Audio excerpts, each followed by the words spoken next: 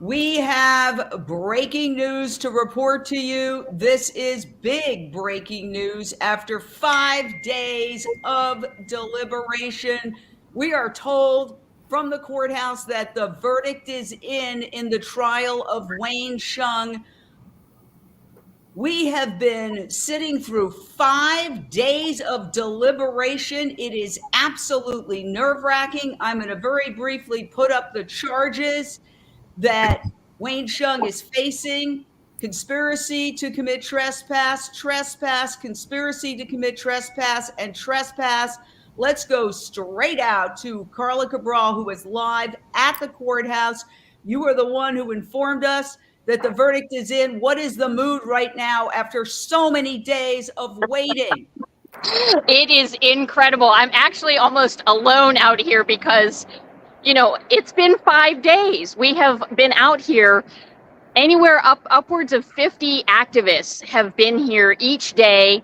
And the first day, of course, everybody was really nervous. We thought, oh, it's only going to take a few hours probably. And then the next day, everything was a little bit more calm.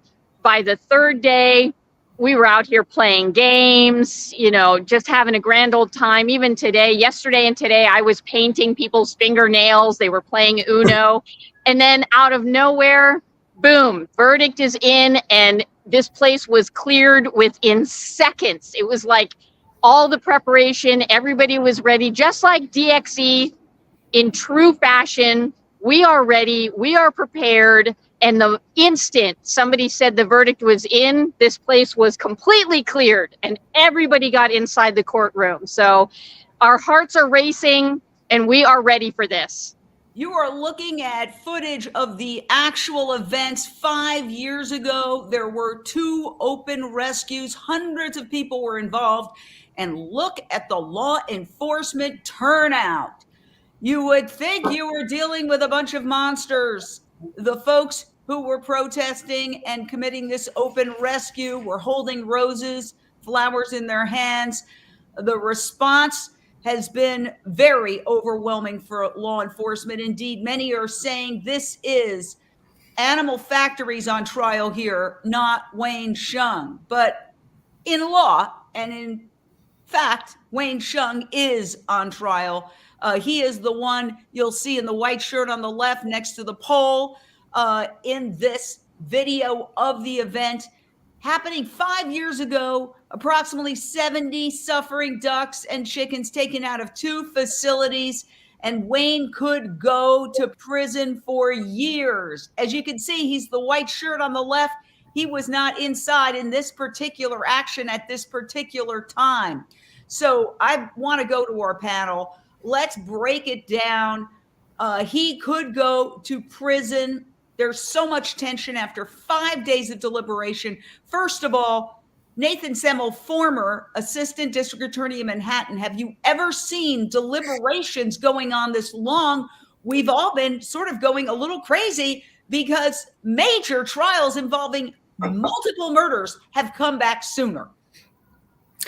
Yeah, I mean, you kind of answered your own question there. No, I mean, you don't see cases of this magnitude take juries this long to come to a decision or even have a hung jury. I mean, you don't see many murder cases with juries out for 5-6 days. It happens, but on a conspiracy to commit a misdemeanor, never seen it before. It's Nathan, amazing. Bring us up to date on what happened yesterday, because yesterday the jury went to the judge and said, basically, we can't reach a decision.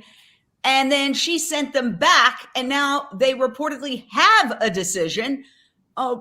What is the import of that? Yeah, I mean, that's very common that after some time, and it's amazing it took this long for them to send out a note saying they can't reach a decision. What happens in that situation is they make the court aware of it, and the judge tells the jury, keep working at it. And essentially they're told, I mean, every judge will give a different version of an instruction. We call it an Allen charge, essentially saying, look, if you don't come to a decision, another jury is going to have to do it. So this case, go back in, keep talking, have an open mind, start from square one if you need to.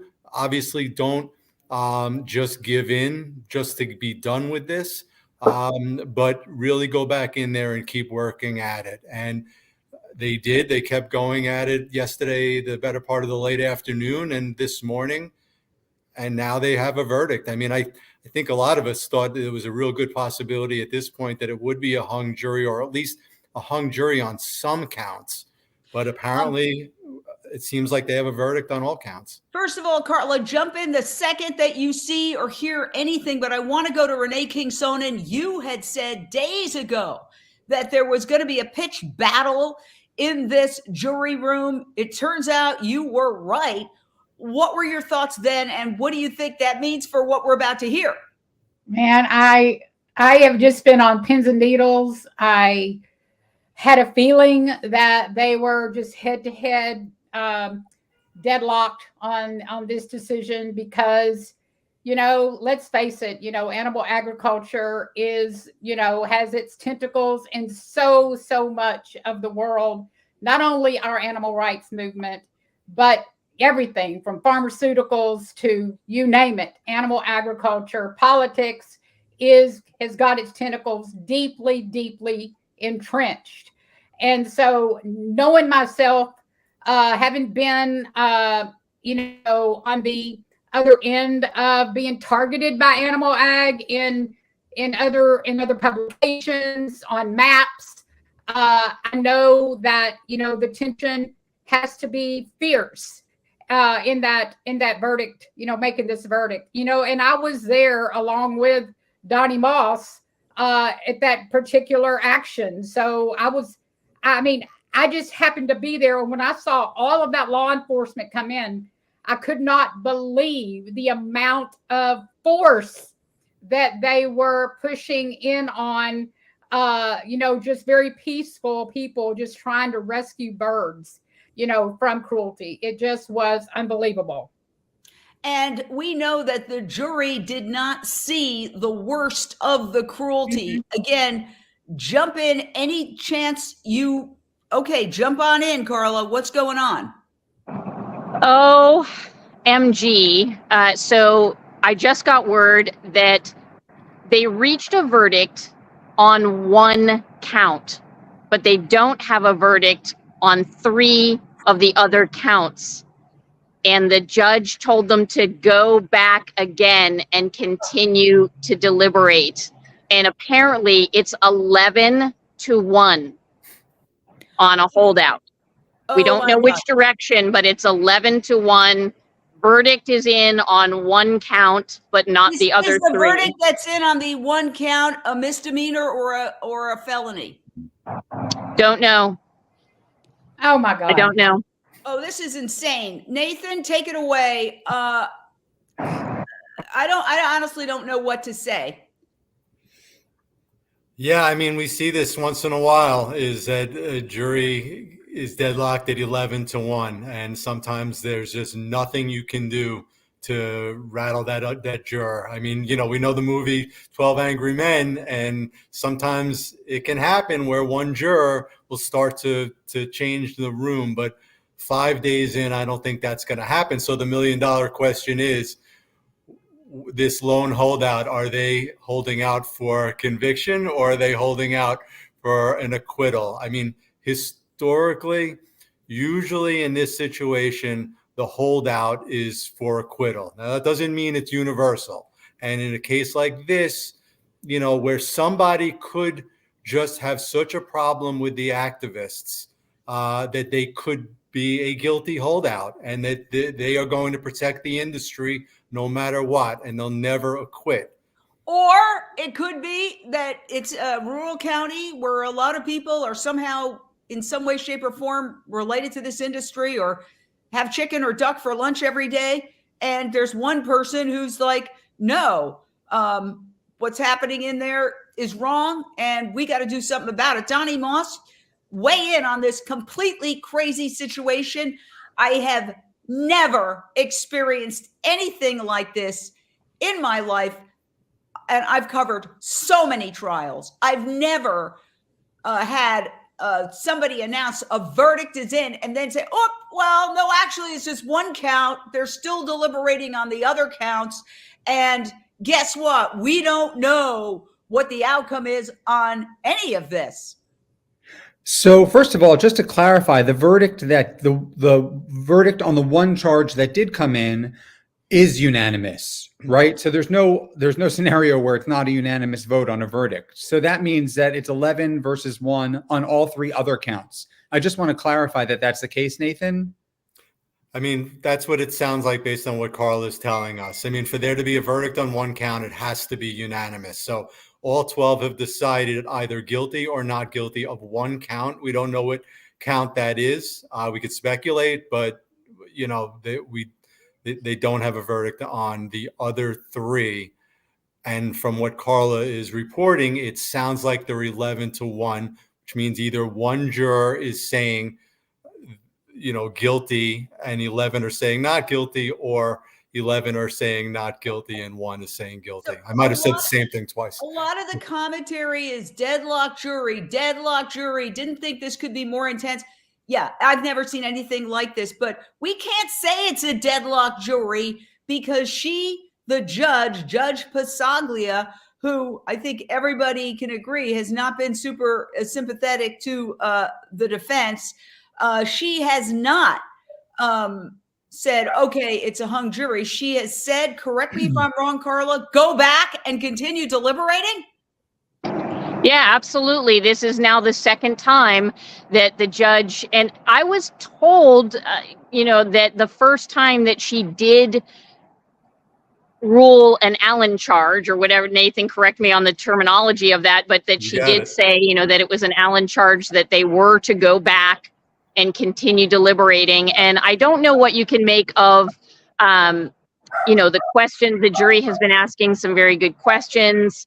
So, I have to feel like maybe the one charge is the easiest trespass charge and they're more hung up. It's my gut feeling that they're more hung up on the conspiracy charges. So I don't know.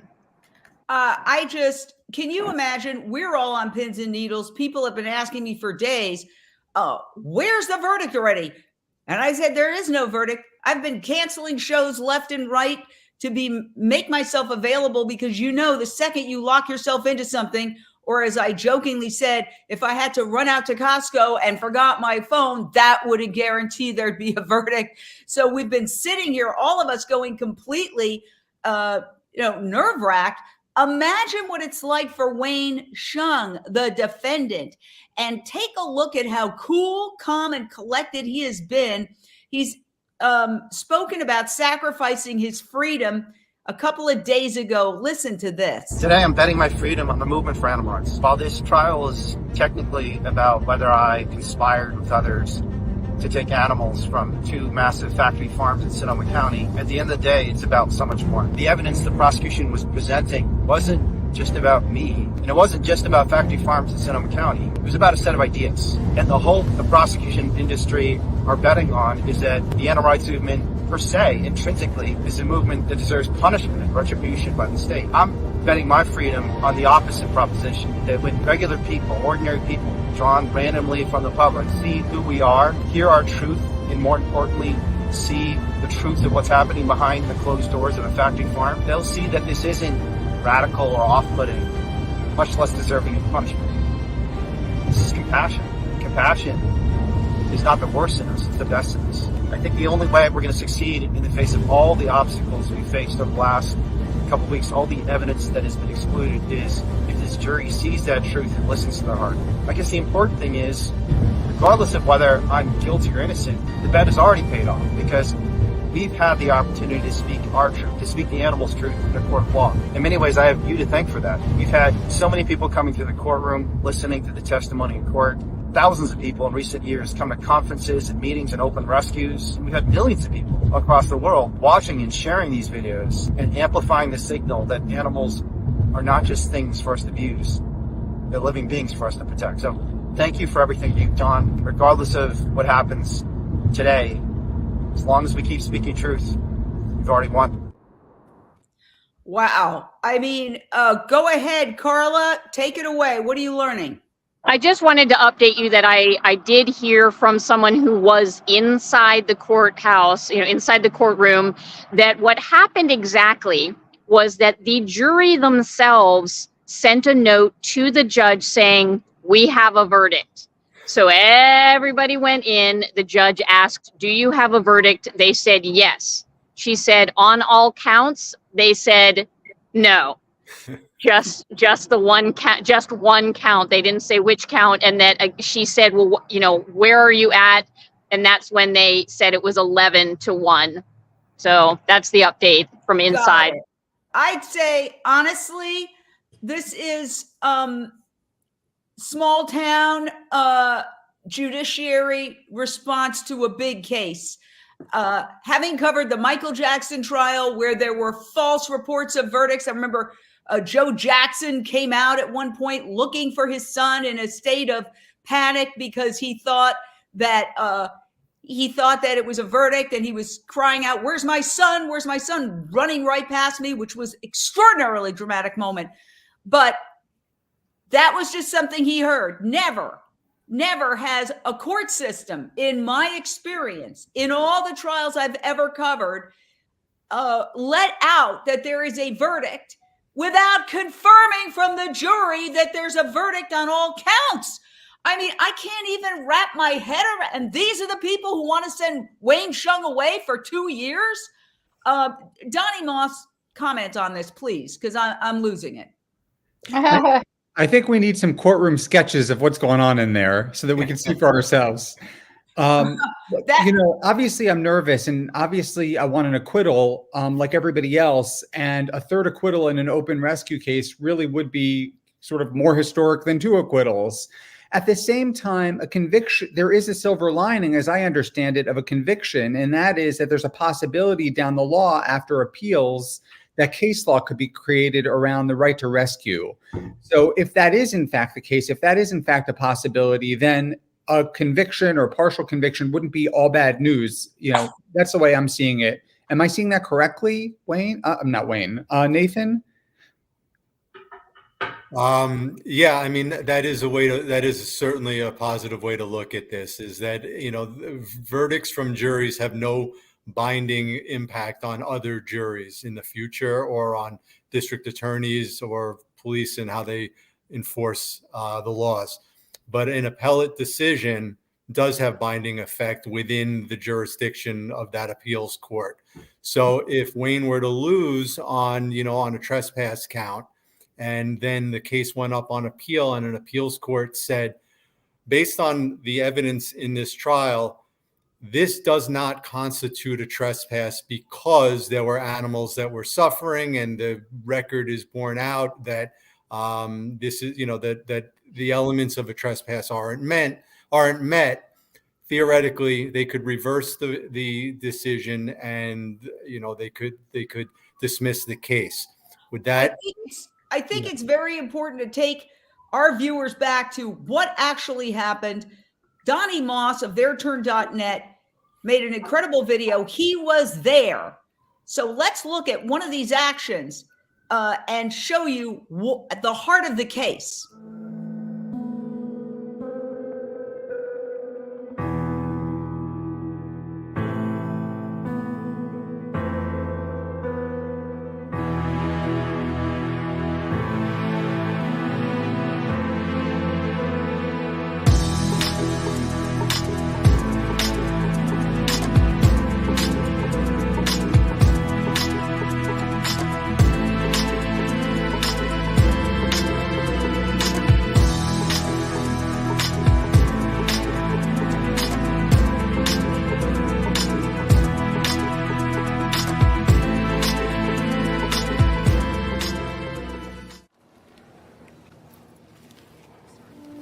We entered the facility and we immediately came to the front and chained ourselves to the front gate. Another team chained themselves to the slaughter line, which was actually turned on while one of the activists was chained onto the line. They didn't seem to care that he almost got killed from that. This little baby was found in one of the barns already dead. If you look at her and compare her body to the others' bodies, you can tell that this particular duck is just a baby because she's much, much smaller. Most likely she died from lack of being able to get to food or water. And beyond that, these animals are hatched on site, and then this building behind me is the slaughterhouse. And inside of this facility, there's massive amounts of barns, and they're mesh floors. And so their webbed feet press down into the mesh and cuts into their feet. These animals are meant to live in the water, and they never touch the water their entire lives. Never.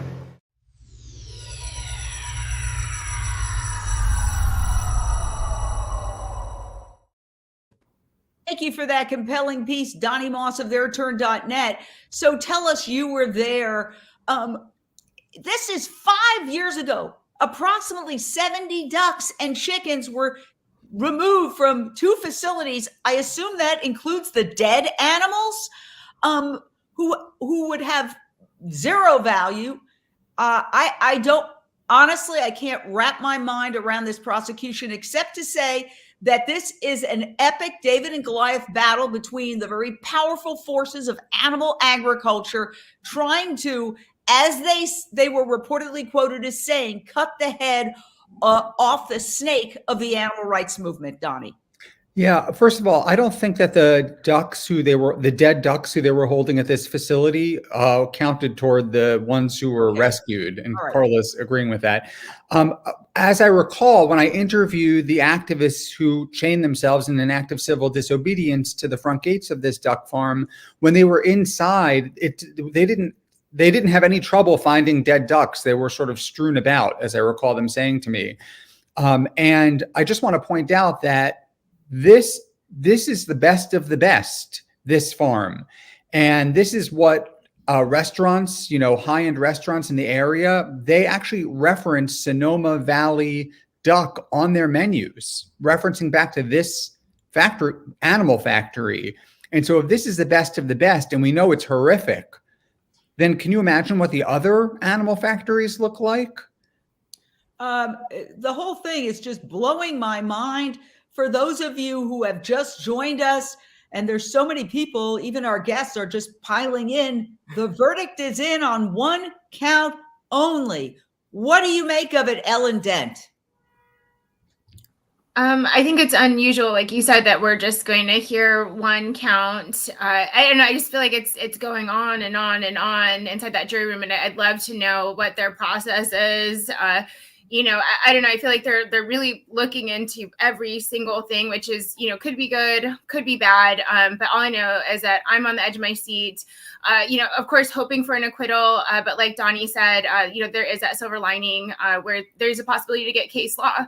So if that's, either way it goes, we're going to make sure that this is good, and they're not going to stop the animal rights movement by stopping one person out of, over 100 people who, got arrested or charged that day. I want to go back to Renee King Sonnen, the founder of Rowdy Girl Sanctuary, former cattle ranch turned into a vegan animal sanctuary. You have been on both sides of the fence. You had that battle with your own husband, who is now vegan, about this issue, whether it is morally okay to kill animals. And you were the one who predicted that this was going to be an all-out battle in the courtroom. Give us your thoughts on what's happening now, which is almost unprecedented. I've never heard of a trial going this way. Yeah, I just know that my husband and I had been married not once but twice, and me going vegan as a cattle rancher's wife was worse than if I would have had an affair. And I'm not kidding. My husband would have rather me told him that I had an affair than go vegan. And that is the loyalty to this barbaric culture, the loyalty to animal agriculture by not only direct family members, but our cities, our townships, our governments, our churches, our politics. It's all loyalty to animal agriculture. It is so barbaric. It has to stop. Back in the day, years ago, we were faced with a lot of hatred in the early days. And we discovered that animal agriculture most likely had its tentacles in stirring up and promoting a lot of that hatred in the vegan movement, trying to, put an end to our story. Because let's face it, if a story of a cattle rancher going vegan takes off like it's doing right now, with the Bon Appetit story that reached, 7 million plus viewers, mainstream views, and another story is supposed to come out. I'm not going to say what, but has an even bigger audience. If mainstream people start seeing the light, then animal agriculture is going to have real problems. And that's what we're facing. That's what we're seeing here. They know it. They know the handwriting's on the wall. That's the reason they're trying to squelch this. That's the reason they don't want any sketches, any anything allowed in the courtroom. They're wanting to continue the narrative that animals have no rights, that animals are just things. They're just food, and we should not, care about them the way that we do. And what Wayne is doing is heroic. I was reading his blog, and one of the things that it said was that he's even blessing, the ones that are persecuting him. He says, "Why I'm grateful to those trying to imprison me. As the trial went on, my feeling of exhaustion was replaced by a sense of gratitude to all these supporters, even those that are persecuting him." And to me, that sort of feeling is what is making this so transcendental. This is a transcendental trial. It is transcending anything that's ever happened. That's the reason it's not on mainstream news. Because if it was, just like I said earlier, mainstream would be also protesting in the streets. I really believe that. Well, you said it, Renee King Sonnen. I think this is a moment in history, a big moment in history, because it is a battle of hearts and minds going on in that courtroom. I want to go back out to Carla and ask her what is going on there. Like, where is everybody?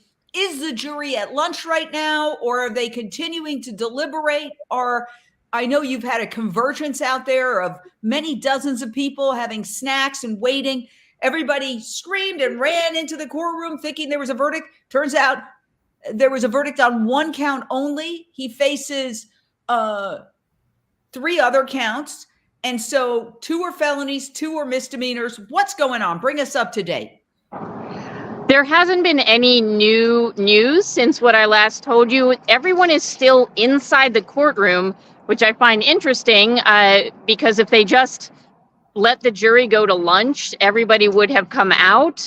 So I don't know why everybody is still inside the courtroom. You say everybody, that's not all the supporters and stuff, right? That's just the attorneys for either side and the judge? No, the supporters all went in to hear the verdict, and a few people came out, but the vast majority of people who went inside are still inside. So again, breaking news, the actual court, because let's face it, jurors can't come out and announce to the street and just jump out and go, there's a verdict, but the court said there's a verdict. And then everybody ran in, we went live because the court, get it? Like, it's not like the jurors can open the door and go, hey, there's a verdict.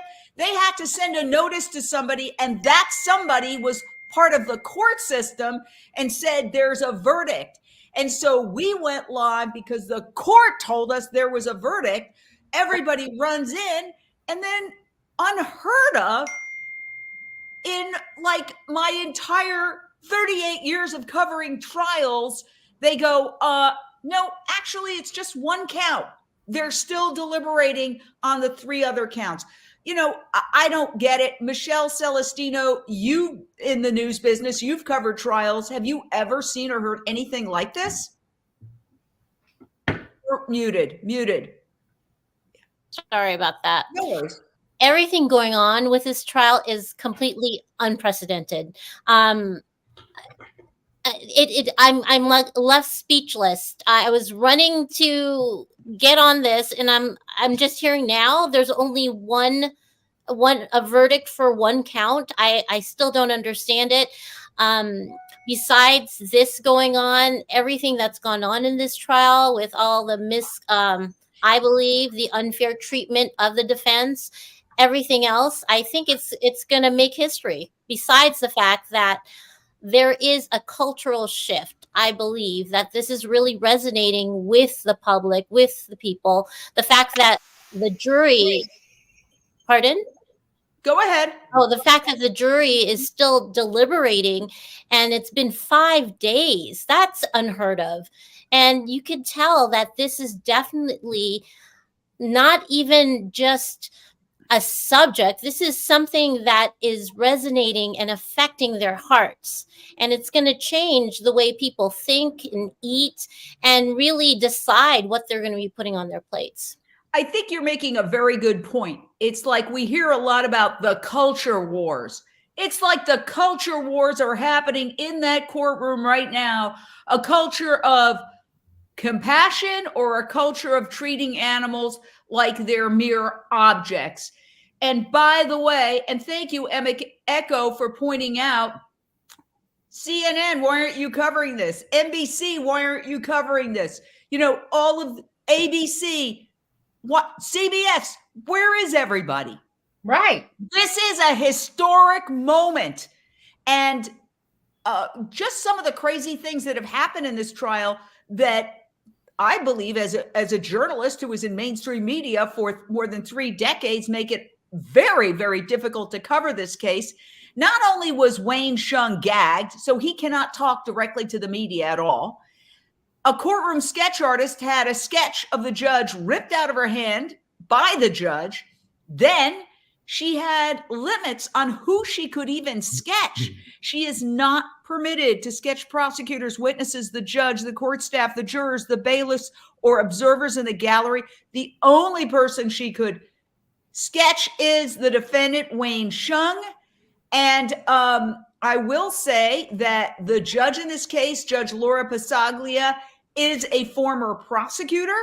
So this is a small community. She's a former prosecutor. The prosecutors are prosecuting Wayne Hsiung. And we just got word that the jurors are at lunch. They will be back in approximately 22 minutes to continue their deliberations. But go ahead. Oh, well, go ahead. Sorry, Carla, correct me. That's okay. I was told that they are on recess until 2:30. Yeah, they're on recess until 2:30. Okay, why? From the beginning, we've been told that this jury would deliberate from 9 to noon and then 1 to 5. Go ahead, take it away, Carla. So yeah, everybody's coming back out from the courthouse right now, and I was told that they are on recess until 2:30 because somebody has a scheduling conflict, and that has happened now a couple of times. They weren't here on Monday because there was a scheduling conflict. I mean, the jury was not supposed to be here for this long, and so of course, like most people, they have their lives to get back to, and so now we have another scheduling conflict, so they won't be back until 2:30. Can you bring somebody who was in the courtroom over to see what the heck is going on? Again, in the world's craziest case, I'm sure you are speechless too, Nathan. You're a former assistant district attorney in Manhattan. I have no words for what's going on with this case. But let's find out what happened in the courtroom after there was an announcement that there was a verdict by the court, and then everybody rushes in there and they say, oh, there's a verdict on 1 count. I mean, you would think that the courts would determine if there was a verdict on all counts. Oh, Curtis Vollmer. Curtis, bring us up to date, dude. What is going on? What's going on? So I just got out of the courtroom, and so the jury comes in, and the judge asks them if they've come to a verdict, and they say we have, and it's like, okay, what is it? And they said, well, we've come to a verdict on one of the counts out of the 3, so they're hung on 3 of the 4. Then the judge asks, okay, well, how many times did you vote on this? And they said 10 or 11, or like 10 plus times. I think the 4-person mentioned 11. And then she asked, what's the kind of the ratio? And the person said it's really lopsided. It's like 11 to 1. Now, wait a second. Let me just ask you a question. This is happening in open court, right? So in other words, this was not a private session, because I don't want to get anybody in trouble. Continue on.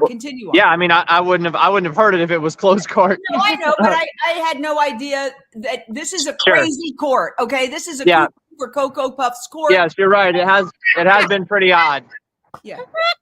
So after that, I thought she was just gonna be like, okay, what is it? Let's be done with this thing. It's November now. This thing started in the beginning of September. It's like coming up on 2 months. It's absurd. So she says, well, I'm gonna instruct you all to head back, and if there are any questions that would help you all come to a verdict, then please ask those questions. And she sent them off. And we were waiting in the hall. We thought that they might come back with a verdict shortly after that. They might go into the room and say, no, there's nothing. That didn't happen. We saw the jury exit the courtroom down the hall from where we were standing.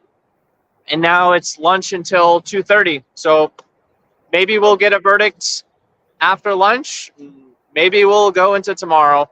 Look, Nathan, how many times legally can she send the jury back? You just heard in court they said we tried 10 plus times and we can't. Thank you, Curtis. Please say thank you to him. Yes, thank you. I mean, how many times can they do this? How long can they do this? This is a judge who said she wanted to end it last week. Nathan, help us. I mean, there's no definitive number that that she can't go past. But I'll say this: at some point, there comes a point where people are pretty set in their convictions, and if they then say hypothetically it's 11 to 1 for conviction. Hopefully that's not the case, but let's just have that talk. You keep sending them back. You keep sending them back. You keep sending them back. What's the logical conclusion? Either they're going to stay at 11 to 1 or the 1 is going to finally give in. And what that does, the more times she sends them back, the more she creates an appellate issue, because how can you say that it's been proven beyond a reasonable doubt to a unanimous jury if after 5 days of a person having a doubt, they suddenly say, fine, guilty? I mean, that's such a strong appellate issue that by continuing to send them back, there is a coercive element to it. So courts are usually mindful of that. I would be extremely surprised, although we've been surprised already many times, but I'd be really surprised if this goes beyond this afternoon. If they're still hung by 5 o'clock or 4:30, I think she'll declare a mistrial on the remaining counts, and they'll take a verdict on the 1 count that they've decided. I mean, that's my guess. Somebody, Mick Davudian commented, this will be taught in the history books and taught in law school as to what not to do. Okay. Don't announce there's a verdict when there's a verdict in 1 count. That's lesson number 1. Donnie Moss, what's the big picture here? I mean, this has entered the theater of the absurd. Yeah. So if the judge declares a mistrial on 3 of the 4 counts, then I find it hard to imagine that the prosecution would try the case again, because you have really small trespass charges, and already so many county resources have been invested in this trial. So it's hard to imagine them retrying it unless I don't understand the court system well. Well, look, Donnie, they were quoted as saying, and I wasn't there, I didn't hear it, but the quote's been out there for a while. We invite the prosecution on to respond, and also anybody from any part of the animal agriculture industry, you have an open invitation to come and give your side. We would have loved to have gotten your side of the story, but there's no cameras in the courtroom, and virtually it's been made very difficult to cover this trial. But one of the prosecutors was quoted as saying, "We're going to cut the head off the snake." So where does that leave them in terms of, if there is a hung jury, prosecuting it again? I would think it would become an embarrassment. I think if this is a hung jury on 3 counts at the end of this day, I think it's a huge embarrassment. And I'm going to toss that to Lindsey Baker. You're a California resident, a voter, a taxpayer. You could easily fill the role of one of these jurors. What do you think? Unmute.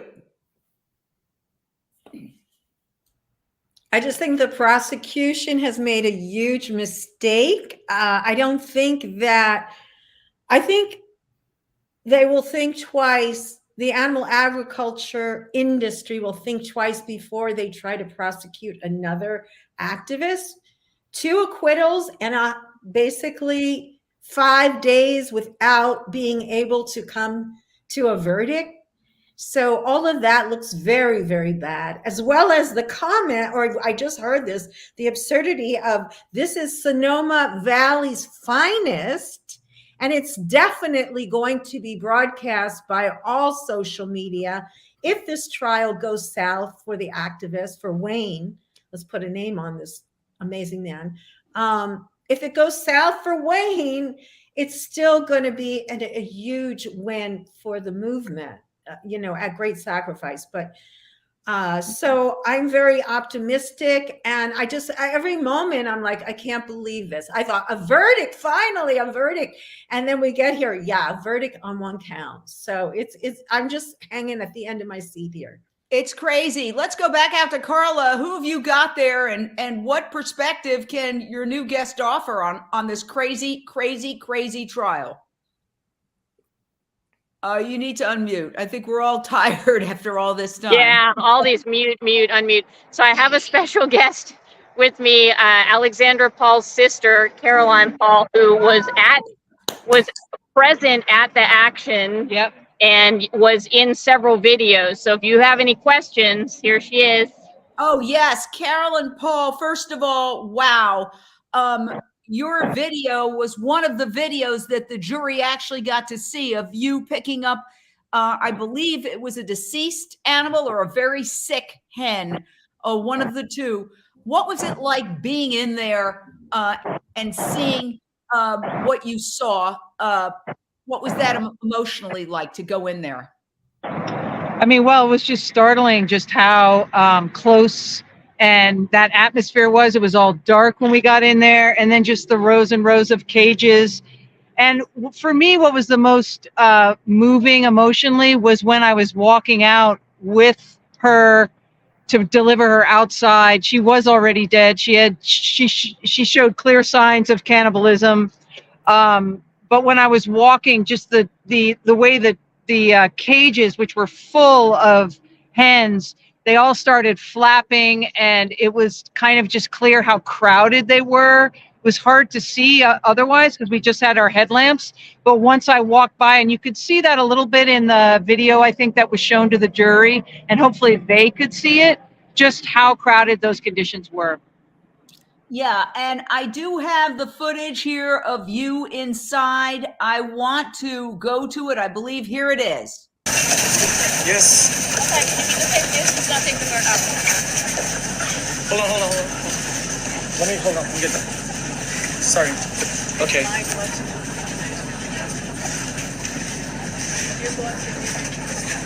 More light, shine the light.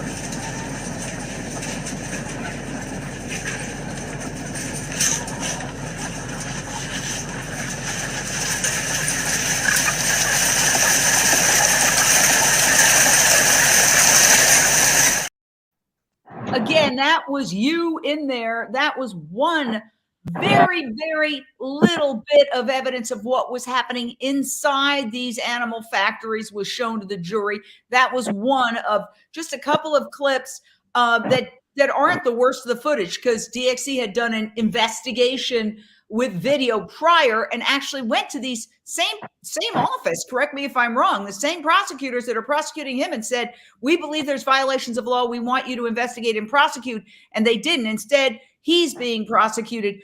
What do you make of how long this jury is out? I mean, I don't know. I have lots of positive vegan optimism about why they've been out so long. But just the fact that there's one holdout, this 11-to-1 hung situation, is kind of scary. We don't know which way they're hung. And so, I mean, this one person has held out for 9 votes, supposedly, or over 9, I think the foreperson said. So the judge then again said, go out and try one more time, which I don't exactly know why. I mean, this seems to border on pressure.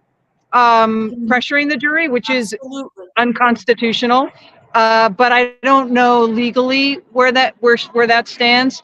But it did seem like they'd come in. They're like, we've come to a verdict, and then she said, "Do you have a verdict on everything?" And they said no, and that's when suddenly, they're asked to go back out and see if there was anything that the lawyers could re-argue for them, so that they could come to a unanimous decision. And we don't Donnie, right now. You have a question for Caroline. Yeah, so we obviously didn't see your testimony because there are no cameras in the courtroom, but in the Sonoma Rescue Twitter feed, I read that in your testimony, you talked about how as a firefighter, you were doing what you always do, which is conducting a wellness check. And I was curious to know if the jury reacted to that, if you had a sense of what kind of impact that had on the jury, because it had such a big impact on me and it seemed so obvious, right? A wellness check. Of course you should be doing wellness checks in these places that have tens of thousands of individuals in bad shape. Well, it's funny. It's kind of a blur in my testimony, but I will say that at one point, Wayne did ask me to tell the jury something, and I saw one person and I saw them nodding. And so I felt like there was some sort of a connection. Again, it's really hard to tell. I hope, obviously went out of the room and thought, oh, I wish I'd added that in. I wish I'd stuffed that in. I wish I'd said that. But I also know that they've been very strict with witnesses about what they can and cannot say. Oh, yeah. In fact, one had said, well, let's just play it.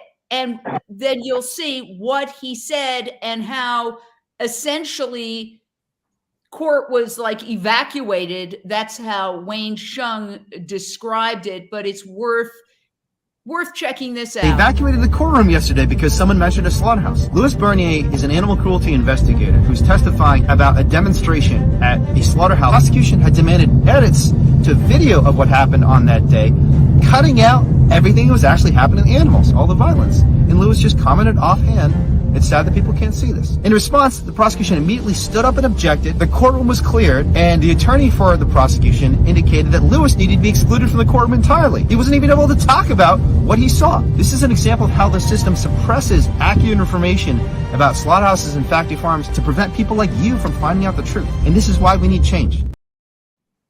So, what's your reaction to that? Again, you are a witness in the case and you were a participant. We just saw a video of you actually going in and being one of the individuals who was involved in the open rescue and took out a dead hen. What's your question? I'm sorry. Well, your reaction to the fact that, according to Wayne, and again, I'm not in the courtroom, there's no video, there's no cameras, there's only 27 seats, and an independent journalist actually told me the other day that that had made it almost impossible direct quote, cover this case. But what's your reaction to what happened when he said, this witness, it's a shame they can't see what's inside, or words to that effect? Yeah, I mean, I think without a doubt, you can't fully explain the situation without explaining the harrowing conditions in there. And since the judge repeatedly disallowed evidence of that, it is hard for the jury. It's definitely limiting for the jury to understand the full extent of what we were doing there. When we say, when we went in to provide aid, what that means if you don't understand just how terrible those conditions were.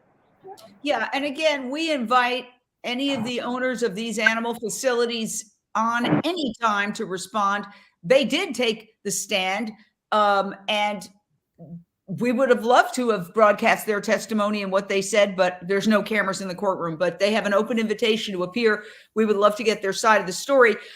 Okay, again, craziest trial I've ever covered. Renee, you've been listening to all this. You were, again, I bears repeating, you were the first person to say this was going to be an all-out battle inside of this jury room, a culture war amongst 12 people. Do you think they're going to come to consensus? What's your opinion? Or will they come back after, in an hour and a half and say, basically, by the end of the day, forget about it. We can't make a decision. Well, I've just been sitting here listening, and I agree with what I've heard, that if they do change, whoever that person is, if it is a holdout in favor of the defense, it's going to seem coerced. It's going to seem pressured. It won't be believable. I mean, it's just, how can it be? I mean, what are they going to possibly be able to say other than, I mean, I don't know. Would they bribe them to say yes, to change their mind? I mean, what are they going to do to get this person that's been holding out all this time to change their mind? That's a long time to be holding out, So, I'm just, I don't trust animal agriculture. I do not trust them at all. And so they are, they just got billions of dollars at their disposal to do whatever they want to animals, to do whatever they want to with people, to try to create chaos and to promote dissension among our movement. They do that. They do whatever they can do to make sure that they stay on top, because they know if the reality was in the light, they would lose.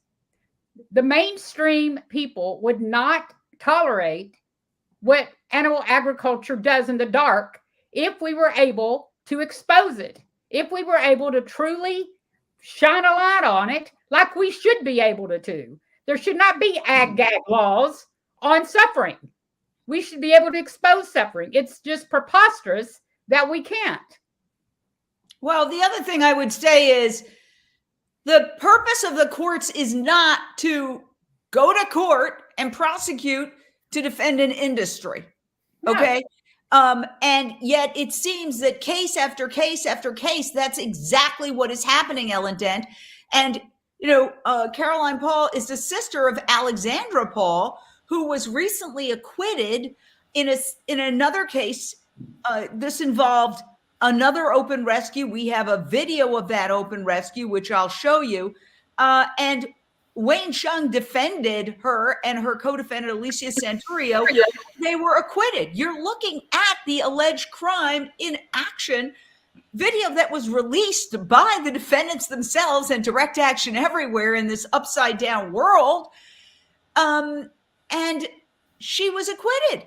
And then Wayne himself in Utah prior to this was also acquitted in another case where he went into a giant factory farm and took out some pigs. And again, he and his co-defendant, Paul Picklesheimer, were acquitted. They also released the footage, which we have, which is very distressing.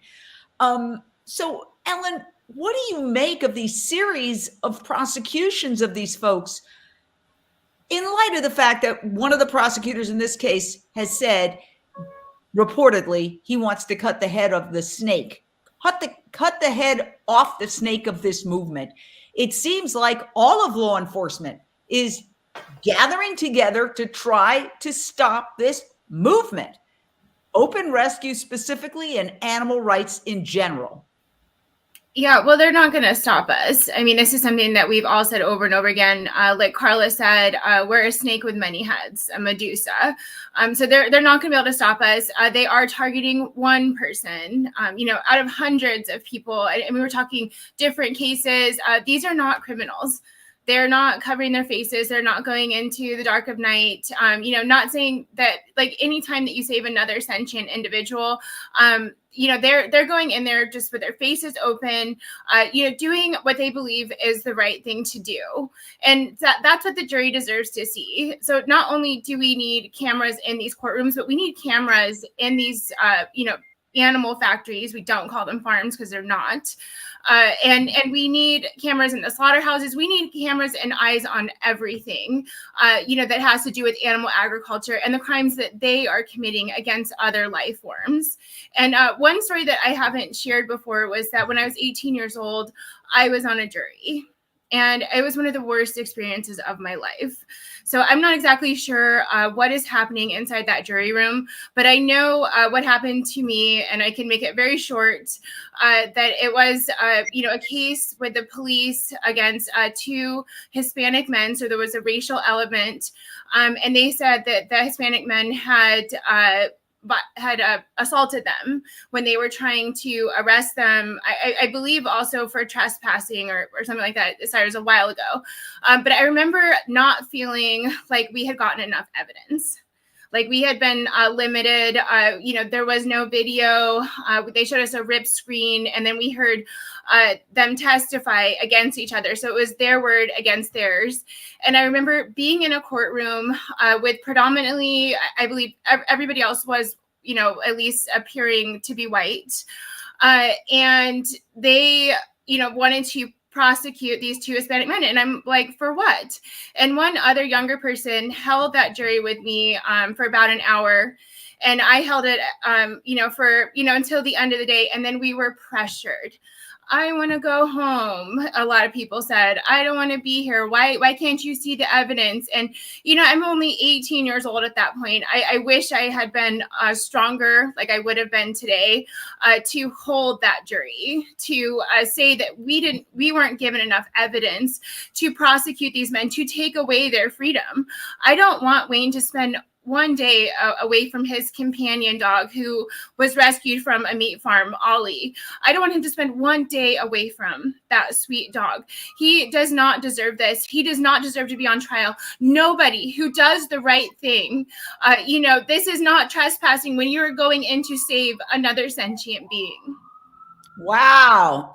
What you said is very powerful, Ellen Dent of Animal Alliance Network. The pressure, you can just feel it. Donnie, I could feel it as you told that anecdote. I've never been on a jury. Managed to get out of most of those jury requests. Maybe I'll have to reconsider that. But no, I mean, seriously, this is, you perfectly illustrated the pressure. How long can somebody stay true to their convictions while being pressured like that, Donnie? Yeah, I mean, I have wondered about that. I mean, if it's true that they've gone back 10 times already, it just doesn't make any sense to me at all that they're going back for an 11th. We're going to learn, obviously, a lot more when all the verdicts come in. I guess I also just don't understand from a process perspective point of view. So why did the jurors come back into the courtroom at all if they only had one verdict, or a verdict on one of the 4 counts? Well, this is what I'm saying is the craziest trial ever, because it wasn't like just somebody said, oh, there's a verdict. No, the jurors don't run out to the audience and to people on the street and say there's a verdict. They tell the court they have a verdict, but the court generally maybe does a little bit of background or asks another question before they just tell the world there's a verdict and let everybody in the courtroom. You have some thoughts on that. Go ahead, Carla and Caroline. I think we might have the same thought, but I'm going to let you go ahead and say it. Oh, well, I mean, I think they did have a verdict, and it was that they've come to a conclusion on one count, and on the other three, they cannot, and they are hung, and that was what they came in to tell the judge, and the judge kind of did a little bit of a switcheroo on everybody. Yeah. Yeah. That's exactly how I was thinking as well, that, you know, being somebody who's very strong-minded, and when I have a stance and I believe morally and ethically that that is the correct way to go, I'm not going to stop. I'm not going to give up. And I would say that's it. We are done. It is a hung jury. And I think also that is where they were at with this. I mean, yesterday we saw several of the jurors outside in the courtyard laying down, like they're exhausted. They're exhausted from all of this, and I think that they're done. And I think that's the sentiment that they wanted to get across. And I don't think anybody should be pressured, you know, if that is their conviction. And I think that they should be allowed to say, no, we don't want to go back, judge. You know, we're done. It doesn't matter what evidence you bring forth or what questions. They've already asked questions. So I agree that if that one person gets pressured, they're going to be in trouble with this. Yeah. It was interesting that she asked what the count was, because initially it looked like she was just going to go with hung. But then when they said it was 11-1 and it was one holdout, that's when she was like, I guess there's hope, which is not really the way to look at a verdict. She said, I guess there's hope. Say that, but once she heard that it was 11-1, she seemed to be like, oh, 11-1. You guys are going to go back out to see if there's anything that the lawyers can re-argue for you that will bring this to a unanimous decision, whatever that decision is. Nathan Semmel, as a former Manhattan Assistant District Attorney, what do you make of the propriety of how this is being handled? Yeah, I mean, I think we have to be careful not to jump to too many conclusions. I mean, the way I am interpreting this is that the jury sent out a note saying we reached a verdict, period. That what happens is when a jury sends a note out, the judge looks at the note, shares it with the attorneys, and then brings in the jury. And that they probably all anticipated that there was a verdict on all counts the same way we did, and then probably learned in real time that they'd only reached a verdict on one count. So I don't think there was necessarily anything sinister here. I think the jury just wasn't clear in what happened, because it doesn't make any sense to do it. It just doesn't seem logical to me for it to have gone down any other way. I think that that Caroline is absolutely right that, with the 11-1, it sort of instilled hope that maybe this can get resolved. I think if it was 6-6 or 7-5 or 8-4, the judge would have just ended it right then and there and say, we'll take the verdict on the one count and declare a mistrial on the rest. Well, people are asking, is it possible that she's getting pressure from above? We don't know, and we certainly don't want to jump to any conclusions, but it certainly feels a little unusual. I mean, this is not a murder case. This is not a case where, we're talking about violence. This is a non-violent situation where there was an open rescue. And I think it's time to play the video of Wayne Hsiung getting permission from law enforcement to look at the conditions at one of these facilities. This was a clip that was played to the jury, and it's a very, very significant clip because he's charged with conspiracy to trespass at this very facility where they're having a conversation. Have your guarantee you're going to ask the crowd? Can we get a guarantee that I already told you what my guarantee? So you're going to go into the barn, we'll remove any sick and distressed animals. I'll go with you. Okay. So Mike said that he said he would go with. Okay. Can we get that on video recording, folks?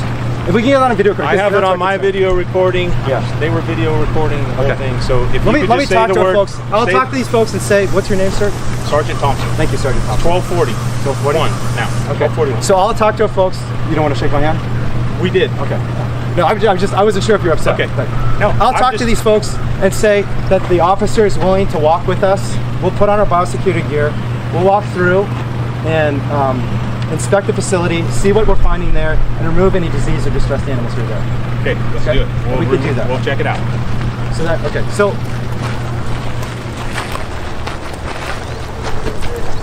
all right, folks. So the officer here, Sergeant, what was your name, Sergeant? Sergeant Thompson. Sergeant Thompson has offered us, and we should probably get this in video recording just because, so people can record this. I'll have another conversation with Sergeant. He's offered to allow us to go in with officers to inspect the facility, find any disease, distress, or rotten animals, wait for it, and possibly remove some of the sick ones on the condition that we step outside the property. So, wow. I mean, what do you make of that, Renee King Sonnen? Well, the fact that, I remember I was actually there and in a trance that whole time. And that whole situation where, Wayne tried to shake his hand and he was like, he didn't want to shake his hand. And then he did. I mean, Wayne is so strategic in his interactions with law enforcement.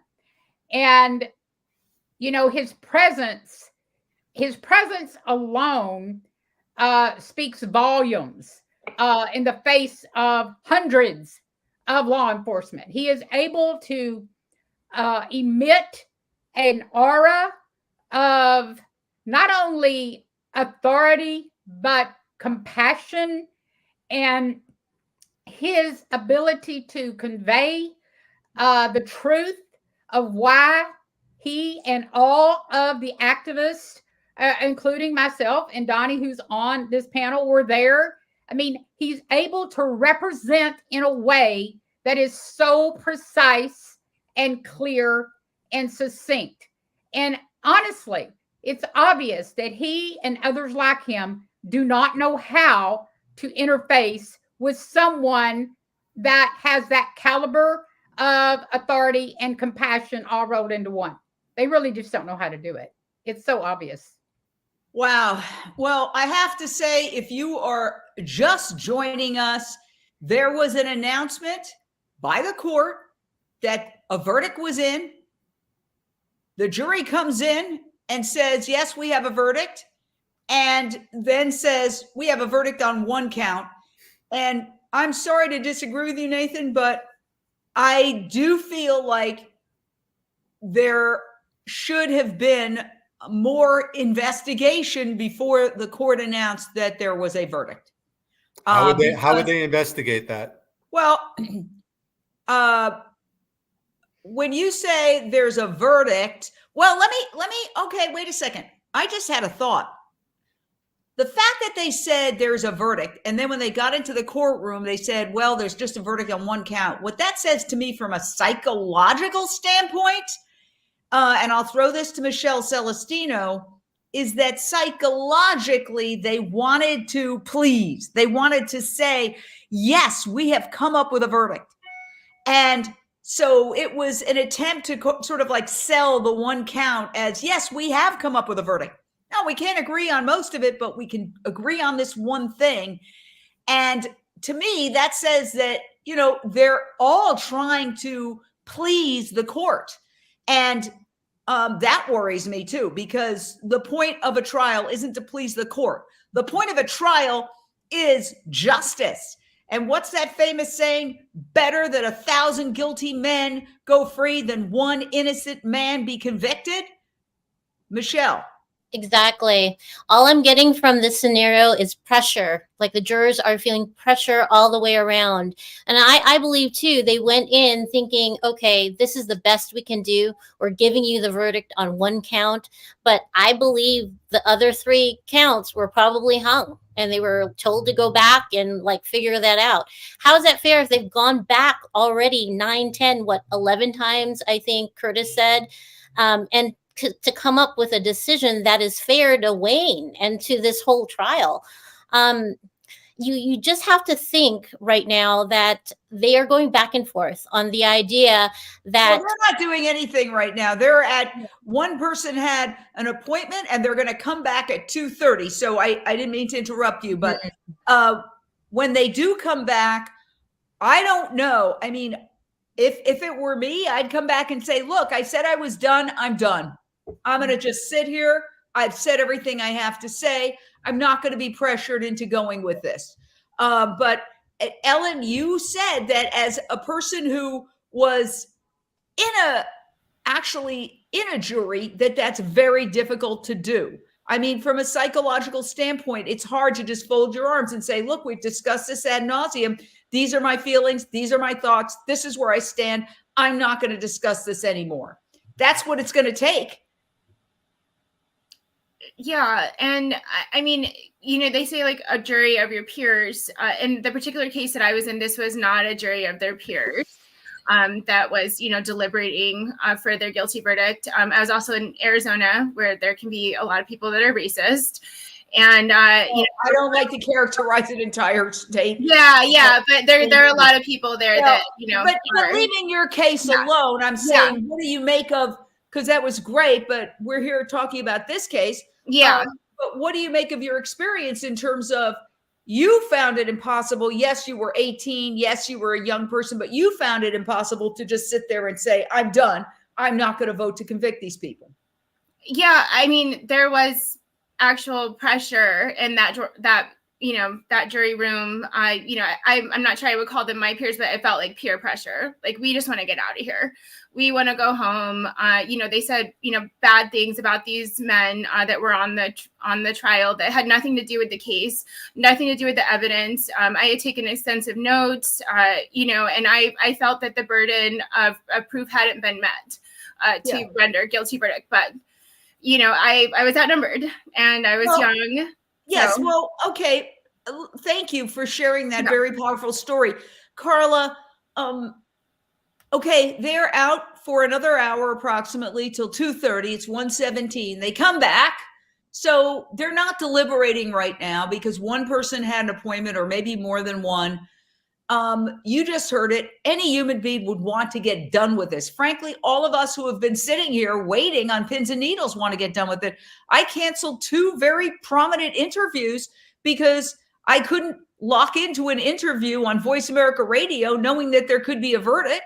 So we've all suffered. I'm sure that everybody who's there outside court, their lives are on hold, waiting, and the anxiety. Bring us up to date on, you know, is Wayne nearby? He's the cool cucumber of all. I am baffled by how he remains as cool as he does. What is his emotional state? I know he's under a gag order, but how's he taking all this? Oh, you know, in true Wayne fashion, he, just like you said, has been very cool. He's very calm. I think in some ways, I mean, having been through what happened in Utah and given how severe that could have been, I mean, he and Paul had packed up their houses. They were ready to go away for, you know, 10 years or more. And so I think they've been through it. And you know, Wayne is definitely exhausted. I can tell you that. He has confided in all of us, not me privately or anything, but to the group that are here. He does talk to us each day and sort of give his thoughts. And he is definitely tired. And remember, this is not the end. Even no matter what happens here at this trial, there is still another trial, the Ridgeland trial, that is coming up. It was actually supposed to be happening now, and they had to move to postpone that trial. That is a trial where several activists went in and rescued beagles from a farm where they, well, I shouldn't say farm, a laboratory. They rescued them from a laboratory where they were being experimented upon, being force-fed laundry detergent and things of that nature, just horrific circumstances. And so, there's a lot going on. And I think Wayne tends to fall back on two things. One is he loves to go to the gym and exercise, and two, his Buddhism. So I think he comes from his own spiritual place of love and compassion for everybody, and just constantly moving forward for the animals. It's just amazing. I mean, I've often said this, and yes, Ellen, thank you for sharing that story. We really appreciate it, and it gives us a tremendous amount of insight. So I know it's tough for you to share that. It's tough to have these difficult discussions of what goes on inside a jury room. And your emotional experience, you were obviously traumatized by it. Let's say on the off chance, or hope it doesn't happen, but let's say there's a conviction. Nathan, will Wayne remain free pending appeal? It's a great question. It will be up to the judge. The judge will have to hear arguments on bail. A lot of it will depend upon what charge he's convicted of. If he's charged, if he's convicted only of the misdemeanor or trespass charge, there's a real likelihood that he would never have to do a day in jail as part of a sentence. So it would be that much more likely that she would not put him in pending sentence. But there will be arguments. I'm pretty certain, based on everything we're hearing, that the prosecution will ask for him to be jailed. Wayne obviously will argue for himself to stay out while he gets his thoughts together and is able to prepare his best sentencing argument to try to stay at liberty, and try to convince the judge of some alternative punishment. And he can obviously do his best work while he's not in jail. Yeah. Carla, you had said during the trial, or somebody said, that they had said, can we see transcripts? Do we know if they asked for any transcripts while they were deliberating?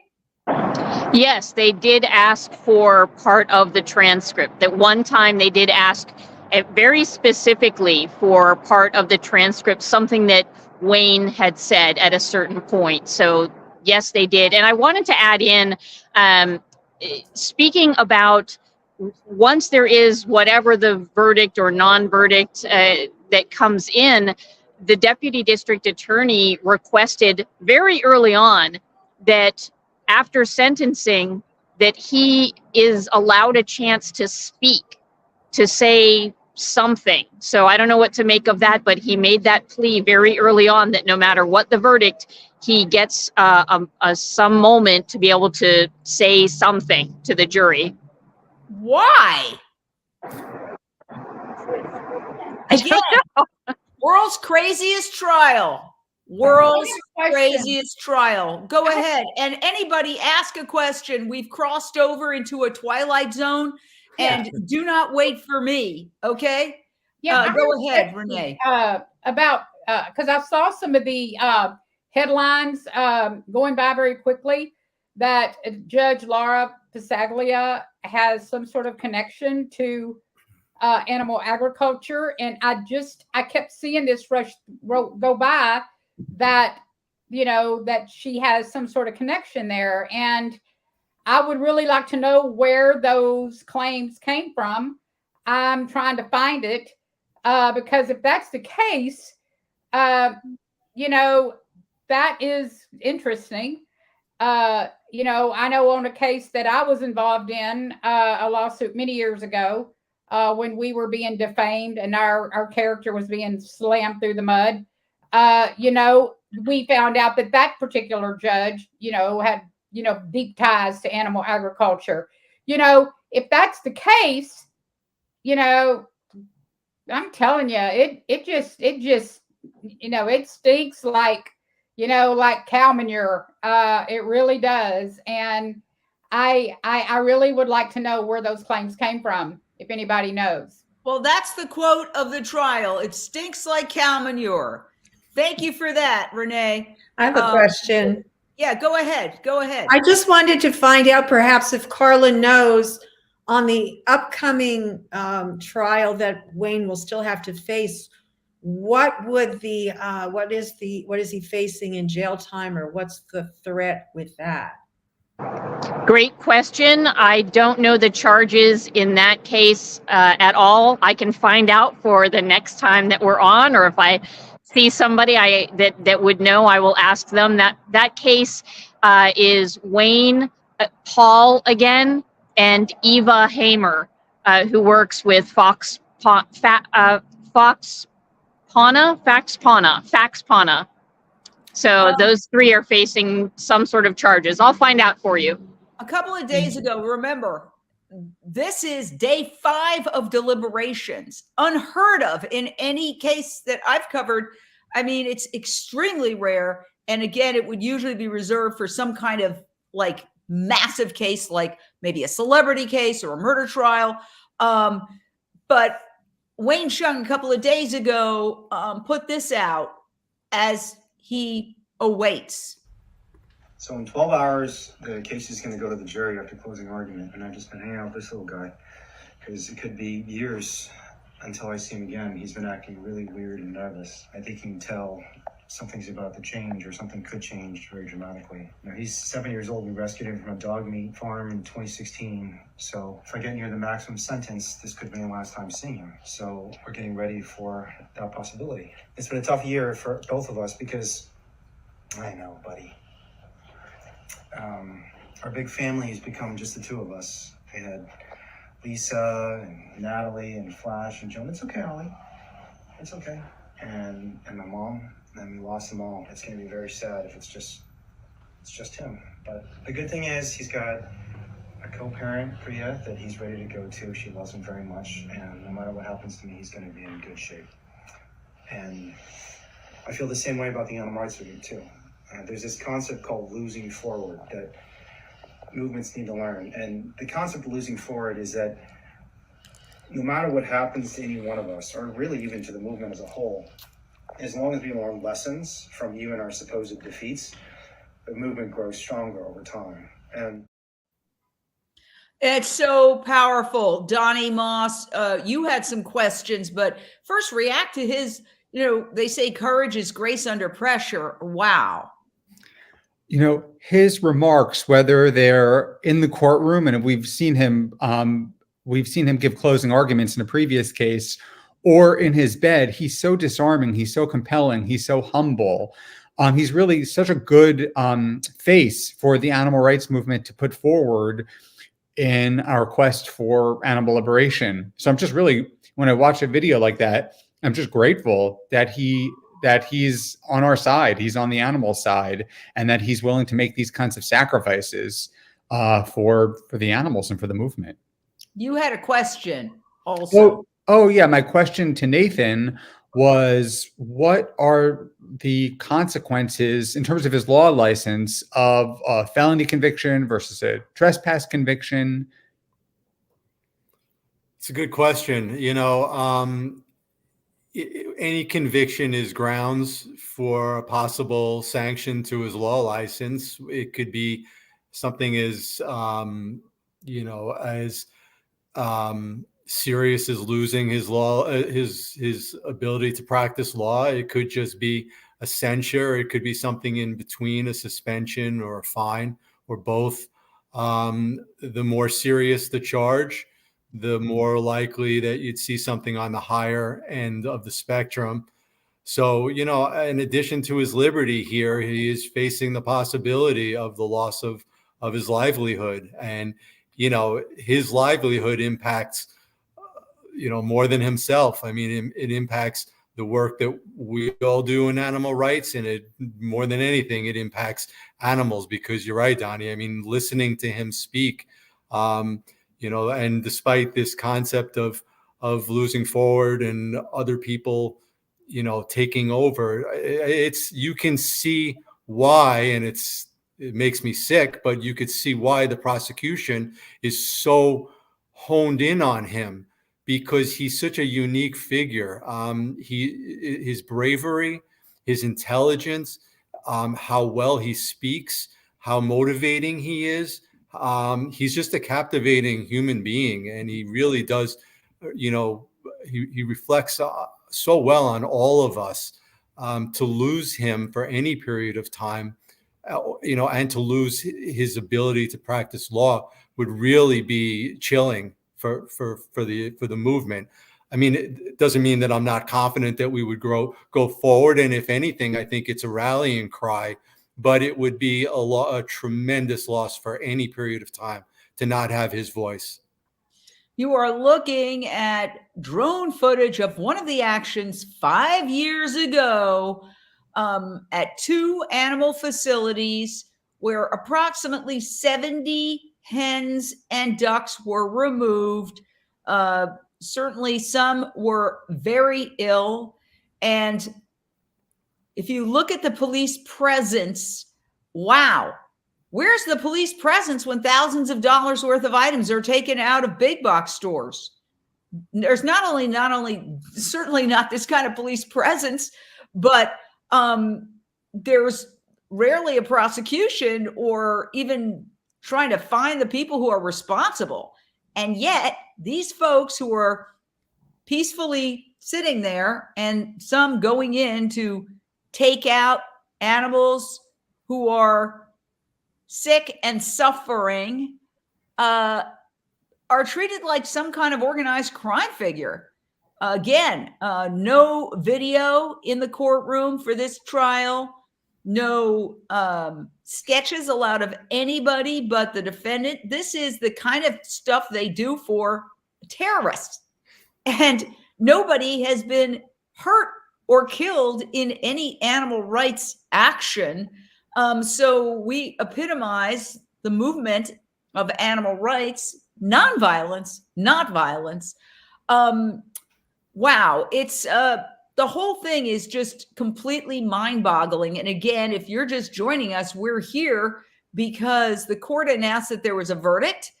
And then once the jurors got in the courtroom and they said, yes, we do have a verdict, they announced that, well, it's a verdict, but it's a verdict on 1 count only. And there are 4 counts. And the judge said, well, go back and continue to deliberate, even though this is day 5 of deliberations without a verdict, even though, Carla, you said that from what you've understood, the jurors were like, we're done. We can't get a verdict. I think Curtis, who was in the courtroom, said, we've tried 10 or 11 times, and yet the judge is saying, no, come back.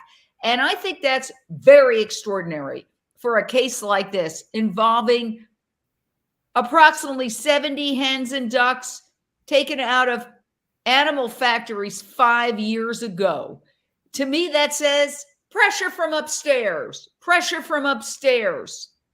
I don't know what form it's taking, but it just, as Renee King Sonnen said, it smells like cow manure.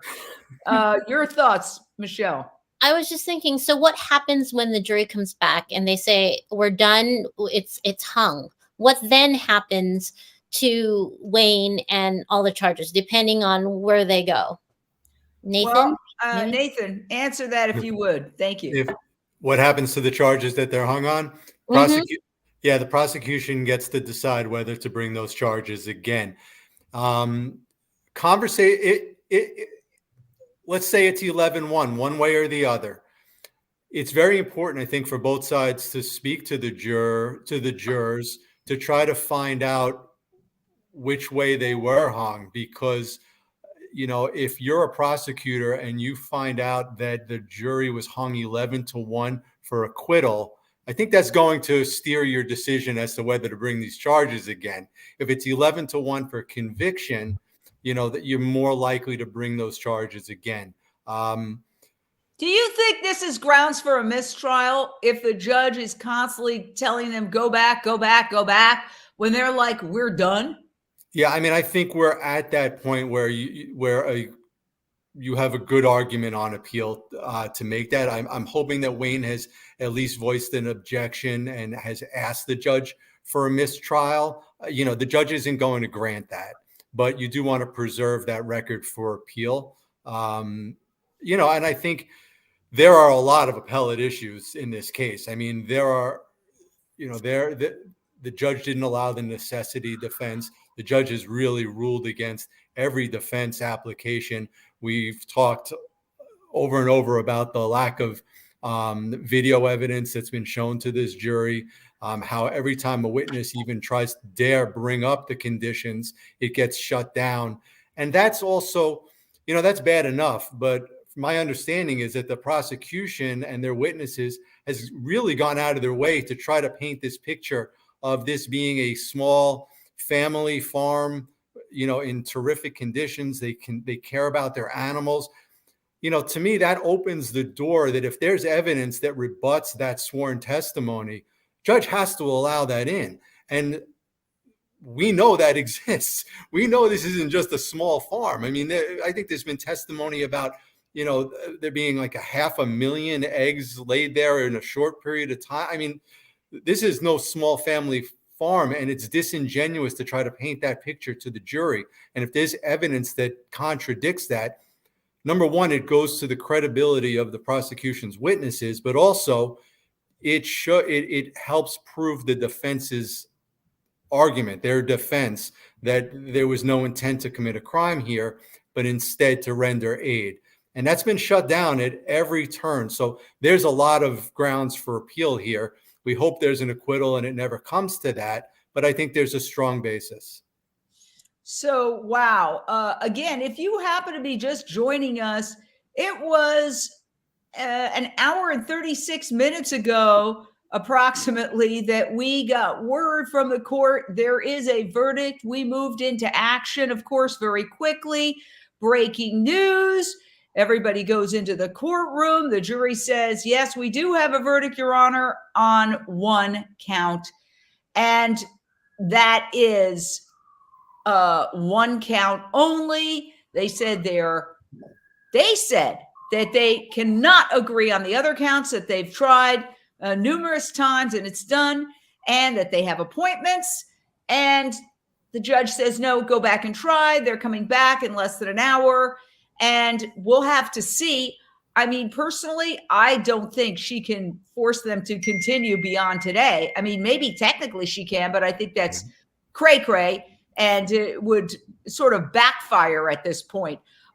So what do we expect to happen if they come back and there's an old saying, insanity is doing the same thing over and over again and expecting a different result. So they come back at 2:30, they talk for another 20 minutes. No, we can't agree. And they go back in. Is it up to the judge to declare the mistrial? Nathan? Yes.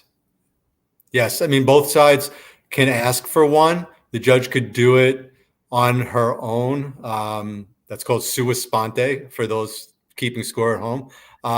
But yes, both sides can ask for a mistrial. Let's look at some of the footage surrounding this case to get a sense of what's at stake here.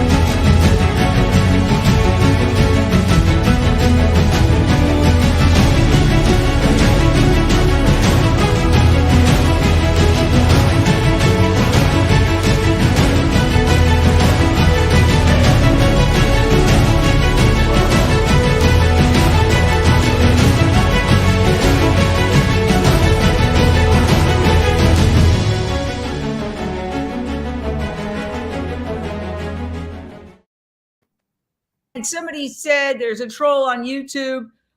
Sure, you can watch this coverage on YouTube or on Facebook, but we urge you actually to download the Unchained TV streaming network on your phone or on your TV, world's only streaming network. It's all free.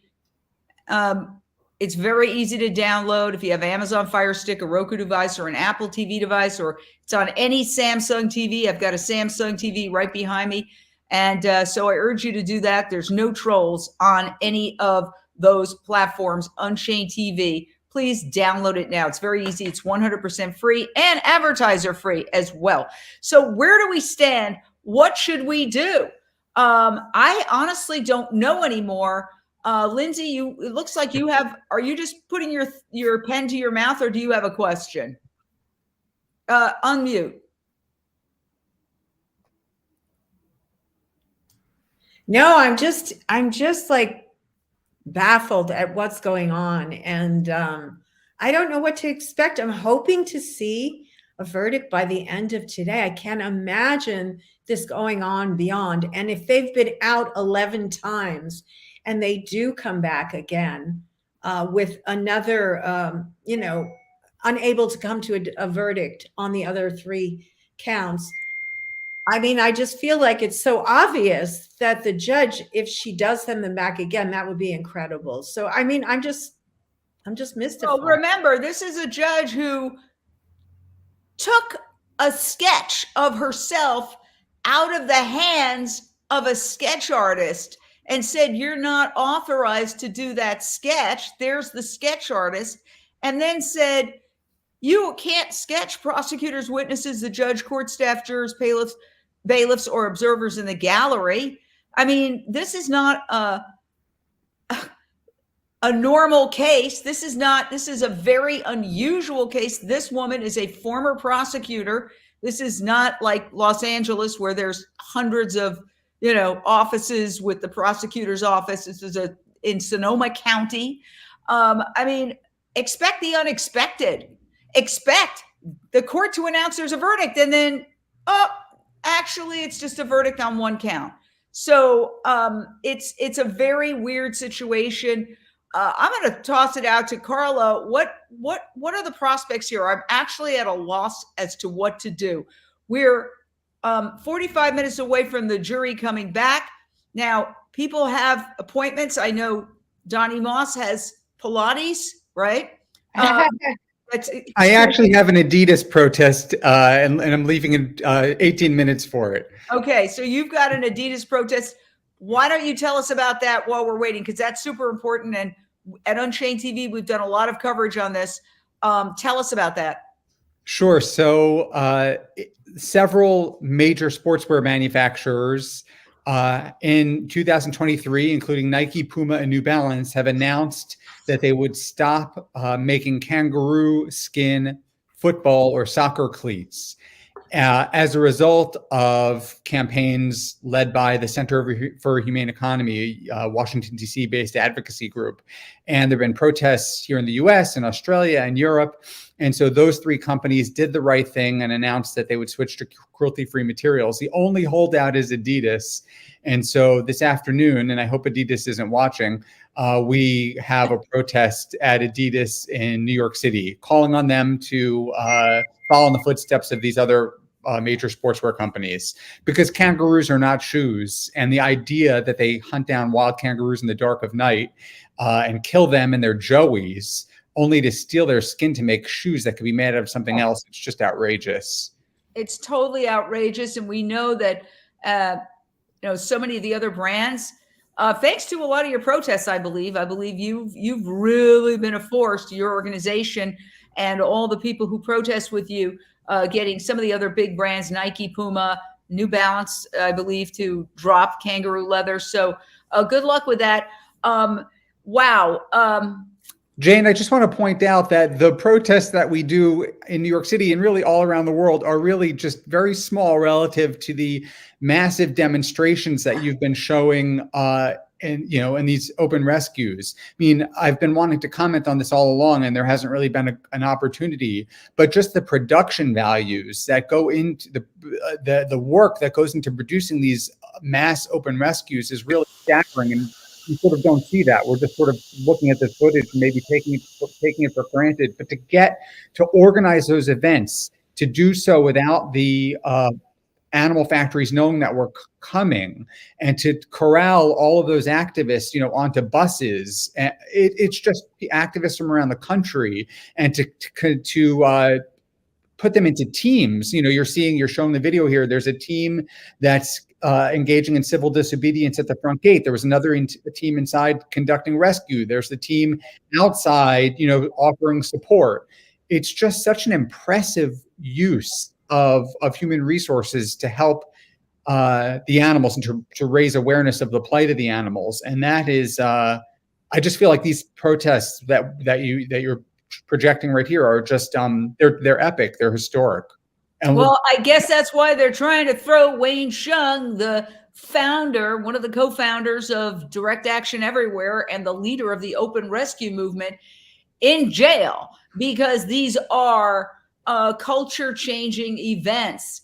And as I've said, and somebody just asked, do you feel like you're in the Twilight Zone covering this trial? Yes, I do feel like I'm in the Twilight Zone, but I also feel we're a part of history. And that's why I feel like we have to just stay on this. I mean, we've got 45 minutes before they come back. And even if it's just me and Michelle Celestino and Lindsey, I know, Ellen, you have to go pick up your gorgeous daughter, Athena, from school.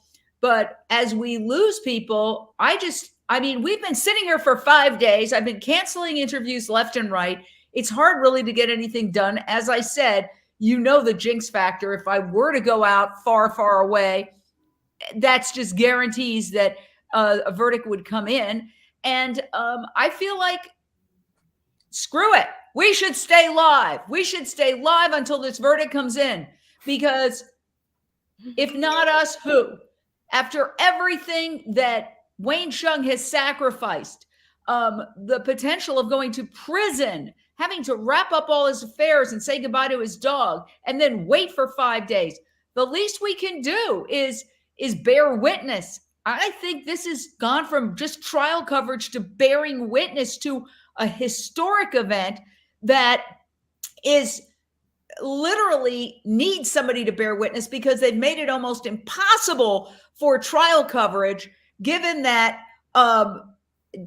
there's only 27 seats in the courtroom. There's no cameras. There's no still photos. You can't do any sketches. I think it's outrageous, personally. And I think that to just say, no, we will cover this, you will not silence us. And I know most of you have to go. I want to get a final thought from Donnie, if you want to offer your final thought before we go. And also Ellen, who is just an amazing activist with Animal Alliance Network, to get her final thought before she has to rush off to get her daughter. So should we start with you, Ellen? Sure. I was hoping Donnie would go first, because he's much more eloquent. No, you're very eloquent. Thank you. I feel like if we wouldn't be at this point, if the jury had been given all of the information, if they had been allowed to see what exactly happens in these animal factories, to see all of these, sentient beings suffering, dead in many occurrences in the most horrific ways that you can imagine. If they were able to see the truth, if they were able to see all of the evidence, I think it would have been a lot easier for them to come to a verdict. But they've been so limited, and so has the public. The public, is not seeing this. They're only seeing this coverage. And that's why we need so many people to share it. Every single person watching this needs to share it so it can go further, since mainstream media is not going to pick it up, because they're probably going to lose their sponsors if they do. But this is a historic moment, just like you said, and it needs to be visible to everyone. And we need, we need Wayne to be acquitted if possible for this. And we need case law, if not, because we need to speak up and keep fighting for other animals, and so that they'll have rights just like we do. Thank you for that beautiful, beautiful final thought. And, Britt says, thank you for staying live. Wayne has sacrificed and suffered so much because of a bought and paid for judge. I don't know that she's bought and paid for, and I certainly don't want to make that assertion. It just could be just a belief system. People have a belief system, but I do like the comment about staying live. I think it's the least we can do. Are you ready to hang in there with us, Michelle Celestino? Yes, I am. Are you going to go to Donnie first because he has to go? Right. Well, he said 18 minutes, so I'm looking at the clock. We want to keep him for every second we can possibly keep him for. Lindsey Baker, I know you have to walk your dog. My dogs have to go too. They're calling a lawyer right now. I just need saying, to what go the off heck's for going like on? 5. Okay. So, Donnie, what are your final thoughts as you head out to the Adidas protest?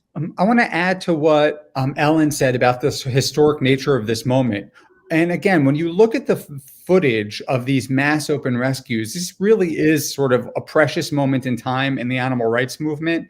And I have no doubt that when the Smithsonian Museum opens an animal rights museum, and I believe they're working on a museum right now about women's rights. And I just over this past weekend went to the Museum of African American History and the Holocaust Museum. And so we need a space on that mall for an animal rights museum and a women's museum too. But if and when that museum opens, I really think that there's going to be a room with a film dedicated to the open rescue movement. Because it's like larger than life. You know, there's a documentary film that I saw many years ago, and I highly recommend it, about the AIDS activist movement called How to Survive a Plague. And anyone I saw it. And so I don't know, Jane, I can't help but think that you too were thinking about the animal rights movement and what's possible. And when you saw How to Survive a Plague and what these activists did, the sacrifices they made, the courage they had, their bravery, their conviction, and their creativity to get the world to take action around AIDS. And yeah. And I'll say this, when I was watching it, because nobody paid attention to them. I believe it was Ronald Reagan was in office at the time, and there was zero effort to figure out what was happening with the AIDS crisis until the activists, fearing basically they had nothing to lose, they were going to die, they started getting very, very vocal, very in your face, climbing on buildings, holding signs into big windows where there were hearings going on. They got confrontational in a nonviolent way, because they weren't being paid attention to. And that's when people started paying attention. The truth is, with our movement, and you can ask PETA this, it always starts with nice letters. You don't think nice letters have been written to the president of Adidas? Of course they have been. And those nice letters are almost always ignored. And then you've got to up the pressure and up the pressure and up the pressure. If people did the right thing because it's the right thing to do, we wouldn't be living in a horrifically violent world right now, where there is so much injustice, so much suffering, so much violence, so much death, so much killing, because people don't do a lot of the times, especially people in power, don't do the right thing until they're pressured. That is the absolute message that I took away from How to Survive a Plague. And I'd be interested to hear what you thought of it, Donnie, in terms of the fact that when they got loud, they got some help.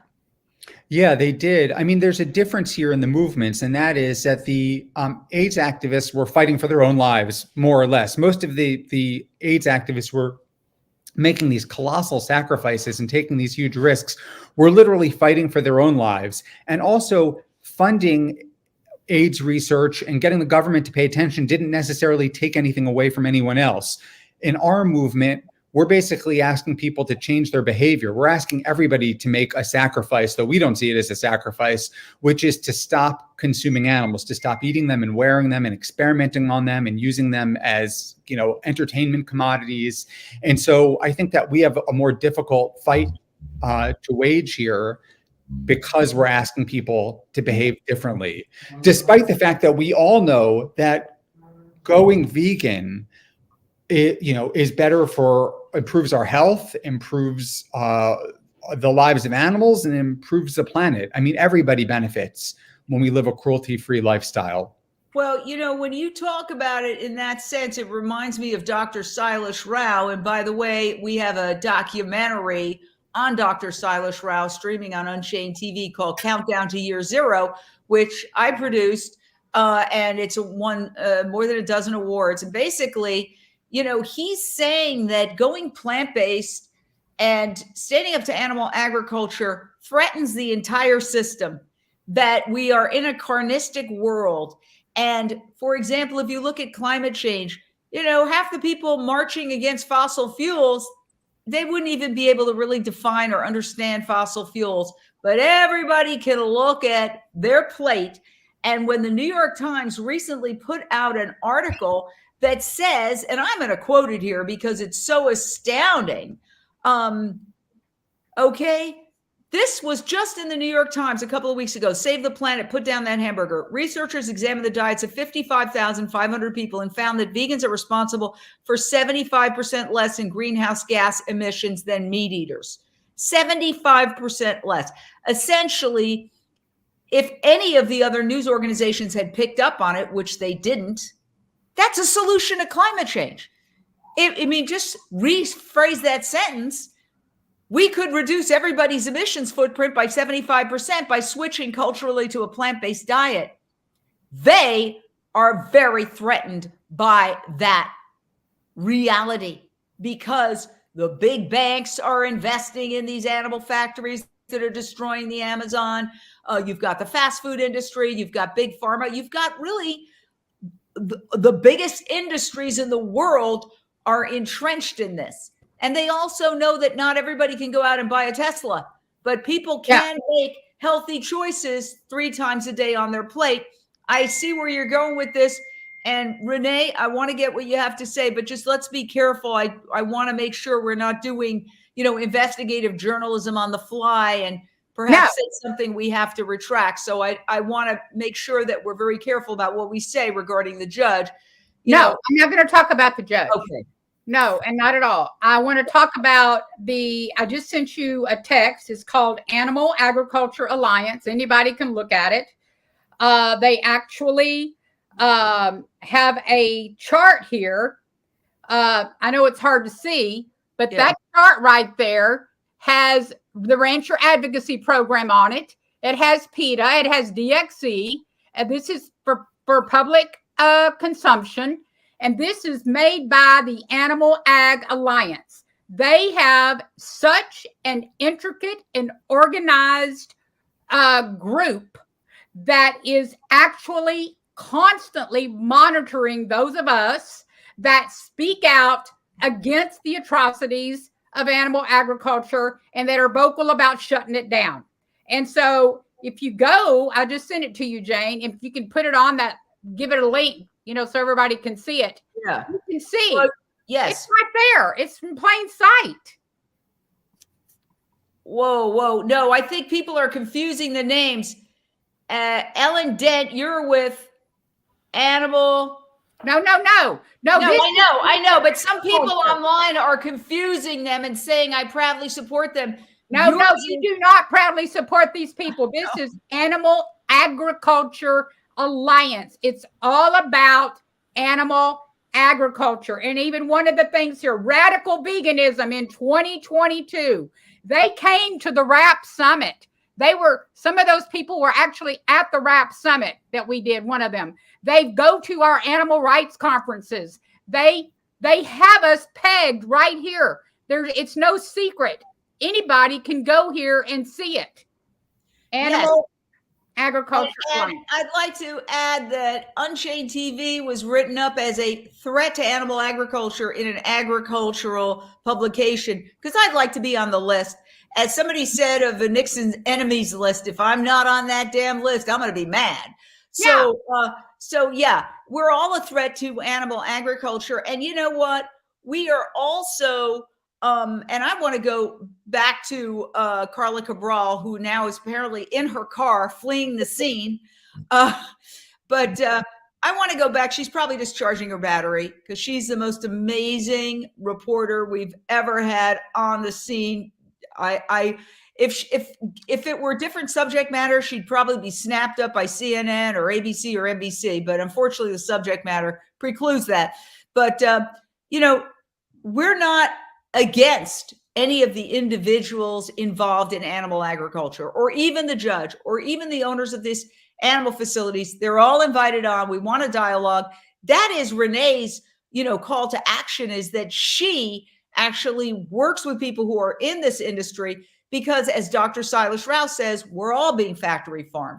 It's the system that is bad. The people find themselves in roles that are kind of assigned to them. Take it away, Carla.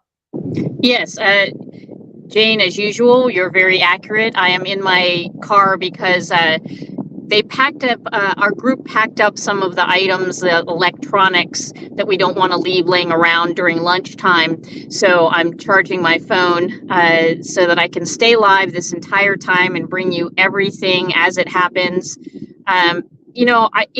Wayne talks a lot. This was clear and even played for the jury that the moment that Wayne met Mike Weber, he talked with him briefly, and upon leaving said, I have compassion in my heart for this person. They're just another part of the system.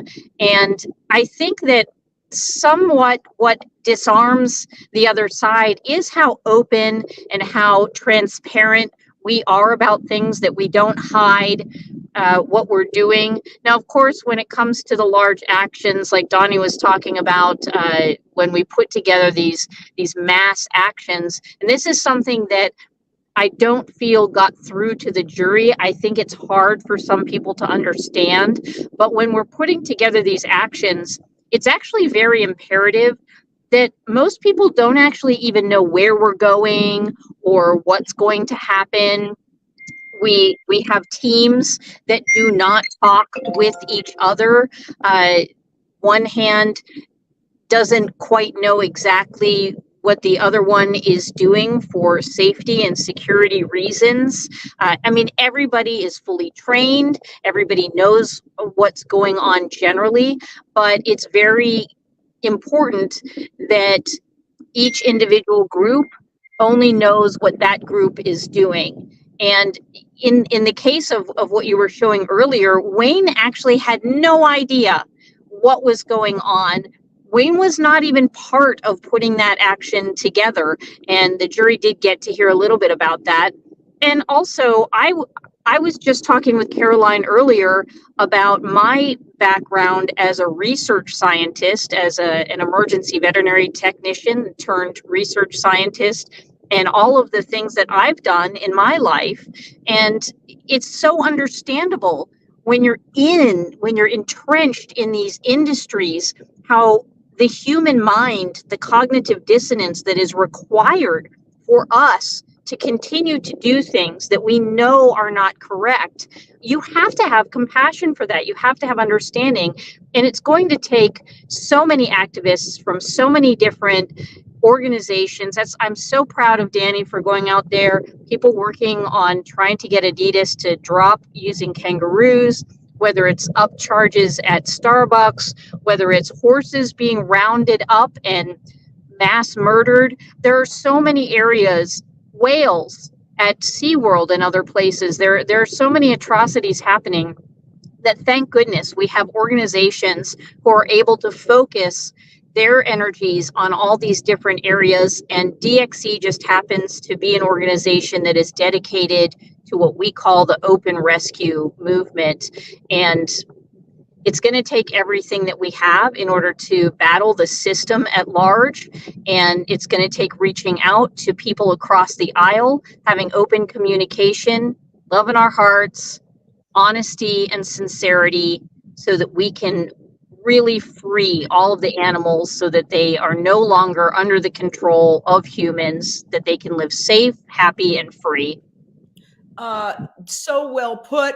And Renee King-Sonnen is on an errand, should be right back, but we have made a decision to stay live because this is day 5 of deliberation. There's Renee King-Sonnen back, and Wayne Hsiung is obviously, if anyone were to be on pins and needles, it should be him, but he's handling it very well. We were told there was a verdict, and then the court announced, well, there's a verdict on one count, and is still trying to force this jury to come back with a verdict on the other counts when they have told the court and told the judge they're done. They're done. And yet, so they're back in just a little while, in about 24 minutes, 26 minutes, and they're going to maybe deliberate for 10 minutes or 20 minutes. And even if it's an hour, they've said they've already polled themselves 11 times and they cannot reach a decision. So why is the judge forcing them to go back yet again? In solidarity with Wayne Hsiung, who has been enduring this for 5 days, we are staying live. And basically, open rescue is on trial. If you want to look at it from the prosecution standpoint, if you look at it from our standpoint, animal factories and the entire animal agriculture industry that systematically tortures and kills 80 billion animals a year is on trial. Let's listen to Alexandra Paul, the former Baywatch actress who was acquitted in a previous open rescue, describe what open rescue is. Open rescue is going into facilities where there's animal abuse and documenting that animal abuse and rescuing the animals who need medical care. And that's the rescue part. And then the open part is that we don't cover our faces. We are completely transparent about what we're doing, because that's an important ethic to us, and because the companies that we're investigating are not transparent. And also because we believe that what we're doing is legal and right. And she also said another reason they do open rescue is that they ask the authorities to investigate what they see as violation of animal cruelty laws. California passed Prop 2 and it went into effect in 2015 that demands certain amount of space and treatment of particularly hens and fowl.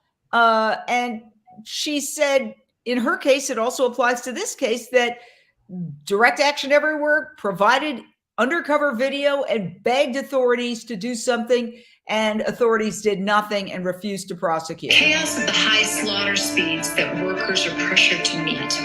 Living birds sometimes get mistaken for dead ones and are thrown in the trash alive. I knew that this cruel fate was waiting for birds on that slaughter truck. I knew the conditions that they were raised in by foster farms left many of them injured, infected, and disabled. DXE had tried reporting these criminal conditions to the authorities, but we were ignored. Again, that was a previous case where, again, Direct Action Everywhere itself recorded the alleged crime in progress and then uploaded it to online for the world to see. And it was only after it was uploaded that authorities found out, by seeing the video, that this had happened, and then decided to prosecute Alexandra Paul on the right and Alicia Santurio. Wayne Hsiung was one of the attorneys defending Alexandra Paul, and she was acquitted along with Alicia of all counts. That was the previous trial leading up to this. Prior to that, Wayne Hsiung was tried in Utah. Now, let me show you some of the, I'll show you a little bit, but this is Wayne and his team going into a massive pig production facility in Utah. They had 360-degree cameras, high-tech cameras, because quite often the factories in question will say, oh, the video was taken out of context. So you can't take out video out of context where it's shot 360 degrees, where basically everything that is seen in front, on side, and behind is recorded. Here's just a taste of that. He was also prosecuted for this case and was acquitted. So Circle 4 is a farm that processes and kills 1.2 million pigs every year. So we're about to head into Circle 4. This is the heart of evil. You can already hear the screams of the mother pigs inside. They're cramped, they're suffering, and we're going to try and expose what's actually happening inside. You guys ready to go? Mm-hmm. Let's get our lights on.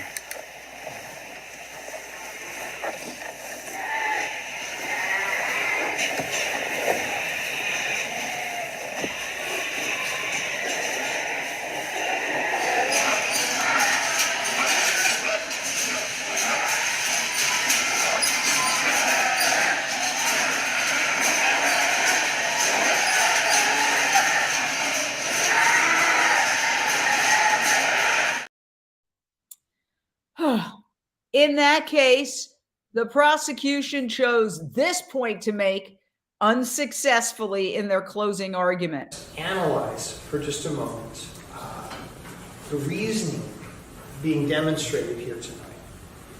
I think it's clear that the pigs were stolen, they were taken, and they were not returned. In fact, Mr. Hsiung stated he didn't want to return. That's that. Imagine the use of the word rescue in some other context. Suppose you were in the grocery store and you saw a can with dents in it, and you thought to yourself, oh my goodness, that can has a dent. It has the potential of going bad. I better rescue that can, put it in my purse, take it out of the store. Or imagine you're at DQ, you see a dripping ice cream cone up there that the clerk just put on the counter. Oh dear, that cone is dripping off the side. I better take it so that it doesn't make a mess on the floor. So again, this was the prosecutor's closing argument in the Utah pig trial. Wayne Hsiung was acquitted. And the word was, of course, we can't independently confirm this, that the prosecutors in this case were going to learn from the mistakes of the previous two cases, and they were going to cut the head off the snake of this movement. I'm going to go to Renee, and then I'm going to allow Lindsey Baker to manage this while I walk my dogs for a second so they don't call an attorney and sue me because they've got to go. So Renee, can you give us your insight into what you just saw in terms of those other two cases?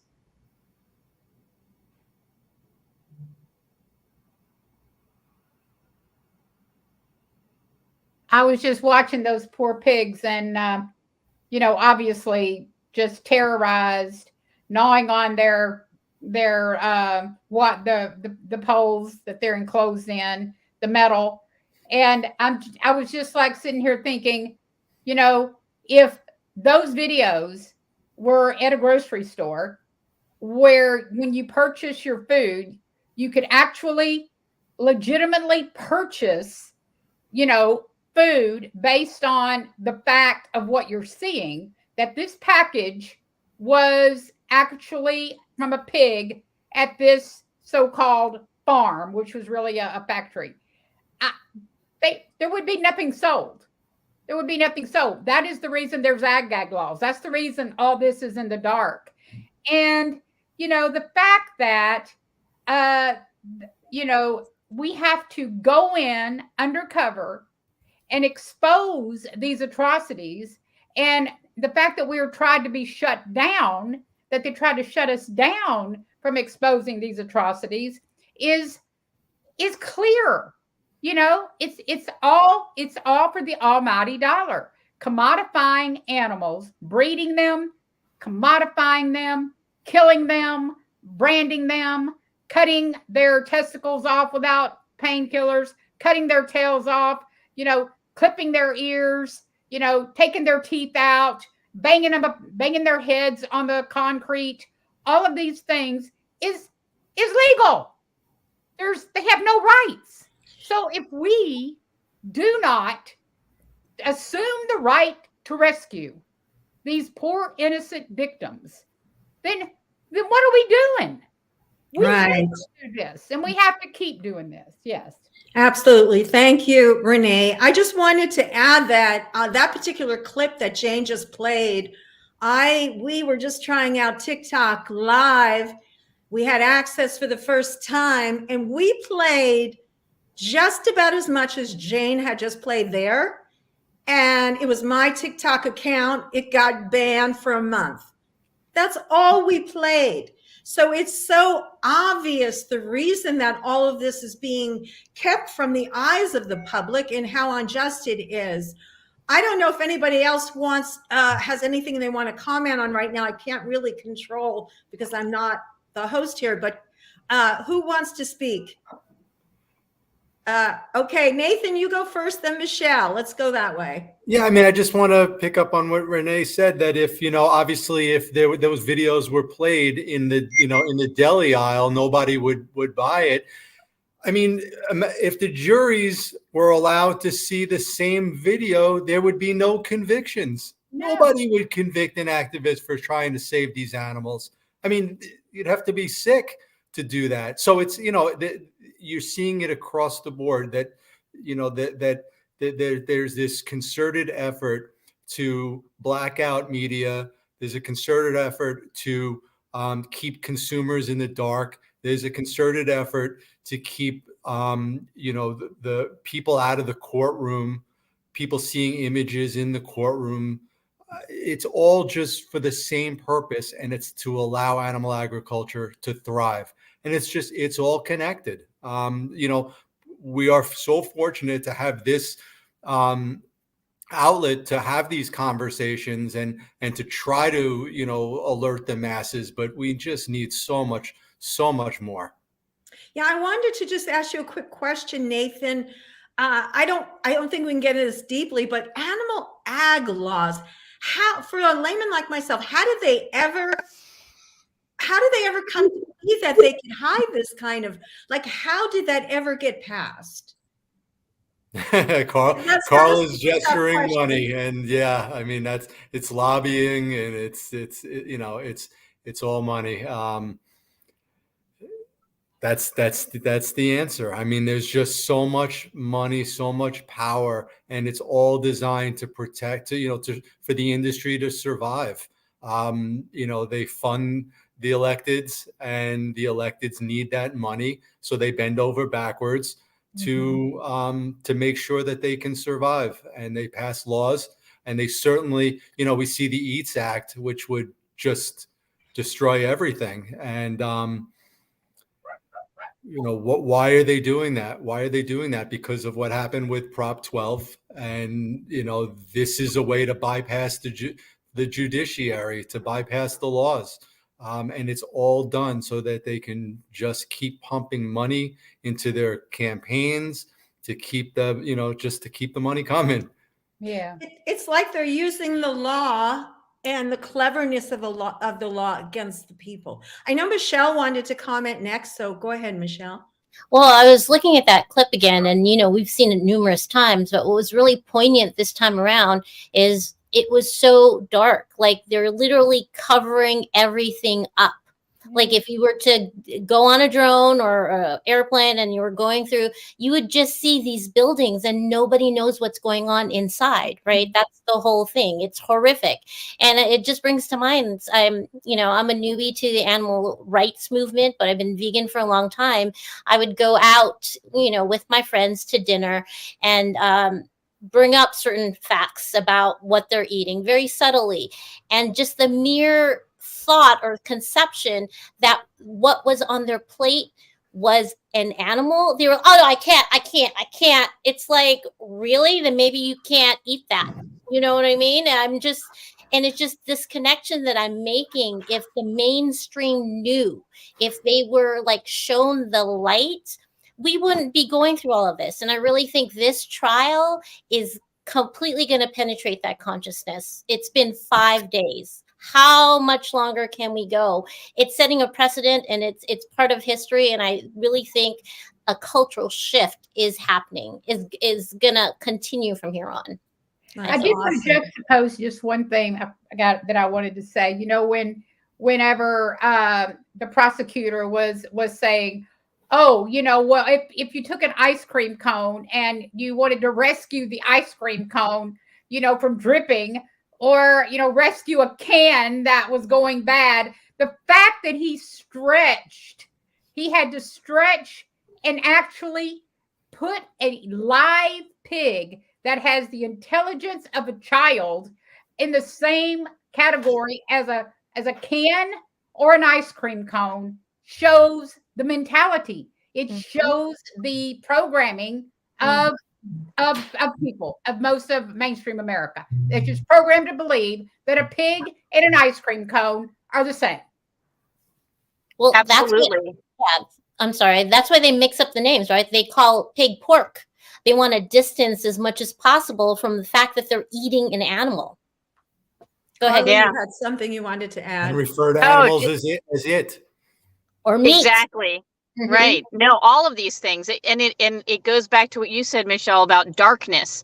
It's all about keeping things in the dark, all about making sure that people don't actually get the reality of the situation. And I think, again, going back to our ability as humans to protect ourselves from these atrocities, we often have to go to those excuses.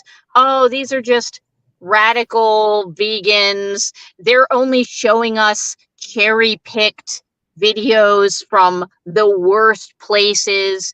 Even though, I mean, how many videos from how many farms across how many species do we have to show people for them to really understand that this is pervasive? And as you said, Renee, the amount of dissonance that people have to go through to bang a piglet's head on the ground to kill them, or twirl a duck around to snap their neck, and just not, you have to shut off the idea that they are individuals. You cannot allow yourself to understand that they are individual beings capable of every emotion and feeling that we have. Otherwise, how could anybody do this? We know from so many industries. I was in the veterinary industry for many years.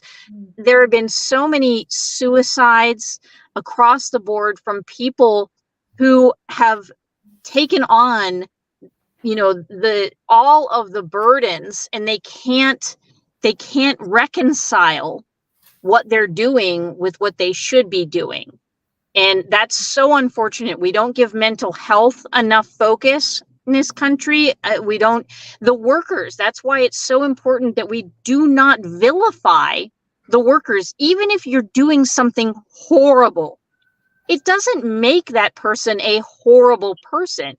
It makes that person often a huge victim, that they've had to dissociate so much in order to do these things. I've seen so much video. Well, it's funny that you say that, because I've heard both sides of the story, and I've actually interviewed people that have talked to people that have worked in slaughterhouses, and even from a family member that worked in a slaughterhouse, I was given information. And I have learned that a lot of the individuals that take these jobs on either have psychological issues, or they come from a criminal, they have a criminal record, many of them. That's one side of it. The other side of it is true that many people come out with PTSD. That's what happened to a family member. I was actually shocked. I won't go into the story, it's too long. But when I found out they had already been out of it, they said it was such a traumatic job to do. Nathan, you seemed like you wanted to jump in there, so I want to give you a moment to add in whatever you wanted to add. Go ahead. No, I didn't want to jump in, but okay. But I do think about these factories, how they do exploit people, and they do exploit people. You mentioned people who have criminal records, and often they will take people who are currently incarcerated and force them to work in these factories. And so you're in a already incredibly violent environment, which is prison, and then you're being placed in an environment where you're seeing nothing but gore and death and suffering, and it takes a toll. And prison it's already just an awful place, and nobody gets better because of it. It's never a solution. This in fact makes people worse than when they went in. But it's total exploitation. It is they get paid nothing or pennies on the dollar because they're not protected by by labor rights, because they're inmates. It's so systemic, and we have to be really careful not to put blame on the people who really have no choice, who can't find work. For people who aren't currently incarcerated, can't find work elsewhere for many reasons, many personal circumstances. So they're forced to do this type of labor, and they hate it, and it takes a real toll. Renee, I wanted to ask you to weigh into us on the state of things with a lot of the ranchers that you're working with. What's going through their minds? Are there many of them that want to transition? And what is the state of things? Can you talk about that for a moment? Well, sure. You know, the state of things with folks wanting to transition is there's not enough money. You know, there's a lot of folks that want to transition. You know, at the height of when I was getting just multiple, you know, intake forms from chicken farmers, because they had seen, you know, the Barrett farm, you know, the R&D run that we did with the successful mushroom R&D run that we did there a few months ago. You know, I was getting intake forms almost every day from chicken farmers wanting to transition, but there's no money. You know, I can't like go to, you know, funders and say, well, you know, you've done this, you know, for this farm. Will you do it for, you know, the other 20 that are in my inbox? You know, so there's folks really wanting to transition, but until our government takes this issue seriously, there's not any money. And, you know, that's the reason I'm on the board of the Agriculture Fairness Alliance, which is a 501c4 vegan-backed lobbying group. You know, I've been to Congress now 3 times this year with Connie Spence. And last time I went with Pat Brown, the owner of Impossible Foods, because we are doing everything possible to get our foot in the door so that we can get language change for the upcoming farm bill, or at least ag appropriation language inserted in our favor, because we've got to influence, you know, our government officials. So, you know, if you haven't yet joined, like you know, the vegan voter hub, it's free. You know, I recommend everybody going to AFA and, you know, having your voice heard, because that's what we need. We need to get our voices heard in our government. Absolutely. I just want to remind everybody watching that you haven't yet downloaded Unchained TV streaming network. Just go to watch.unchainedtv.com and you will be able to join and see all this amazing programming. I think Jane might be back because I'm not controlling that. So I'm not sure how that got up there. AI. That's really I am back. I knew you were. I took my dogs around the block, but I was listening to your conversation and saying, wow, I'm so glad that we're doing this marathon, because we really have so much to discuss with this movement that is not being discussed. The truth is that the conversation we're having right now should be happening on all the leading stations, the networks. Mm-hmm. I worked at several networks over the course of my 30 plus years in mainstream media, and I can tell you they don't want to talk about this. Okay, I pushed my way into talking about it numerous times when I had a show on CNN Headline News. For 6 years, every Friday, I did a segment on animal rights. To their credit, they did not prevent me from doing it. But I can tell you overall that there is a tremendous resistance. There is a mainstream media blackout on this information, which is why I'm so glad that the folks here who are watching will heed my call to download Unchained TV, which is the world's only vegan streaming network, the world's only animal rights streaming television network. You can get it on your phone for free, online for free, on your TV for free. I have a Samsung TV behind me.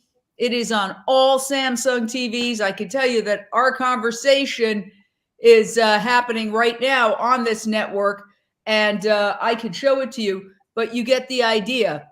I don't want to confuse people by showing them exactly what we're watching. But there's literally 1,500 videos about the plant-based lifestyle, about animal rights, about climate change. And these are videos that should be all over mainstream media, but are not. We're advertiser free. We're nonprofit. So I would urge you to please download it. We are doing a marathon session here because we were told there's a verdict and we were on verdict watch. I have actually been sitting at my desk for 5 days now because we're in day 5 of deliberation, literally just working but waiting and canceling really important interviews. I had an interview with James Wilkes of Game Changers that I was so excited about, had to cancel it. Hopefully he will reschedule with me because we can't be doing one interview that we're locked into and then the verdict comes in and what are we going to do? Dump out of that? And it's too complicated. It can't be done. So we've just been here. When we arrived and were told by the court there was a verdict, we went live saying there was a verdict. And then guess what? Then they announce after the court says there's a verdict that there's only a verdict in 1 count and there are 4 counts. And the judge says, go back and deliberate again. The jury said, well, we've done that. We've had 10 polls, I guess you would call it. We've polled ourselves 11 times. We can't reach a decision. And nevertheless, they say, come back, go back and deliberate again. So there's a lot of people who are saying that's unfair because that's putting undue pressure on one person because it was revealed that it's 11-1. And to put undue pressure on one person is not justice. That's pressuring. That is pressuring people to go a certain way and go with the group. So I want to bring in Paige Parsons-Roach of Plant-Based in the Burbs, a star of one of our shows on Unchained TV. And you've been watching this because I've seen you comment.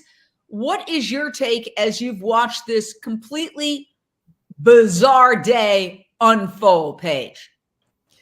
Well, first of all, I think as a consumer of meat products prior to going vegan, I had no idea what was going on. So first of all, stating the obvious, but at the same time, majority of the people around the world have no clue, because I believe that most people would not run over a dog or a deer that's in the road. They'll swerve, right? Or if they do see a dog or a cat or another companion animal locked in a car, suffocating, not able to breathe, struggling, that we would break that window. We just would. That's who we are as human beings. So I feel innately we have compassion.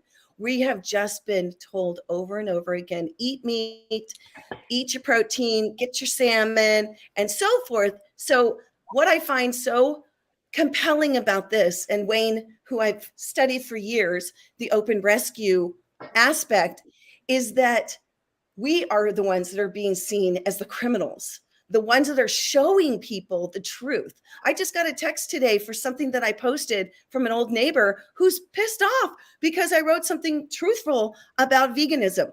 And I said, I guess it struck a nerve. And then she said, well, your opinions are your own. And I thought, wow, we have so long to go to educate, but at the same time, if we can't show what's going on, it's not being shown. So until we do. Now, I will say I came into veganism by way of my daughter who came home and said she was vegan. And I started, cooking and things like that. Then I saw Cowspiracy, and I found that through that environmental aspect of where I was already, saving turtles from straw use, right? That once I went to see pigs that were coming on a transport truck from a farm to a slaughterhouse and looked in the eyes of pigs, did I make the connection with the animals? So unless we're able to do these kinds of things, we're going to continue to be duped. And honestly, for me as a consumer, I'm mad that I didn't know sooner what was going on. That's what I got to say about this. So this is incredible. This is historical. This is an historical time in our history because we are in the courtroom. We are able to tell our stories. And like the verdict before that was acquitted, those people that were on the jury, some of them had conversations with some of the folks afterwards, the vegans, the activists, and they said, I had no idea. They were able to tell their stories of not knowing of what was going on. And so I do believe this is, like I said, unprecedented, historical, and let's all, keep doing what we're doing, because we are making inroads to wake people up. If people aren't coming back with what's going on or why are you saying that, then we got to be louder. And this is one way to be louder, by the open rescue, which I have so much respect for. Absolutely well said, Paige Parsons Roach. Coming at it as a consumer who, you raised the point that's very, very significant, is that these jurors have gotten how many weeks of education into factory farming now, or as Donnie Moss says, call them animal factories, leave the word farm out. I just want to show you how limited the education is, though, because I will show you some of the footage of the prior investigation versus what they saw. Okay, so here is undercover footage from the egg farm.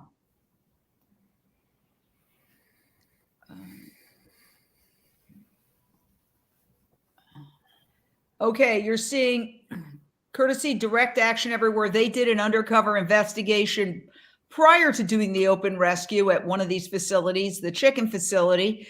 And they saw a lot of dead birds. You see the dead bird there. They saw problems and they presented the footage to the prosecutor in Sonoma County, and nothing was done.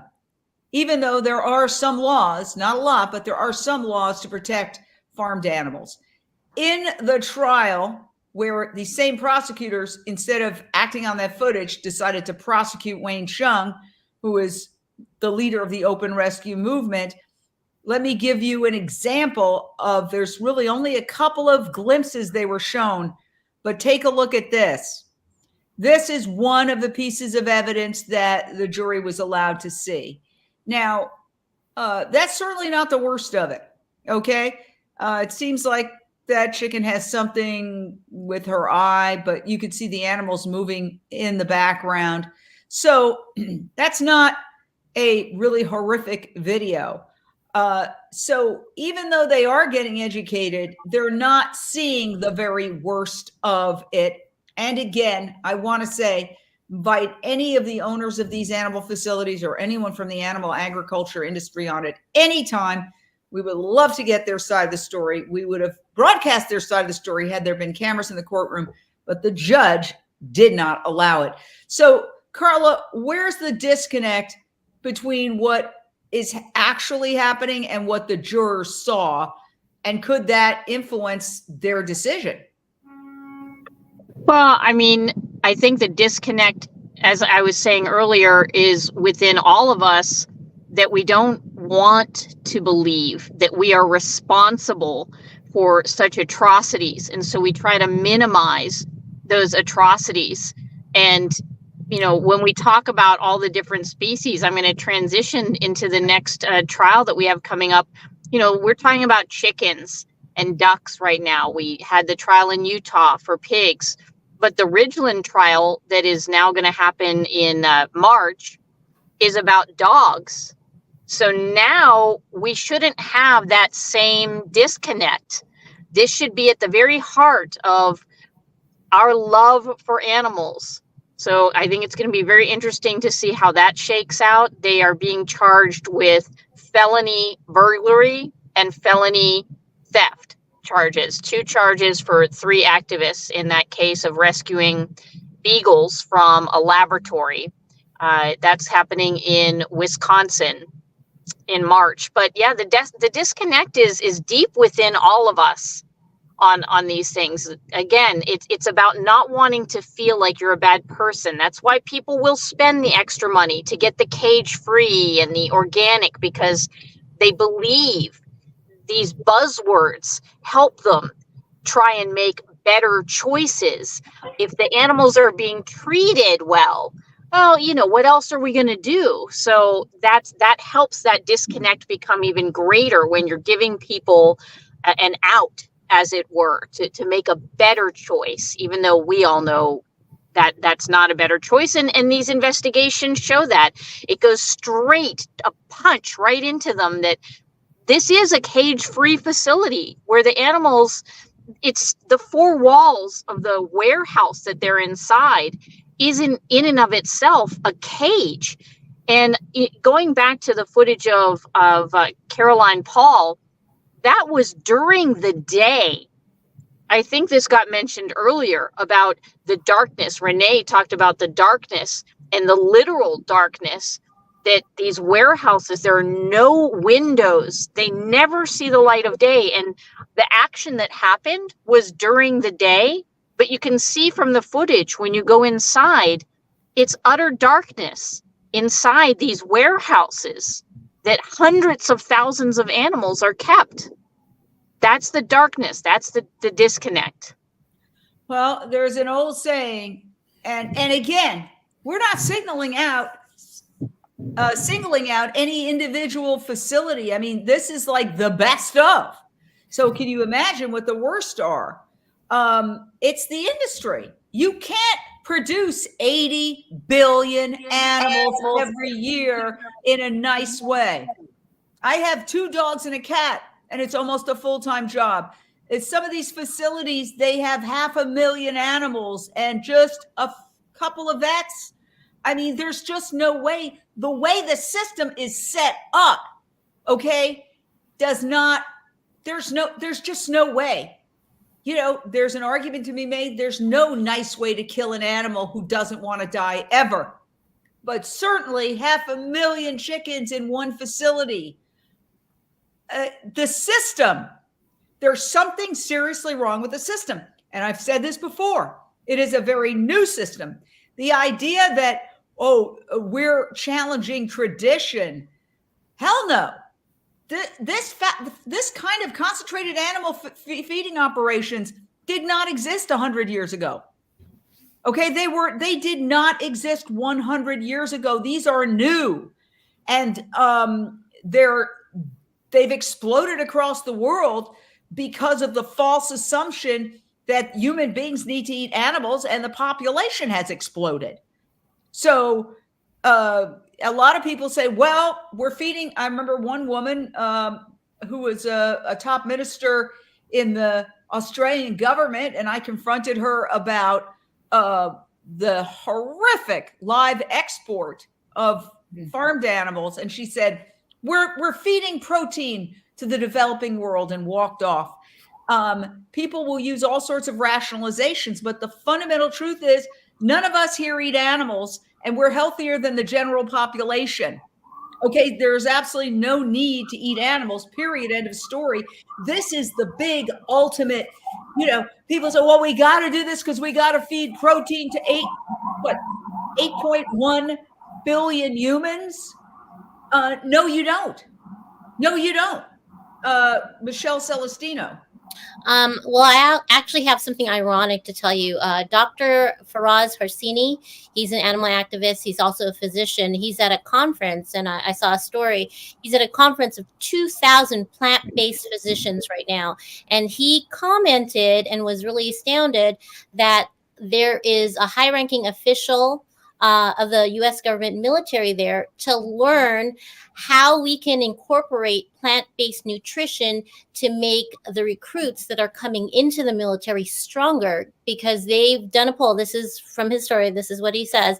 They've done a poll and studies saying that the people coming in, the recruits coming in, are not as healthy as in the past because of the diet, the American diet, which is full of all the chemicals and all the meats and all the poisonous stuff to our systems.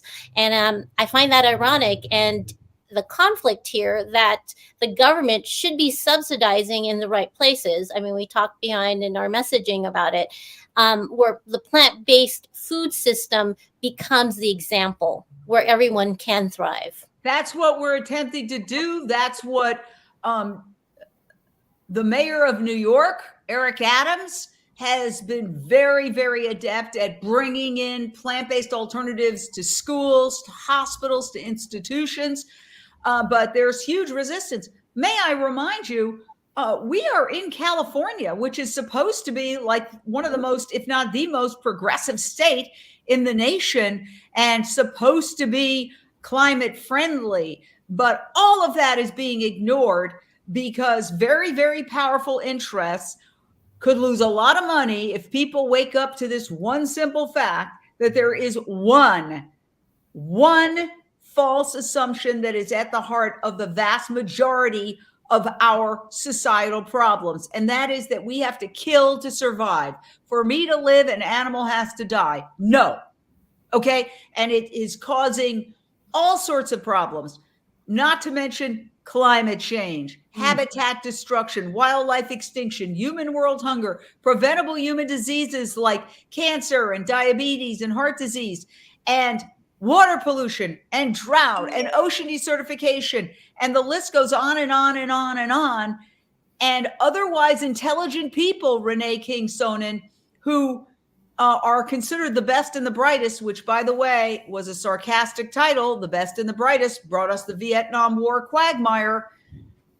Otherwise intelligent people, think about whoever, the top politicians, the anchors of the network newscasts, they can't see it. They can't see that killing 80 billion animals is destroying our world. Take it away, Renee.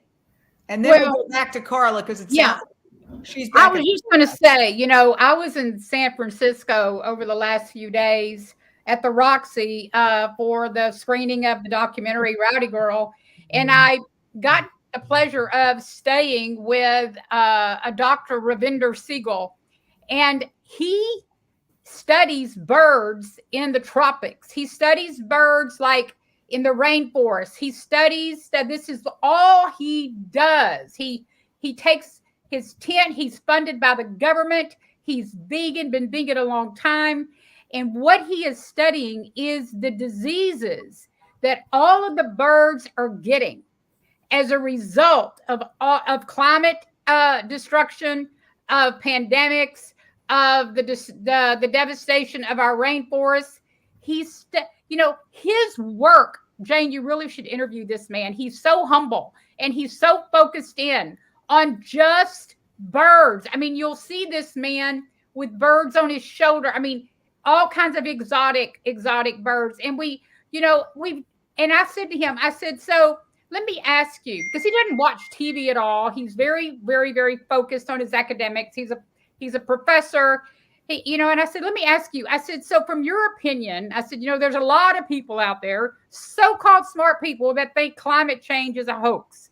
I said, what would you say to them? He said, Renee, I see it firsthand. We are on a one-way street to HELL if we do not do something. And when I think about all of the calls that I get, the emails that I get from cattle ranchers or some other animal ag family that wants to surrender their herd of cows because of the drought, or their favorite, longhorns because so and so died and they see him as sentient and they don't want him to go to slaughter. I make it a point to call these people, even though I may not be able to take them myself. I call them and I talk to them, and I say, so these cows that you want to surrender, what kind of relationship do you have with them? And every time they have feelings for them. They eat meat, but they have feelings for cows, and they don't. And I said, so are you okay with them to go to slaughter? Well, we don't want them to go to slaughter. I said, I didn't ask you that. I'm asking you, are you okay with these animals that you're saying that you really love to go to slaughter? And they said, well, I don't know what options I have.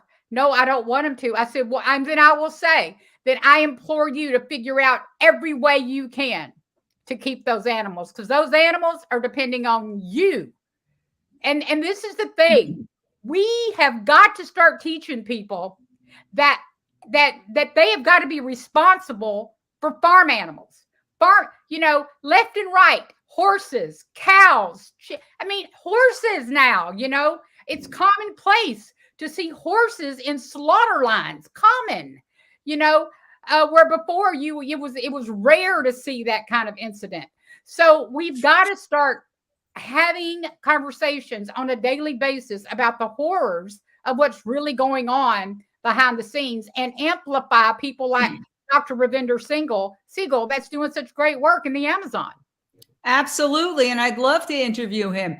And, again, if you're just joining us, I want to bring everybody up to date with what's going on. Wayne Hsiung, this is day 5. We're getting to the end of day 5 of jury deliberations, which is unheard of. There are major murder trials that have not gone as long as this has. He is facing 4 charges: conspiracy to commit trespass, 2 counts of that, and 2 counts of trespass regarding 2 incidents back in 2018 and 2019 where dozens of suffering chickens and ducks were taken out of a factory farm.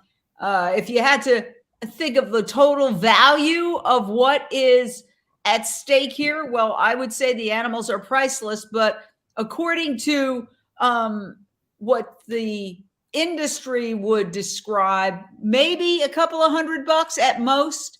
And this is what I don't get about this case, Nathan. You're a former Manhattan assistant district attorney and a hotshot defense attorney in Manhattan. Don't they have certain thresholds they have to meet of how much something's worth before you can be prosecuted for it? Or did that get thrown out the window because they dropped the theft charges? Yeah, I mean, in this case, they dropped the theft charges. If they're going to charge, say, a grand larceny charge, which was originally charged here, and we've seen that in the Utah case.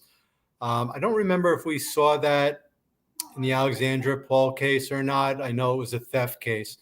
You have to reach certain thresholds. And what happens is then you start to litigate issues like value, and you get into issues regarding what these animals are worth, which, of course, opens the door to the cruelty and showing that in the condition that they're in, they're worthless, to the industry, that they can't sell these diseased animals or these injured animals.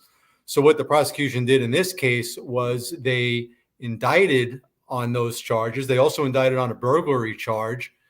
And then when Wayne wasn't taking any deals, they just dropped those charges, not because they were operating out of the goodness of their hearts or looking to cut Wayne any break, but they were trying to preserve their prosecution because they thought by simplifying it, by only charging trespass and conspiracy to commit trespass, they could convince a judge that the conditions at the factories are not relevant to this trial. That would have been a harder argument for them to make on burglary charges and on larceny charges, and we've seen that from prior trials.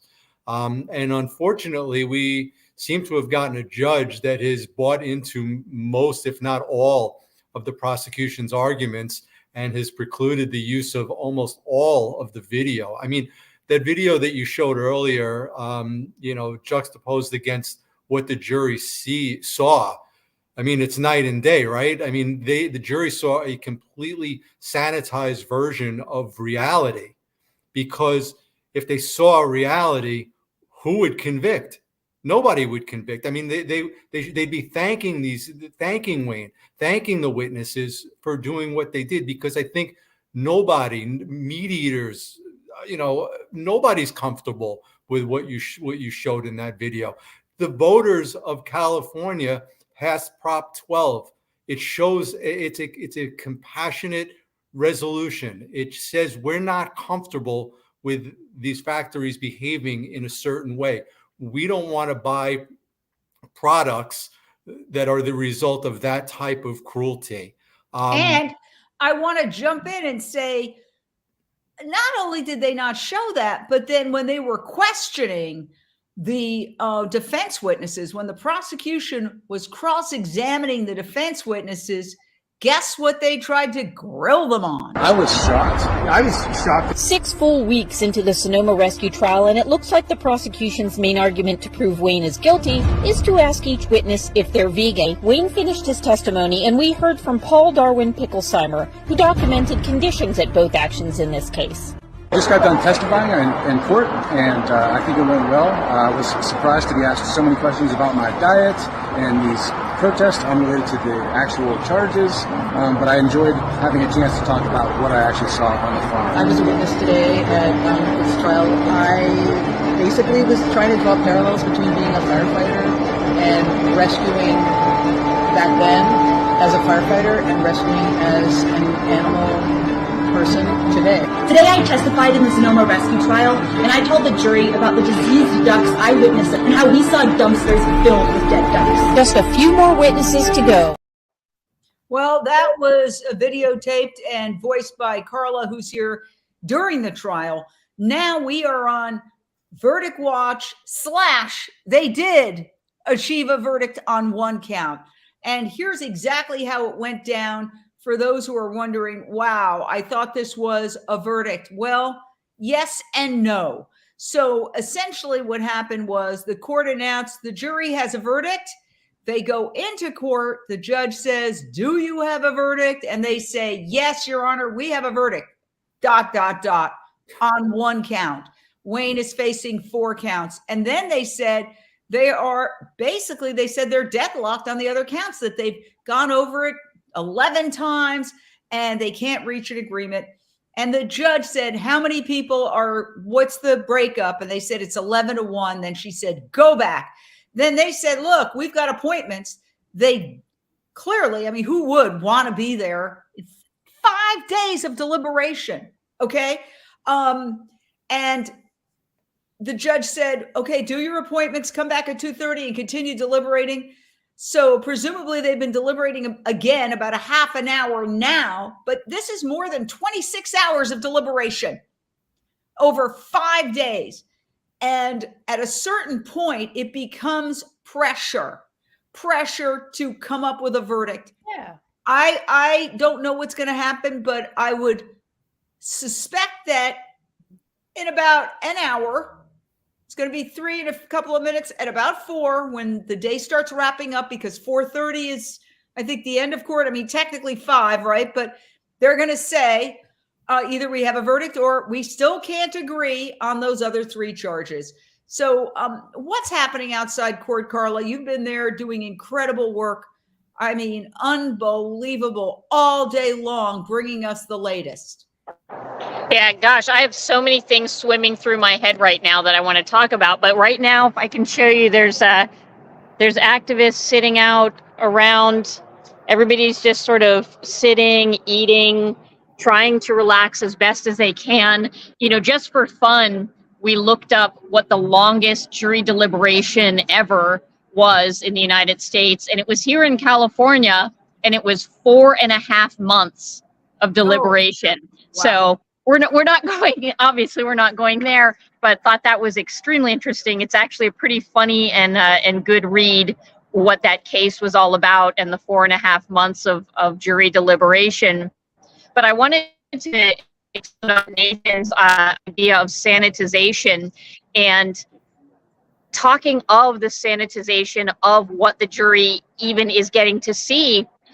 It's perhaps most striking when we look at the condition 1 video, where the activists filmed themselves going onto the property and chaining with bike locks to the slaughter line that the ducks are on.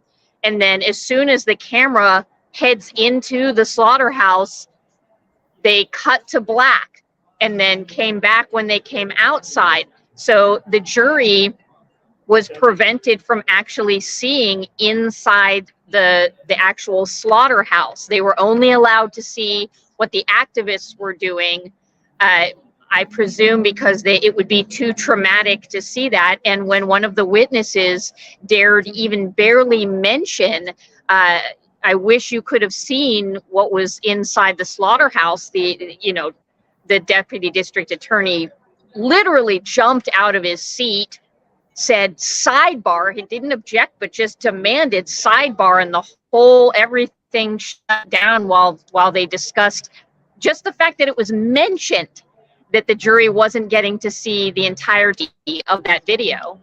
I want to play Wayne describing that incident. Again, no cameras in the courtroom, not even sketches of anybody but Wayne. Listen to this. They evacuated the courtroom yesterday because someone mentioned a slaughterhouse. Louis Bernier is an animal cruelty investigator who's testifying about a demonstration at a slaughterhouse. The prosecution had demanded edits to video of what happened on that day, cutting out everything that was actually happening to animals, all the violence. And Louis just commented offhand, "It's sad that people can't see this." In response, the prosecution immediately stood up and objected. The courtroom was cleared, and the attorney for the prosecution indicated that Louis needed to be excluded from the courtroom entirely. He wasn't even able to talk about what he saw. This is an example of how the system suppresses accurate information about slaughterhouses and factory farms to prevent people like you from finding out the truth. And this is why we need change. Now, Page versus Roach. If you were a juror sitting in that courtroom, you're a California parent, homeowner, taxpayer, I'm not a parent, but I'm a taxpayer and a homeowner, Lindsey Baker, Michelle, we all live in California except for Renee and Nathan. And anyway, you're a juror. When you see that outburst, when somebody says, it's too bad you couldn't see what's really going on inside, and then the prosecution jumps up and has a conniption fit, what as a juror would your reaction be to that? I would definitely want to know what's going on. Why are they hiding this information? First of all, we are taxpayers in the state, and we're paying for this to occur, to the fairness of justice to happen. And if I heard that or saw that outburst, I would definitely go home and do research. That's just me, but I'd want to know more. I would definitely want to know more. And I would feel that it was unjust that I didn't get the information, all the information. So you raise a very important point. Nathan, you're a former prosecutor. What are the rules? Are these jurors allowed to go home and do research?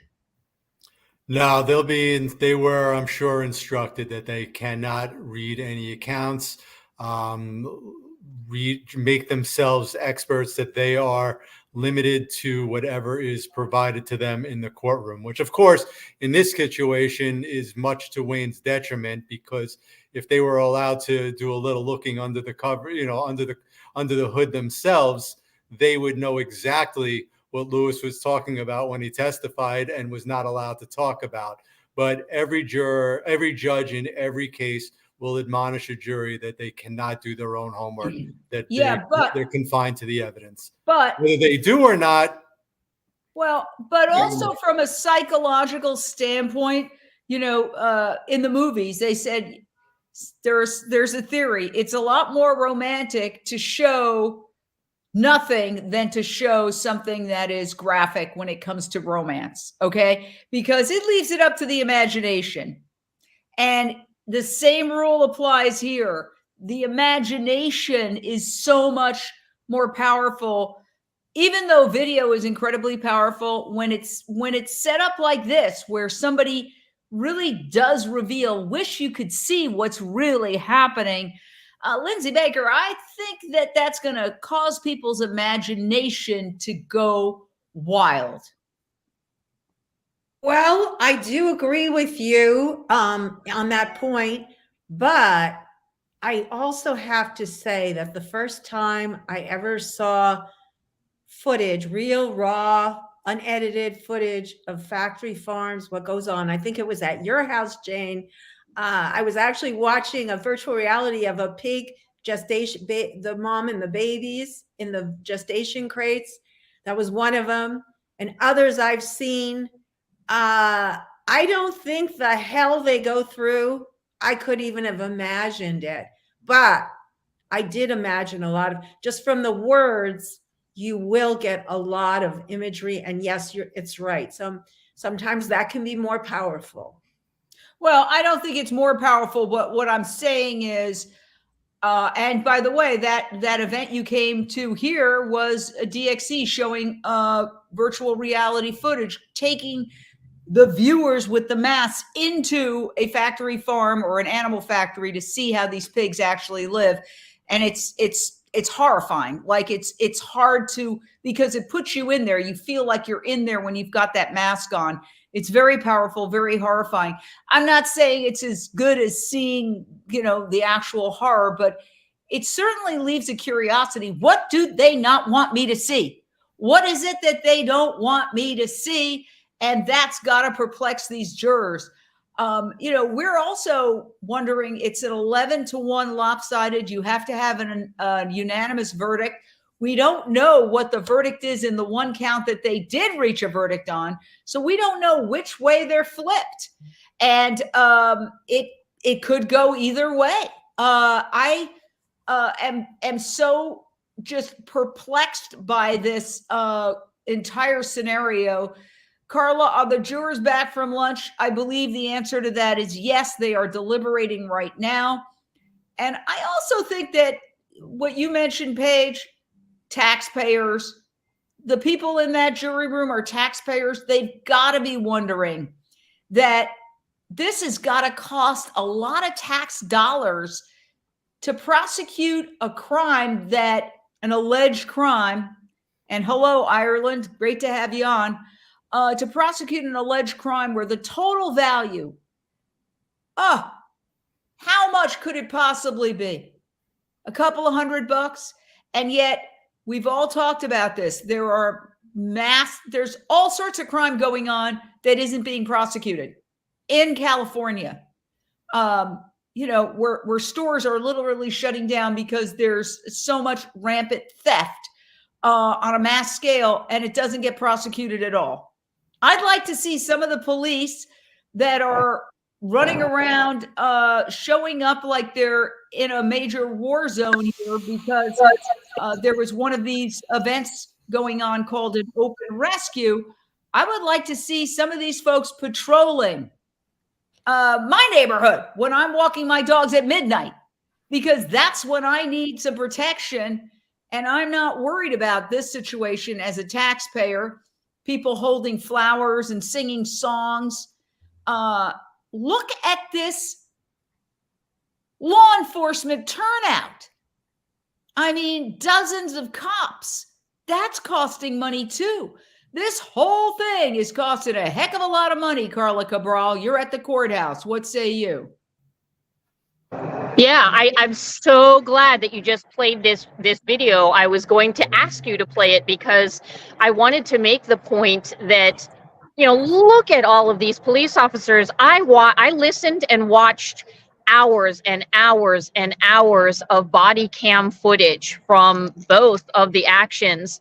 And I can tell you that one of the main overarching things that they talked about, now, they are trained. They are not supposed to actually be speaking, certainly not speaking about how they feel about things.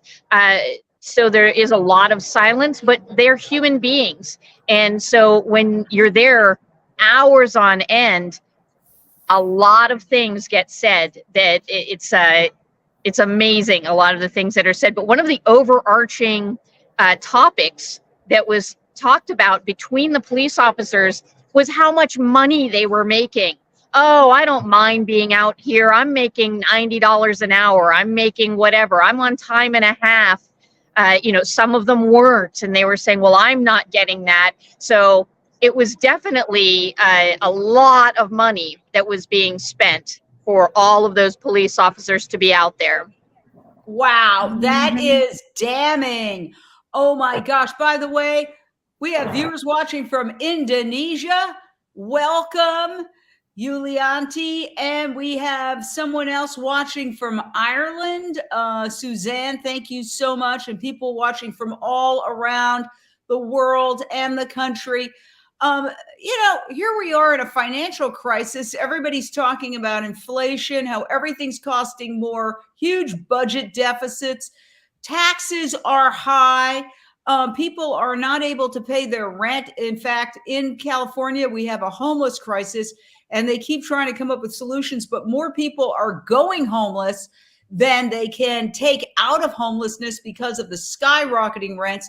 I know a couple of people myself who are right on the edge, who don't know how they're going to come up with their next month's rent. And yet this is what our state is spending money on at the same time that our government pretends to be progressive and says we want to solve the climate crisis. And it appears they're doing everything they can to prop up the animal agriculture industry. Renee King-Sonnen, weigh in on this.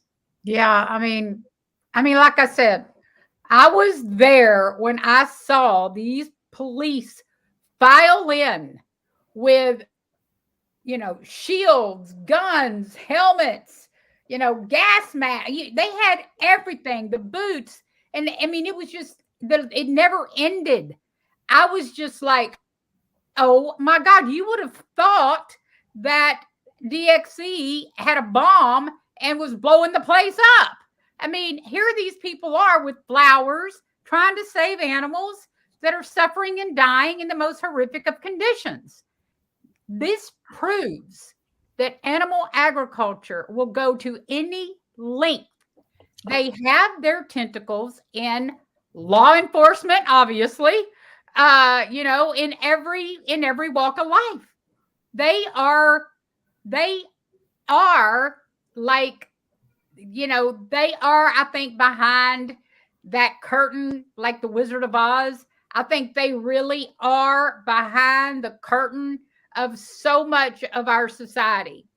And it is incumbent upon us to continue to shine the light, to continue to have open rescue, to continue to bring to awareness out of the dark what is happening on in these atrocious places. You know, they're still trying to, you know, make it. I mean, I forget what the name of that law is they're trying to pass right now.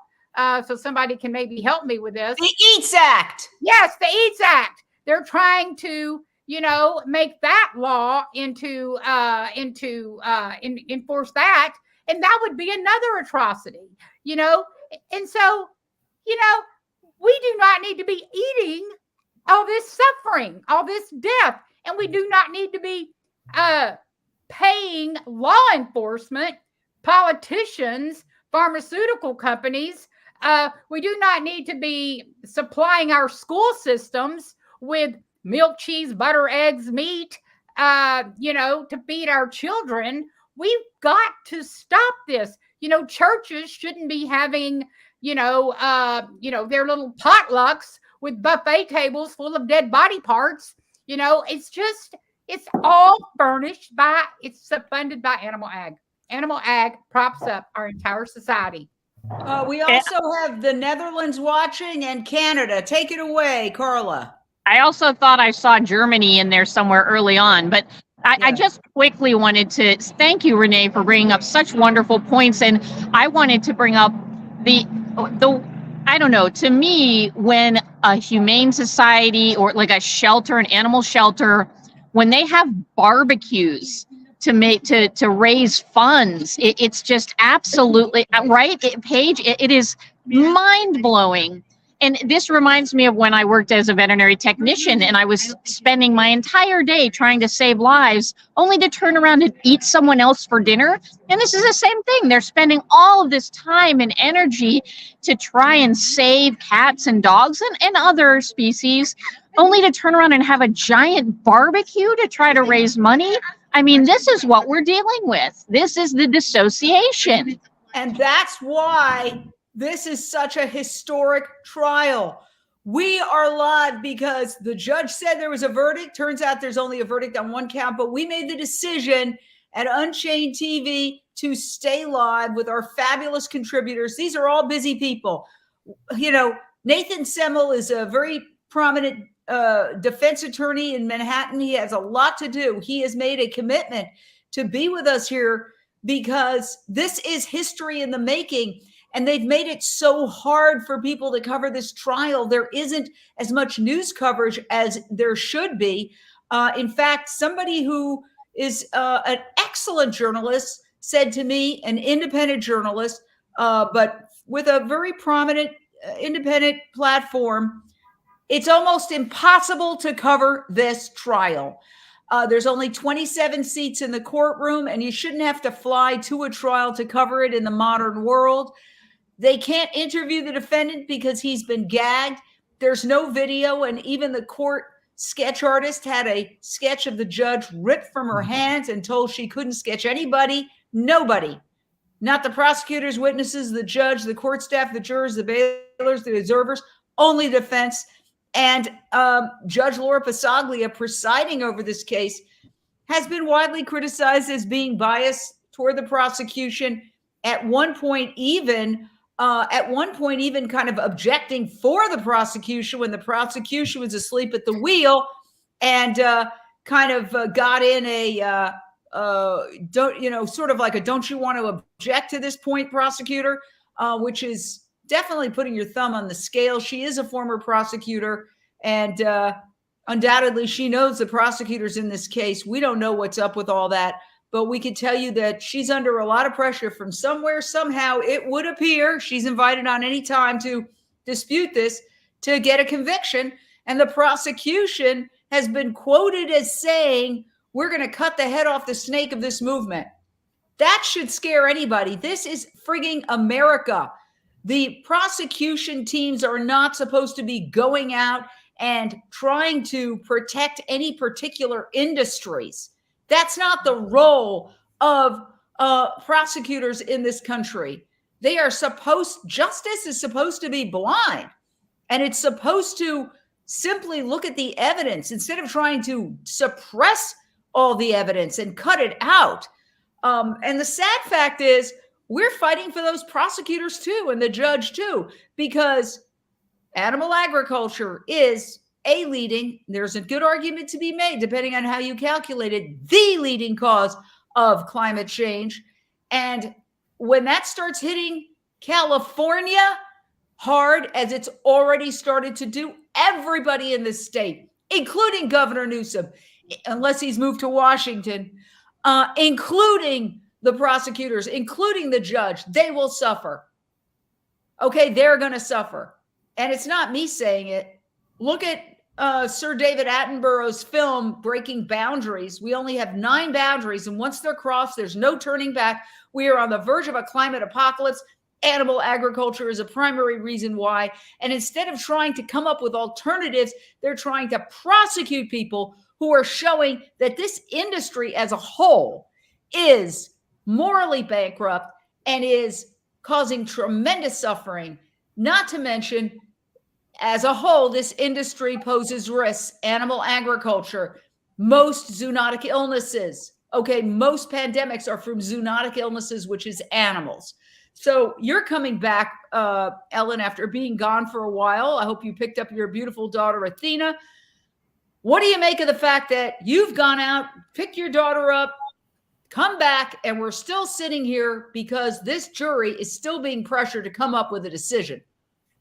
Well, I shared my story earlier where I was on a jury and I felt the pressure to come up with a guilty verdict by everyone else on the jury, except for one person who did end up folding before I did. And, I really feel for, the people or that one person, because they're saying it's 11-1, that is, holding on to their stance. And so I guess it's really up in the air what that stance is and what the 11 other are asking for as far as that particular charge. But, I really hope that we can, find some sort of resolution here. I'm not exactly sure what is best. My expertise in law is, being on that jury and watching Law and Order. So, I think that Nathan would probably know a lot better than I would what would be best here. But of course, most of us want to see an acquittal here. We want to also see a day when we don't have to have juries or trials about this. This should not be an issue.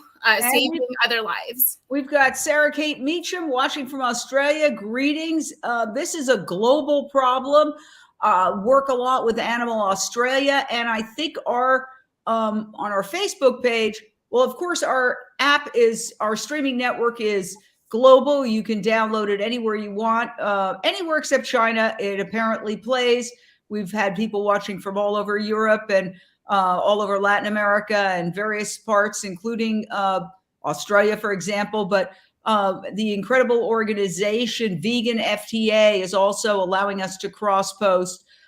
Thank you for that, Vegan FTA. They have more than 1 million followers, and they are based, I believe, in Australia, an incredible organization. So people are watching this from around the world. We are all together taking our energy as a species or a subset of the human species that has chosen not to kill animals because it's unnecessary. It's not just cruel. It's not just destroying our planet. It's not just creating health problems. It is unnecessary. Nobody on this panel eats animals, and we are quite healthy. I am always accused of having too much energy. Please lower your voice. Please quiet down, ma'am. So I would say that we're living proof that you don't need to eat animals. But of course, on Unchained TV and elsewhere, there are plenty of documentaries showing that you have greater longevity chances when you adopt a plant-based diet. So I'm not sure where we are as a culture. I'm going to toss it back to Renee King-Sonnen. You have a good sort of finger on the pulse of the culture. You're in Washington, but you're also in Texas. It's very hard to judge progress in real time. We are at a fulcrum, like at a turning point. We are at a moment in history because this battle is in the courtroom right now, but it's really almost a metaphor for what our culture is debating. Where are we, Renee? That's a really good question. That's why, when I think of, the 90+ billion animals that are slaughtered, every year in our country, not to mention, or the world, not to mention fish, and the fact that we are still, and that animal agriculture isn't dying, it's not dying, and so that tells me that even though with all the plant-based food options, all the vegans that are coming to the forefront, that animal ag is so huge that it's dominating everything. I'm going to share something. When me and Tommy, we're first becoming a sanctuary in Texas. He wasn't vegan yet. I had told him, if you take those cows up the road one more time, I'll buy them. I'll bring them all back home with your credit card. I didn't know that I was starting a revolution, really. I didn't know that I was stating something, confronting not only my husband, but a culture, but tradition. I was putting it out there in the ethers that I was willing to stand up and fight. And to my husband's credit, he came around, and I remember the day he said, veganism was shoved down my throat. I chewed it up and I liked it. And that is really what happened. Tommy, to his credit, watched every video. He watched Cowspiracy, What the Health, Forks Over Knives. He watched them. He kept watching. And eventually he began to get it, and then these filmmakers came in. I had not quite raised all the money, and this is the culture. This is the kind of the culture shock. I had not raised all the money yet. We were close. And these filmmakers came in and they exploited my husband and I because we were new. I was a new vegan. Tommy wasn't vegan yet. I'm going to jump in for 1 second because we've got a little bit of breaking news. Take it away, Carla. Thank you for that story, Renee. We're going to get back to it in a second. We are here with Priya, and explain the significance for those who may not understand what an important role you've played in this entire movement. You're the co-founder of Direct Action Everywhere, along with Wayne, and it's an honor to have you on. So take it away. Thank you so much. Well, as you all have been talking about, we thought we had a verdict. Turns out we didn't have a verdict because the jury is confused. And one of the things that I was just telling people is that, when there's so much confusion, it at least indicates to us some things. And one of those things is that, where does the confusion come from? And I think it comes from the fact that there was so much that they don't know. Even on a very basic level, jurors are not supposed to find out what the punishment is. They don't know if it's a misdemeanor or a felony. There's so much they don't know, in addition to the, the evidence that they already don't know. So seems like they're continuing to ask questions, and they were just trying to communicate to the judge that we're, we haven't reached a unanimous verdict, but the judge keeps sending them back and saying, do a better job, do a better job. And it seems like they keep asking more questions and getting, just opening more doors to try to figure out what's going on. So it's 3:30, and we're wondering if we're going to have a verdict today. We thought we definitely were, but now we're thinking, I think we're coming back here tomorrow. But I mean, honestly, I think we've been talking, and you could be right, because there's no way, all bets are off with this crazy case that's like a Twilight Zone episode. But I think that it's gonna. Do you think, Nathan, in the judge's mind, she might be thinking, if I push this a little too hard, because judges don't like to be overruled on appeal. They don't like to have their decisions overruled or their cases overturned. Could she be thinking, maybe I'm pushing this a little too far? Maybe the next 10 they come in, I gotta accept it, because sure, we've speculated maybe somewhere upstairs there's pressure. There's societal pressure for sure, but there could be other pressures. I don't know. I'm not making accusations, but pressure is something that exists in the world. Okay. So you got to balance all those pressures. I mean, she should be thinking that way. She should be thinking it's just so much I can push this, what we've learned to be one juror who seems to be holding out one way or the other, whether for conviction or for acquittal. So she should be thinking, well, I gotta at some point I gotta stop, because at some point it becomes very apparent that this person they just gave up. They just gave in, not because of a reasonable doubt or for some other reason based on the evidence, but because they probably have 11 very annoyed co-jurors who want to go home. They're probably reading the faces of the court staff who have had enough of this.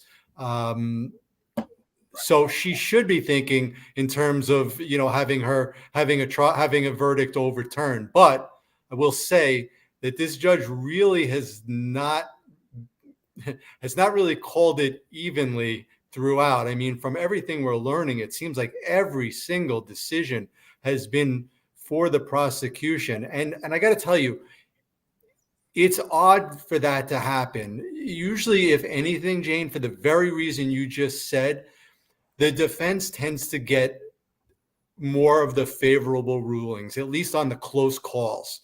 We get the more favorable rulings because an acquittal can't be reversed on an appeal. If a jury finds not guilty, it's over. There's no appeal. But a conviction is always appealed, and judges do not want to have their cases overturned. It's embarrassing to them. Ego plays a big role, so they don't want that to happen. But so, this judge hasn't seemed to let that play a role with her prior decision. So I don't know if it's going to happen here, with regard to finally calling it a day. This was one image that the jury got to see. A doctor said, I found a hen that had essentially dried out, almost mummified.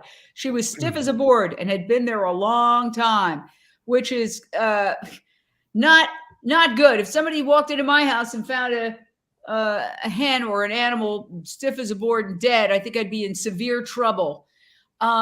So what is the mood amongst the direct action everywhere folks, Priya, who are there? I think everybody, honestly, we're tired, because imagine the adrenaline that goes through you every time you think that there's a verdict, which has happened quite a few times. So I think we all get like our adrenaline really high, and then we come crashing down. So people are, people are tired, but I feel a lot of heart and love. Like, I feel so happy to be here, because you can feel it, you can feel the love, you can feel the passion. And that is really, like, we'll look back at this time and say, wow, we had some incredible moments coming together, waiting for this verdict. And remember, these are people who participated in this. History? Is this a moment in history? Sorry, say that again. Is this a moment in history? Yeah. Yes, yeah, I definitely think this is going to be a powerful moment in history. And I keep saying, and if there's any way, like we could get through to the jurors, the judge, anybody. Like, you have a chance to like be a part of making history. Do the right thing, because history has judged and will continue to judge those who are against justice very harshly, and that's very true of this case too. We're going to update our viewers. We've got some requests to find out what the heck is going on, and the breaking news is the verdict is in ... on one count only of the 4 counts. So they said, the judge said to the jury, go back. And the jury said, we've already gone through this 11 times. We've polled 11 times. And let's hear what we got there. 11 times they said no. She said, go back anyway. Who do we have here? Introduce yourself. Hi, my name is Samantha Fay. I'm the proponent of the ballot measure here in Sonoma County. I also was present for the Right Heart Duck Farm demonstration, and I have been a resident of Sonoma County my whole entire life, so I was really glad to see DXC come up here. So you have your finger on the pulse of this community. What is your analysis? Yeah. Nobody knows what's happening inside closed doors, so obviously that's the disclaimer. But knowing the county as you do, what do you think is happening inside closed doors?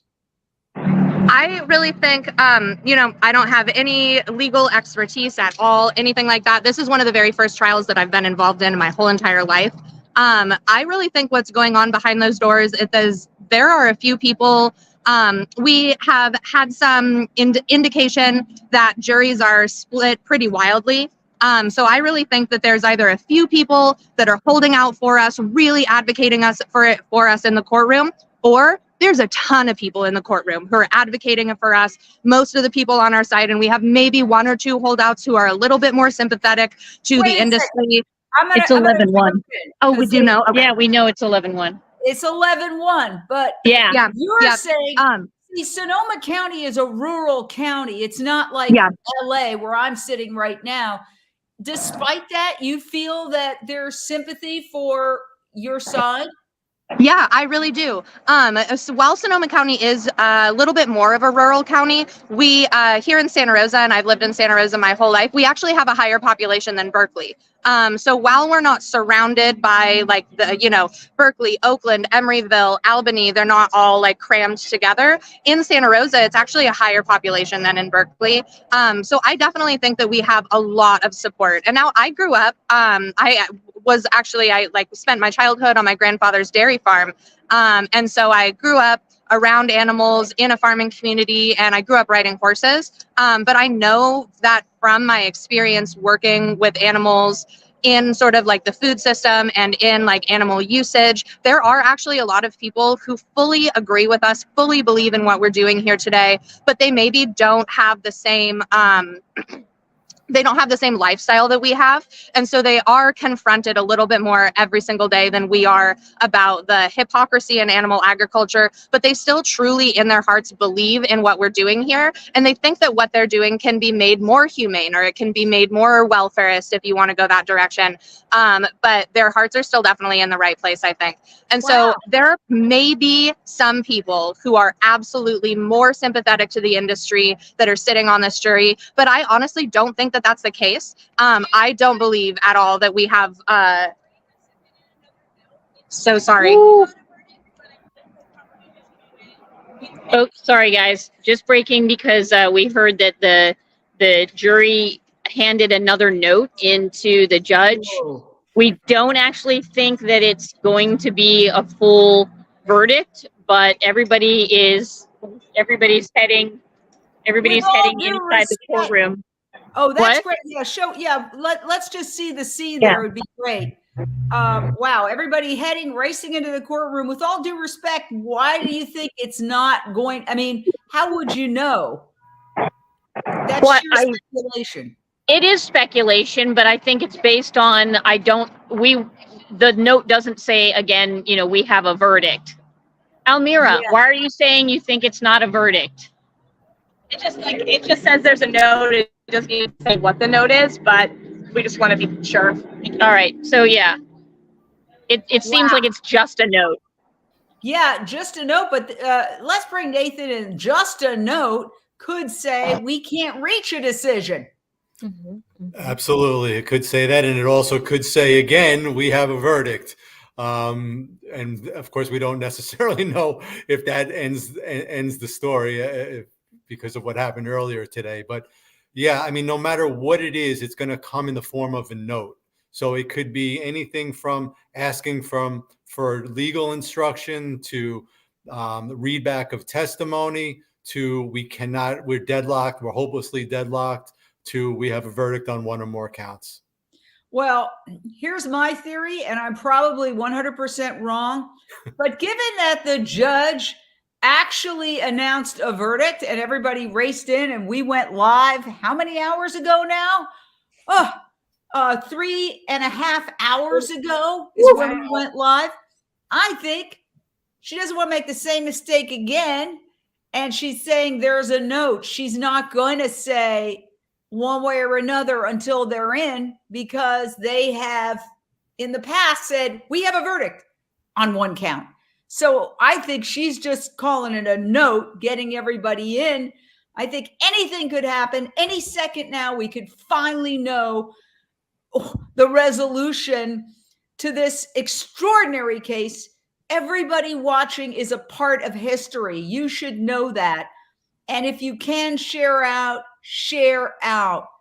Let's make sure that people know this is happening, because Wayne Hsiung has put his freedom and indeed his life. You don't know what can happen inside prison.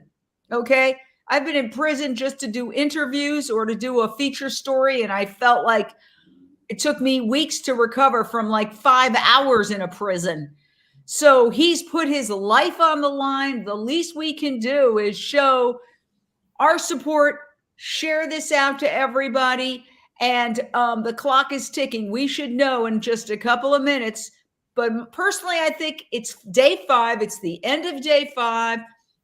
We're at that point where we're at the end, toward the end of the court day. They said earlier today, we reached a verdict on one count. We can't agree on the other counts. They went out. They came back from lunch at 2:30. It's now just about an hour later. My personal feeling is, and I could be completely wrong, I doubt they all of a sudden, after 5 days of fighting, decided in less than an hour, okay, we're gonna decide this way. I personally feel either it's a verdict or a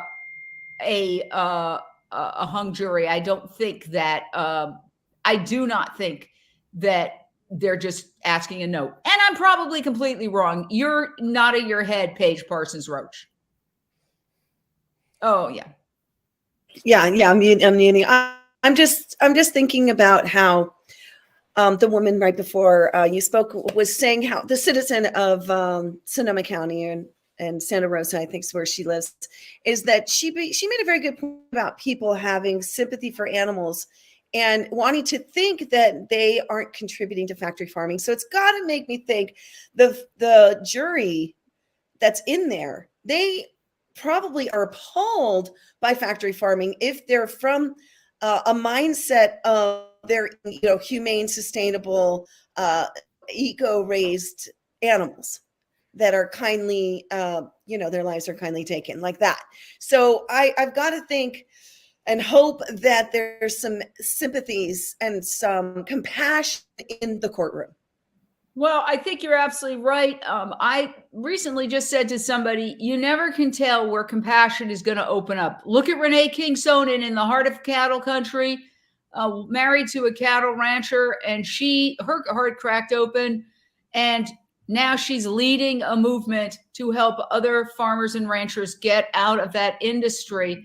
I often find when I'm talking to people, the people I expect to be sympathetic, maybe Prius driving or Tesla driving environmentalists, might be more close-minded. And then, the plumber who comes in to fix my sink with plumber butt.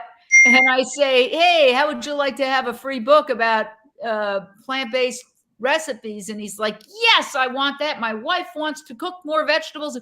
You can't ever predict who is going to respond, because it's an emotional decision as well as just an intellectual and a cultural decision.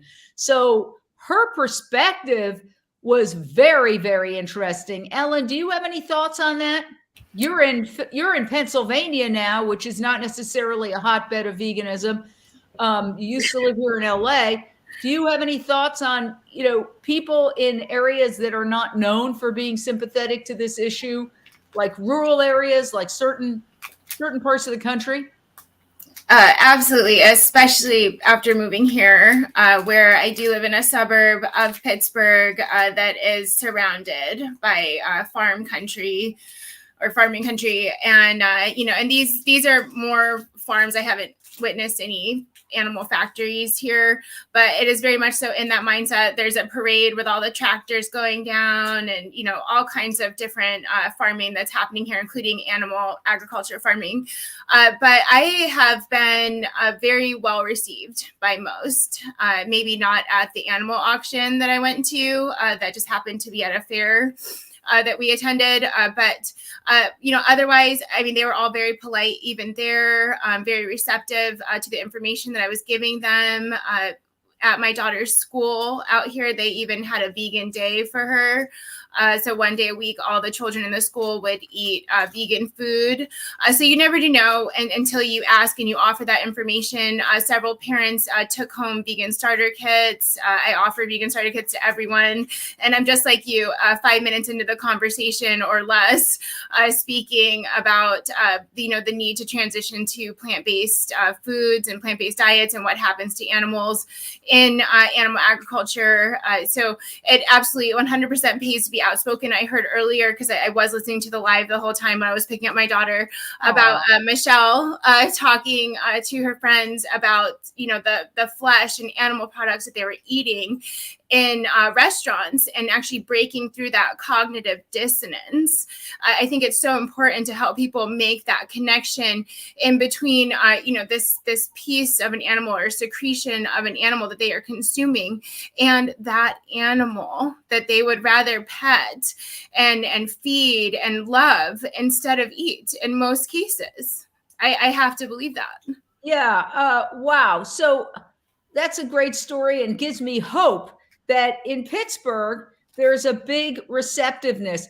I want to go back out to Renee. Renee, I'm sorry I cut you off, but we had some breaking news with DXC co-founder Priya. You were saying, and it relates to what Ellen just said, is that you can't predict just because it's a certain neighborhood, a certain type of people, a certain demographic. People are not that predictable.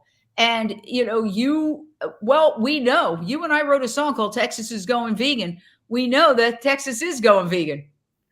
Yeah, and what I was saying a while ago is, I talk about this in my book, but I'm going to kind of just talk about it here just for a moment. When I was going vegan and Tommy wasn't vegan yet, he was still on the fence. We were still fighting. This filmmaker came in with two producers that are very well known. I'm not going to mention them because even though I'm outside of that NDA, I do not want the backlash of these two big corporations. But these entities were producing a documentary, and they really thought that Rowdy Girl Sanctuary would fail. They were hoping we would fail and that Tommy would become enamored with the humane meat farm industry, and they were going to come in, save our farm, give us thousands and thousands of dollars to get a facelift of our farm so that we could produce humane cattle for the, big stores, big industry. Okay. Now we didn't know that going in. That's why I said we were exploited. We were told that we were being chosen to be like, oh my God, y'all are turning into a sanctuary. How awesome. We want to help fund this. We want to document this. And so we were so excited, or at least I was, and Tommy went along. And then what happened is they were pitting Tommy and I against each other, unbeknownst to me or him. They were trying to see if I didn't raise the money to buy his cows, would he be interested in becoming a humane meat farmer because of all the money he would make. And, you know, at the end of the day, when we found out, when I raised the money and Tommy went vegan, that very day I raised the money on May 2nd, 2015, these same people said to me, well, you know, y'all raised the money. The producers, which I can't mention, have decided that they're going to go with another film that's doing the humane meat route, blah, blah, blah. If y'all would have decided to go the humane meat route, we would have gone with y'all. We really loved your story. Thank you very much, but basically F you. And that really happened to us early on. And I signed a 5-year non-disclosure agreement, which I am outside of. One day, I want to be able to get the right kind of people around me, and I want to expose this because it's, you know, this is what the industry does. You know, the industry preys. They're like predators on farmers that are wanting to do good work. They're preying on them. They preyed on us. And Tommy said, you tell them, and they said to me, if you'll decide to go ahead and go the humane meat route, you know, they want to go with you. They want to produce this. They want to give you the money to turn your farm into a humane meat farm. And my blood pressure, I don't get high blood pressure, but I know I got high blood pressure. I was crying, and Tommy saw it and said, and he was not quite vegan. He was right on the brink. You tell them no, but hell no. And that's when I knew my husband was all the way in. Yay, what an incredible story. Thank you, Renee, for sharing that. I will add that at the Vegan Women's Summit, an expert who was on a panel said that the animal agriculture industry has a war room the size of Fox News. She said it was in Colorado, where they just spew out negative stuff about plant-based products, particularly plant-based veggie burger type meat alternatives. So beware not to repeat meat industry talking points. I want to go back out to Carla Cabral, who is at the courthouse. You said that Wayne Hsiung has just gone into court. Tell us what you know. It's very quiet there. Everybody has raced into the courtroom. Yeah, everybody went back into the courtroom when they found out that another note had been given to the judge. We don't know what the note says. Wayne just went in. I had pointed when he went in, but he didn't really give up anything. He didn't look excited. He was very calm. The only thing that we know is that he doesn't believe that it's a verdict. So that's where we're at. I do want to say on the heels of what Renee said that I'm so proud of Unchained TV and everything that you do. I hope everybody is downloading. This is the future. This is what mainstream media should look like. And I'm always confused because the industries could still be greedy. They could still make tons of money but do it in a non-cruel way. They could do that. We could make all of this happen. I don't know why that they still stick to having to murder animals, but I don't know. Unchained TV, you're on the forefront. Thank you so much. Well, thank you. That such kind words. And you know, it's a team effort. Nobody owns Unchained TV. We're a 501c3 nonprofit based in California. I don't take a salary. Lindsey is a volunteer. Paige Parsons Roach does plant-based in the burbs as a volunteer. Ellen has volunteered. Michelle is working around the clock on our social media for a pittance. We're all basically volunteers here. And we're all in it for one reason only, because the media is not having this super important discussion that it needs to have. We are barreling toward a climate apocalypse. And if people don't get the information they need, you know, money is not going to matter when we can't walk outside our houses without fainting from the heat, or our houses are flooded by intense rain, or there's wildfires wiping out our houses. Or we run out of water. I interviewed a water expert on Unchained TV, and he said, you know what's going to end animal agriculture? People are going to have to choose whether they want a hamburger or they want water. because the animal agriculture industry uses so much water, and then pollutes so much water. So what we're doing because this is our world and we want to preserve it. Where I live in Los Angeles, we are fighting to save LA's last coastal wetlands.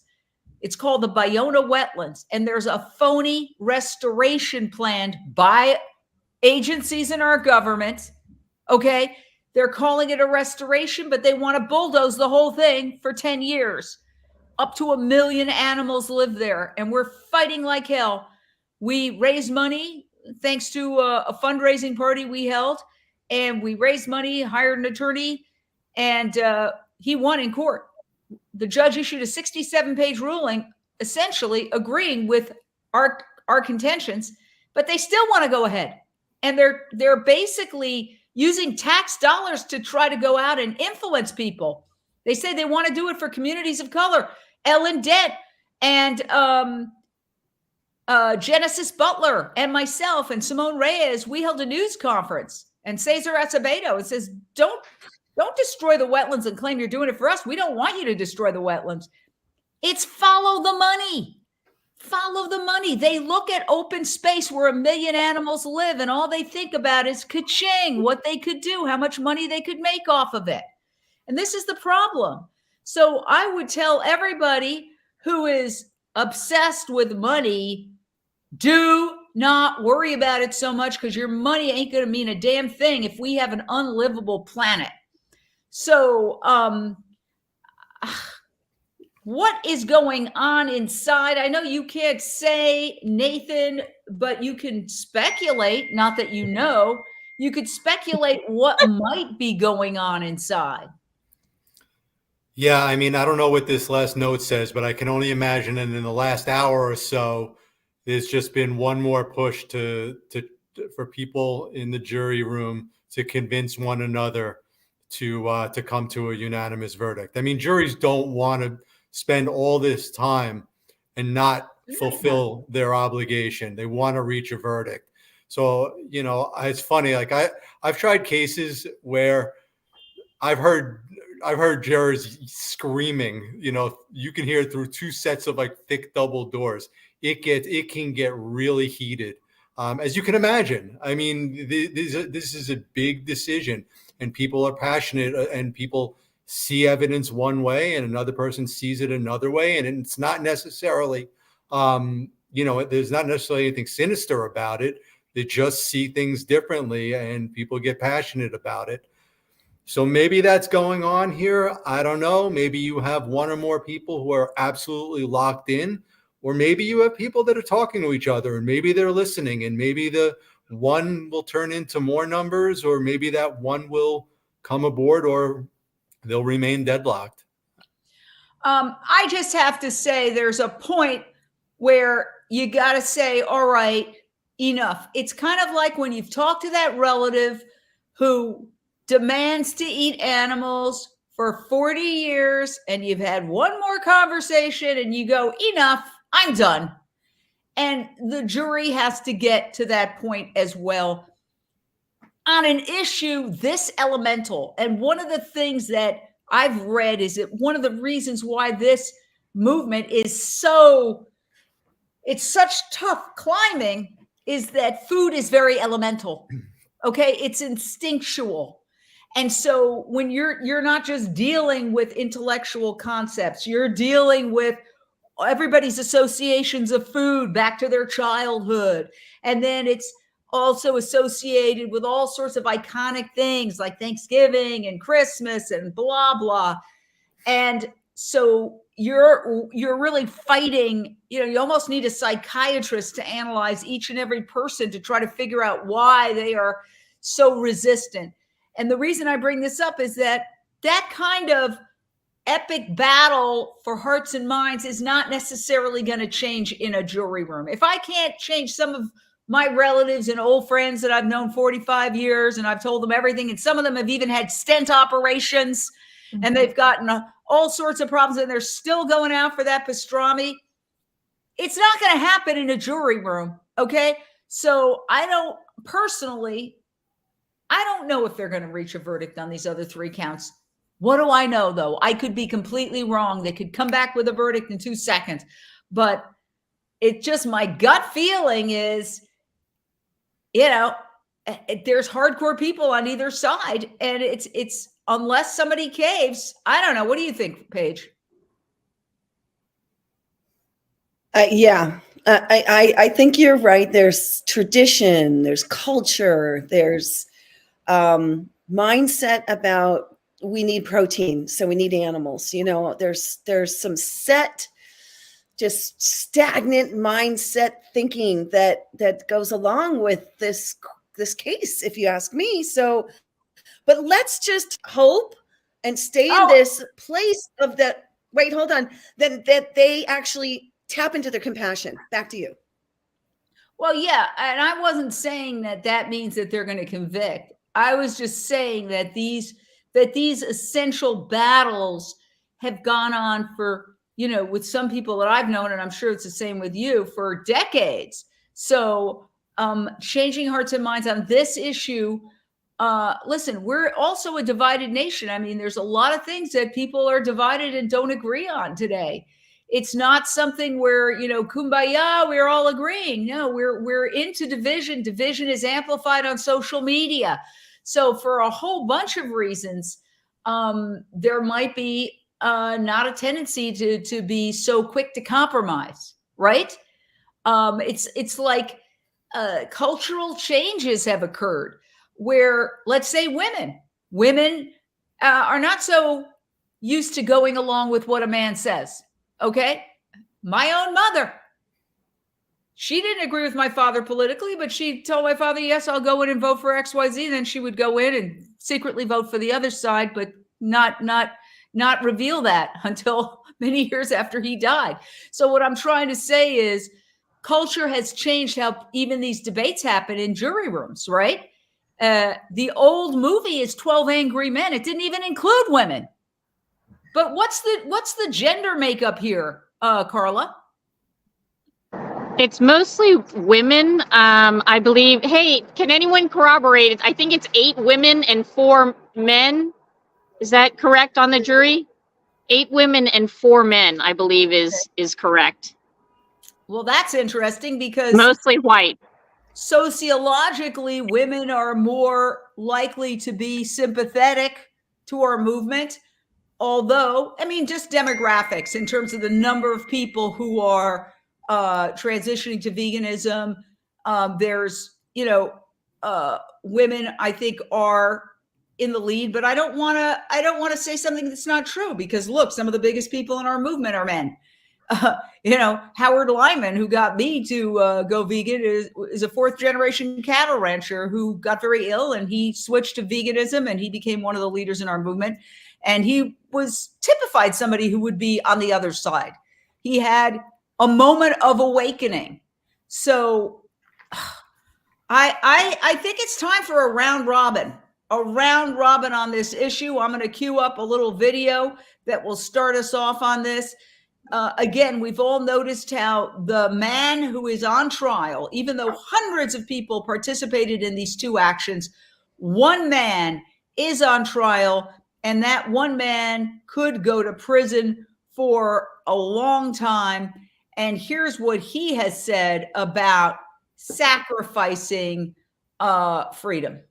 Today, I'm betting my freedom on the movement for animal rights. While this trial is technically about whether I conspired with others to take animals from 2 massive factory farms in Sonoma County, at the end of the day, it's about so much more. The evidence the prosecution was presenting wasn't just about me, and it wasn't just about factory farms in Sonoma County. It was about a set of ideas. And the hope the prosecution industry are betting on is that the animal rights movement, per se, intrinsically, is a movement that deserves punishment and retribution by the state. I'm betting my freedom on the opposite proposition, that when regular people, ordinary people, drawn randomly from the public, see who we are, hear our truth, and more importantly, see the truth of what's happening behind the closed doors of a factory farm, they'll see that this isn't radical or off-putting, much less deserving of punishment. This is compassion. Compassion is not the worst in us, it's the best in us. I think the only way we're going to succeed in the face of all the obstacles we faced over the last couple of weeks, all the evidence that has been excluded, is if this jury sees that truth and listens to their heart. I guess the important thing is, regardless of whether I'm guilty or innocent, the bet is already paid off because we've had the opportunity to speak our truth, to speak the animal's truth in a court of law. In many ways, I have you to thank for that. We've had so many people coming through the courtroom, listening to the testimony in court. Thousands of people in recent years come to conferences and meetings and open rescues. And we've had millions of people across the world watching and sharing these videos and amplifying the signal that animals are not just things for us to abuse. They're living beings for us to protect. So thank you for everything you've done. Regardless of what happens today, as long as we keep speaking truth, we've already won. Wow. And, here we are complaining about spending 5 days sitting around. This is the man who could go to prison for years, 2 years is my understanding, facing 4 counts. And he is just filled with compassion. What does that say, Renee King-Sonnen, about Wayne as a person?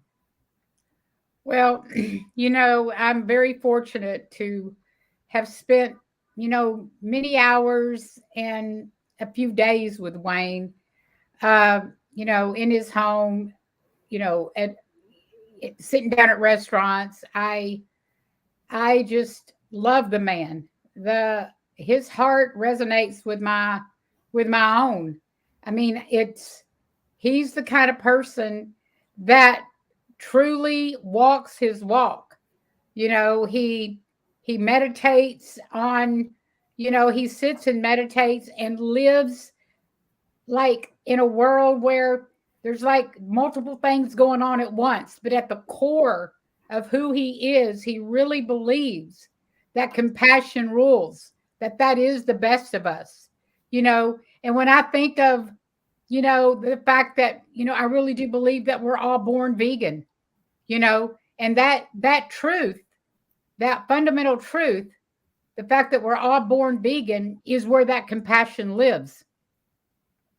If churches would adhere to that fundamental truth, that at the core of all of us is really love for animals, then there wouldn't be, buffet spreads with barbecue, and so, Wayne he is the epitome of like radiating that compassionate aura from his very being. He will walk straight into handcuffs. He will walk straight into jail. He will walk straight up amongst all of the law enforcement, and he always is dressed in a way that exudes respect. And, he always looks very well put together, but his heart, it's a simple heart. I love his blog. I read it all the time, and I really love him. Let me play, because you just raised a very important point. In his previous trial where he was acquitted, let's listen to a bit of Wayne's closing argument. And keep in mind that in this case, you want to talk about prejudice and sort of like your thumb on the scale. The court reporter was constantly there were interruptions to Wayne's statements by members of the court on behalf of the court reporter, who said he was talking too fast, which he's not a fast talker. That's just not Wayne. Listen to his closing in another case where he was victorious. And I wish I could tell you the full story of what happened. We were on very direct orders to talk only about the night of March 7th, 2017, only about 2 pickets. But it's an interesting thing hearing someone as compelling as Juan, and he's a very compelling speaker, talk about what's in your heart in a way that you know is not true, and it's not. And honestly, the best way to explain it is the way Rick explained it, that there's a big difference between stealing an animal and trying to help someone who needs some help. And I think at the end of this closing argument, we'll be convinced, hopefully, that that's all we're trying to do. But I did want to go back. I don't know who was able to see Wayne's closing argument. Was he able to expand on that theme, that there's a big difference between stealing something and trying to help someone who needs help? I was in the courtroom for the beginning of his closing statement, and he really focused on. Oh, we lost her. Oh, she's coming back. Go ahead. Go ahead. He focused on intent. He focused on the actions that were taken. I didn't get to hear the third point, but there's always three. When you're talking with Wayne, there's always three of everything. And he really focused on their beliefs, that he had a good faith belief in what he was doing, and that everybody that was involved 100% knew that what they were doing was legal by 597E and other reasons. So he was not allowed to explain that there was more. It wasn't just because the prosecution sort of tried to harp on, they just were waving 597E around, 597E. And 597E, correct me if I'm wrong, is a law that says if animals are without food and water after an extended period of time, you have the right to go in there and help them, right? Sort of, yeah. If an animal is without food or water for 12 hours, you have the right to go in and offer them assistance, offer them food and water. And the prosecution was making it sound like that was the only thing that we thought about, that was it, 597E, but that was not the case. In the opinion written by legal scholar Hadar Aviram and Bonnie Clapper, an amazing I don't remember what Bonnie's titles are. Former prosecutor. Right. And an opinion by Dr. Kirsten Rosenberg. There were a lot of different reasons that made it legally sound for everybody to be there. It's just the jury was not being allowed to hear what all of the reasons were, all of the defenses, because the judge cut off, no, you can't defend because of this. No, you can't defend because of that. So it wasn't just 597E. It's just that's all the jury was allowed to hear about. And so Wayne talked a little bit about that. He said there were other reasons and that there were other things involved. He couldn't say what he said in the previous trial in Utah, which was there's a big difference. Well, because he wasn't charged with stealing. That's right. Why. Yeah. Yeah, they really limited the charges to try to really, corner him. They're trying to corner him. And it's proving to be more difficult than they thought. They might have thought they had an open and shut slam dunk case, Lindsey Baker, but oh no. Yes, I think the whole process we've seen from the very beginning, where they started first with the gag order, then no drawings in the courtroom, and it went on and on, interruptions during presentations. All of this is just pointing to the fact that this has been a completely miscarriage of justice. And I say that because the evidence that which is the whole axis and basis of why the action was taken, was removed from the evidence. The egregious torture and horrific conditions were not allowed to be shown. It should just be an open and shut case, for heaven's sake. These factory farms are in the wrong. And it may take time. It may be systematic. It may take some time to write that, but they need to acknowledge what they're doing is wrong, and they need to move towards transitioning. Yeah. And, somebody said to me, well, you heard, what's going to end animal agriculture? Water. We're going to run out of water.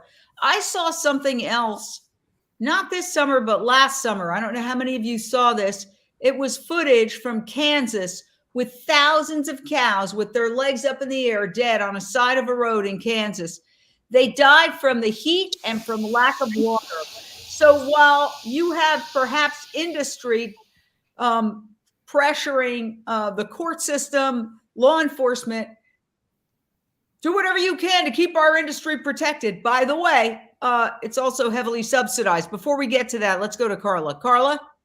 Yeah, I just really, I want to bring this up because, and you reminded me that one of the most fundamental issues in this case is this whole idea of whether the animals had food and water. And on one side, you have the industry saying they have food and water. There are nipples available for the chickens, or the ducks they have food and water available. Those cows, I'm sure, had food and water available somewhere.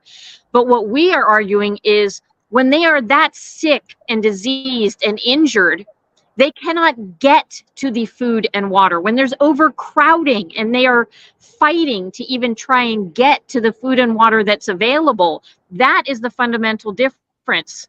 There might be food and water available, but if you can't get to it, you're out in the scorching heat, or you're being trampled by your siblings, you can't actually get to that food and water to stay alive. I agree. And, what I was going to say was, looking at it big picture, as the jury is apparently either in the courtroom or having handed a note to the judge right now.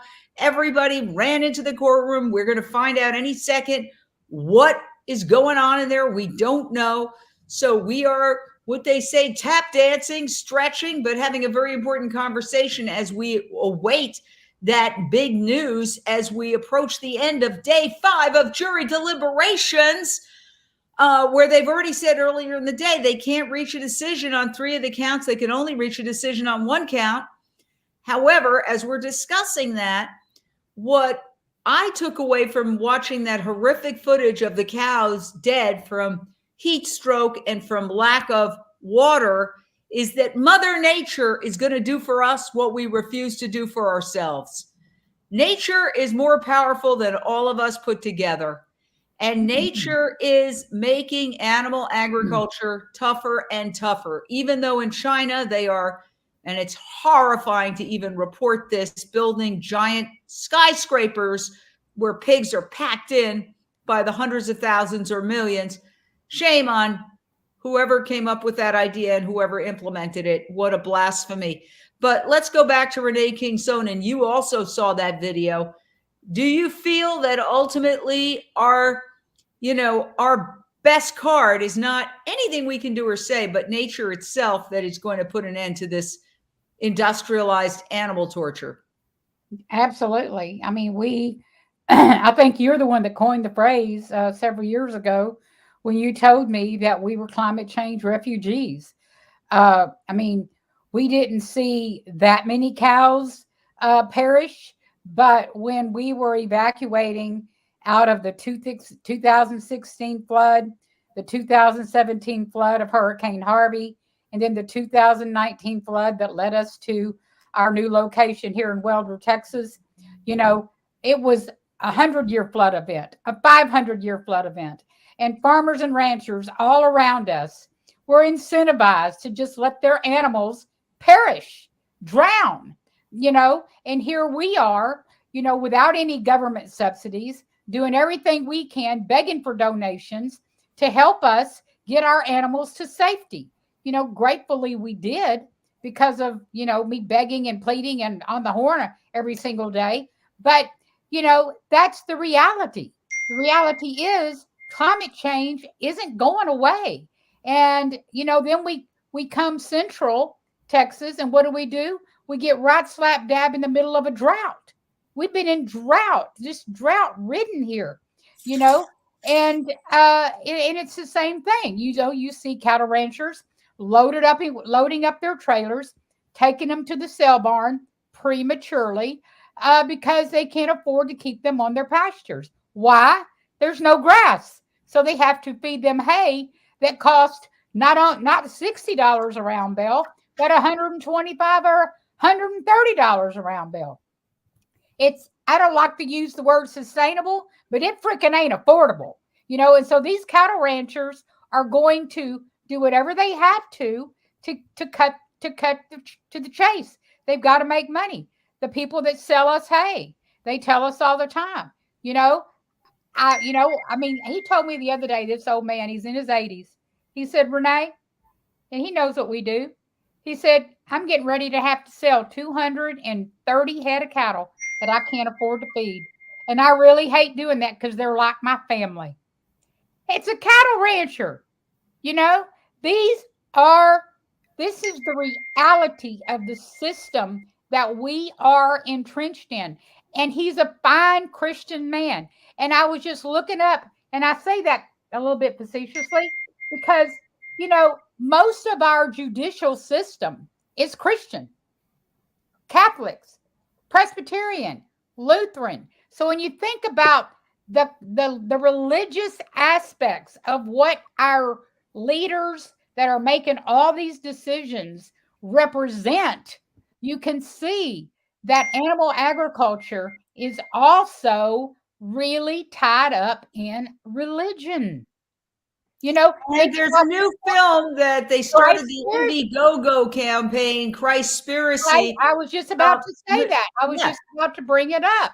Yeah, Michelle, you just posted on our Instagram a reel about Christspiracy. Tell us what you know about it, although none of us know that much about it. I saw it too. I saw it too, but it was like a test, the final movie. But it's very powerful, Michelle. Well, it's a reel that has not been completely posted yet because we were going live. So I had to post our verdict is in, even though it's not completely in.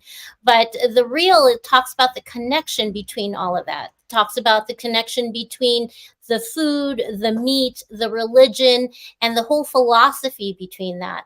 And you were talking earlier about how food is culture. I think Paige was bringing that up too. But I really think food is also history. It's family. For a lot of my friends who try to be plant-based, they talk about it's family. This is how they bond with their family through food.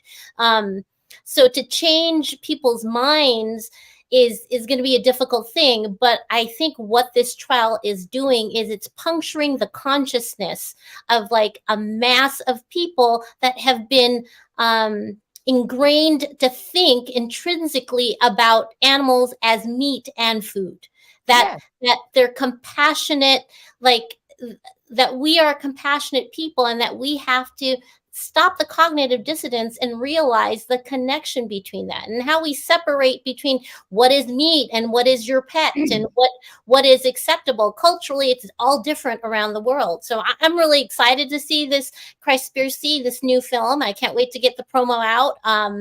But their promo that I saw is incredible, where they're interviewing people and getting the reactions after they see a snippet of it. So I'd love to hear your opinion on what you guys saw.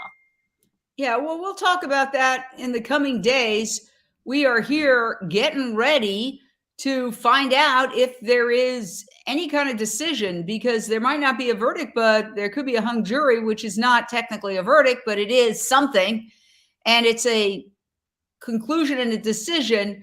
Again, it was 4 hours and 17 minutes ago, right around 12 noon, maybe about 4 hours and 20 minutes ago, that we were told a verdict is in. The court announced a verdict is in, and all of a sudden, boom, we went live because we've been promising we're going to go live when the verdict comes in. We go live, and then the court announces there's a verdict in on 1 count, but there's 4 counts. So then the jurors, and correct me if I'm wrong, maybe you could take us through this, Carla, what happened then, what the jurors said, what the judge said, what happened, just so we can try to understand what's going to happen in the next 10 minutes. Because court either ends at 4:30 or 5. It seems to change depending on whatever. And we're getting to the point where it's end game. It's end game. Yeah, right before lunch, we received word that there was a verdict. So everybody dropped everything and ran inside the courtroom. Inside the courtroom, what was reported was that the jury had given the judge a note saying that they had a verdict. The judge asked the jury, "Did you reach a verdict?" They said yes. She asked if they reached a verdict on all of the counts? They said no. They had only reached a verdict on one count. On the other 3 counts, the report that I was given based on Curtis reported from inside the courtroom that the judge asked what the polling was. Like, how many times did they take a vote? It was somewhere between 10 or 11 times they voted, and they came out 11-1. Now we're hearing that it possibly could be 10-2, 9-3, not quite sure. But the judge nonetheless said, please go back, try harder, let us know if there is anything that the either side any information that can be given that would clarify anything that would help you come to a unanimous decision. So they went to lunch, got back at 2:30, because now usually they would start at 1. It used to be noon until 1, but the later this gets, the more that individual jurors have to get back to their regular lives. They have appointments, they have things going on. So they came back at 2:30, began deliberating again. They did turn in another question, and we are sitting here waiting to find out. Well, they turned in a note. We don't know that it was a question. I apologize. They turned in a note. Everybody went running in, and then sometime later, Wayne came in very calmly, and the courthouse closes at 4:30. The judge has given the jury the ability to deliberate until 5 p.m., but which yesterday they had a question at the end of the day, and then we addressed it this morning, because after the courthouse closes at 4:30, they can deliberate until 5 o'clock, and then they come back at 9 in the morning. So again, there's only a couple of us sitting out here watching all the food and electronics right now. Everybody's still inside the courtroom trying to figure out what's going on, but we only have 10 more minutes before the courthouse closes. And we decided to stay on because it's so wild, and it's a wild roller coaster. And imagine what the defendant, Wayne Hsiung, is going through. And, you talked about people having to go on with their lives. Well, guess what? I have surgery scheduled for tomorrow. So I have to leave here at 2 p.m. I'm happy to go live in the morning, but Lindsey Baker, who's very good at running the StreamYard, is going to take over if it turns out that there is no verdict by that time. I cannot postpone my surgery. I've postponed it once already, and I don't want an angry dentist working on my mouth, to be honest with you.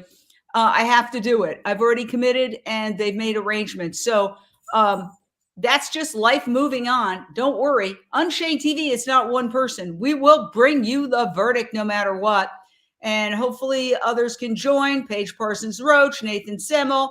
Obviously, Carla is the key person here because she knows what's happening at the courthouse. Ellen Dent, Renee King-Sonnen.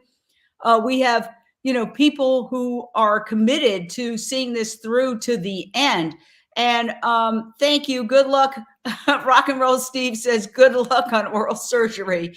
So the point is that everybody's got that. Okay. You had to pick up your daughter, Aria.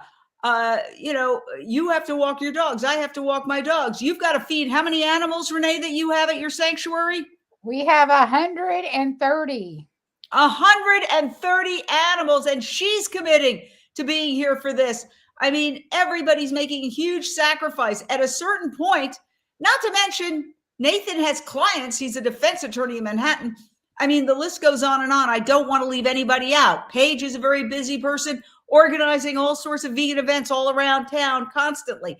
We have all sorts of things we all have to do. We're all putting our lives on pause for days, literally for more than a week, just sitting here.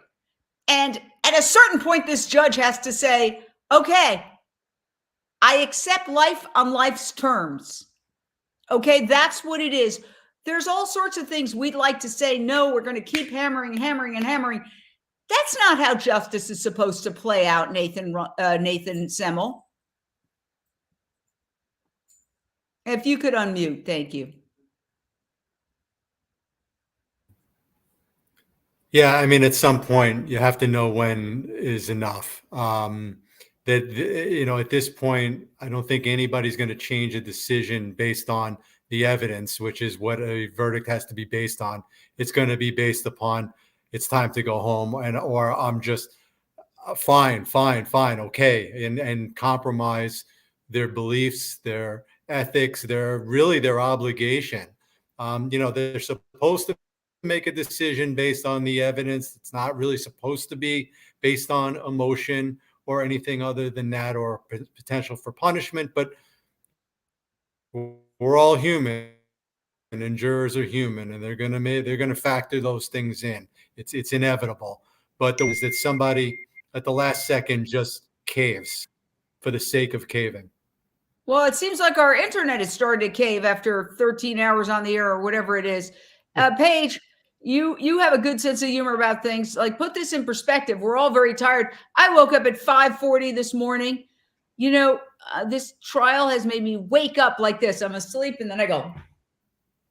And I woke up way too early. I'm fried, which is okay. I mean, look at what Wayne's going through. The difference between me and him, he's on trial, I'm not. He's cool as a cucumber, I'm not. Well, it makes me think of the animals too, because, billions of animals are being confined and stuck in these horrific conditions, which, again, returning to, if we were witnessing animals, a human being, vegan or not, in suffering, in a state of suffering, I believe humans would do something about this. Yes. I believe they would break a window and they would try to rescue. I've seen people literally, they voted for larger cages for the pigs here in the state of California. These mostly were not vegans who voted. They wanted the larger cages of confinement for the animals. So, and I had people come to me and be like, I'm voting for larger cages. They're not vegan. They're going to go eat bacon, but they wanted the larger cages because they believe that's the right thing to do. So I only to find out that that has not been enacted yet. Prop 12 has not been enacted. It's, it went all the way up to the Supreme Court. That's why the meat industry is doing the EATS Act, because the Supreme Court upheld Prop 12 in California. Let's put this in context, and this is a really important point. California is the 5th largest economy in the world, on track to become the 4th largest economy in the world, bigger than all but 3 other countries, and one of them is the United States. So what happens here in California is hugely significant, and that's another reason why I think there's so much pressure in this case. Do you have breaking news to report, Carla? Or you were just... Sorry, there's a gentleman... I won't put your face on. There's a gentleman here, because we are such a large presence and we have our right to rescue signs, and, there's food and a table and chairs and all these people. So many people are walking into the courtroom, walking out of the courthouse, and they ask, what are you guys doing here? Like, what is going on? Some people have come by multiple days and they're like, can I have some coffee? And of course, yes, everybody's welcome to have coffee and muffins and anything else that we have. And they ask, why are you here? And this has been a wonderful opportunity to outreach and tell people about what's going on. And I can tell you, overwhelmingly, in fact, at least personally, every single person who has asked has been on our side of things, saying that they understand. They can see why we would do what we're doing, and that they agree that animals should have rights and that they should be taken care of. They deserve better than what's happening. And the gentleman that was here right now was saying, well, at least that's not true in the pork industry, because they're not kept in the confinement anymore. And that's why I just became very animated, because again, we're talking about the fact that everybody, when we're out gathering signatures for the End Factory Farming .vote ballot initiative going on here in Sonoma County, a lot of what we hear from people is, well, we don't have to worry about that. The animals are fine. We passed Prop 2. Oh my God. This is why a lot of people are anti-animal welfareism, because it gives people a false sense of security. Prop 2 was, a decade ago, more than a decade ago, and it was only put into law in 2015. And there has not been one single prosecution of any animal facility based on Prop 2. And, you know, I collected signatures for Prop 2. I'm wondering, maybe I made a huge mistake because people think now, oh, you know, the animals have room to turn around. That's what this trial is about. Okay, they went into these chicken and duck facilities, and they videotaped, and they took the evidence to the prosecution and said, the raw footage, right, excluded in this very trial shows blatant violations of Prop 2, according to the defense. And Wayne was not even allowed to mention Prop 2.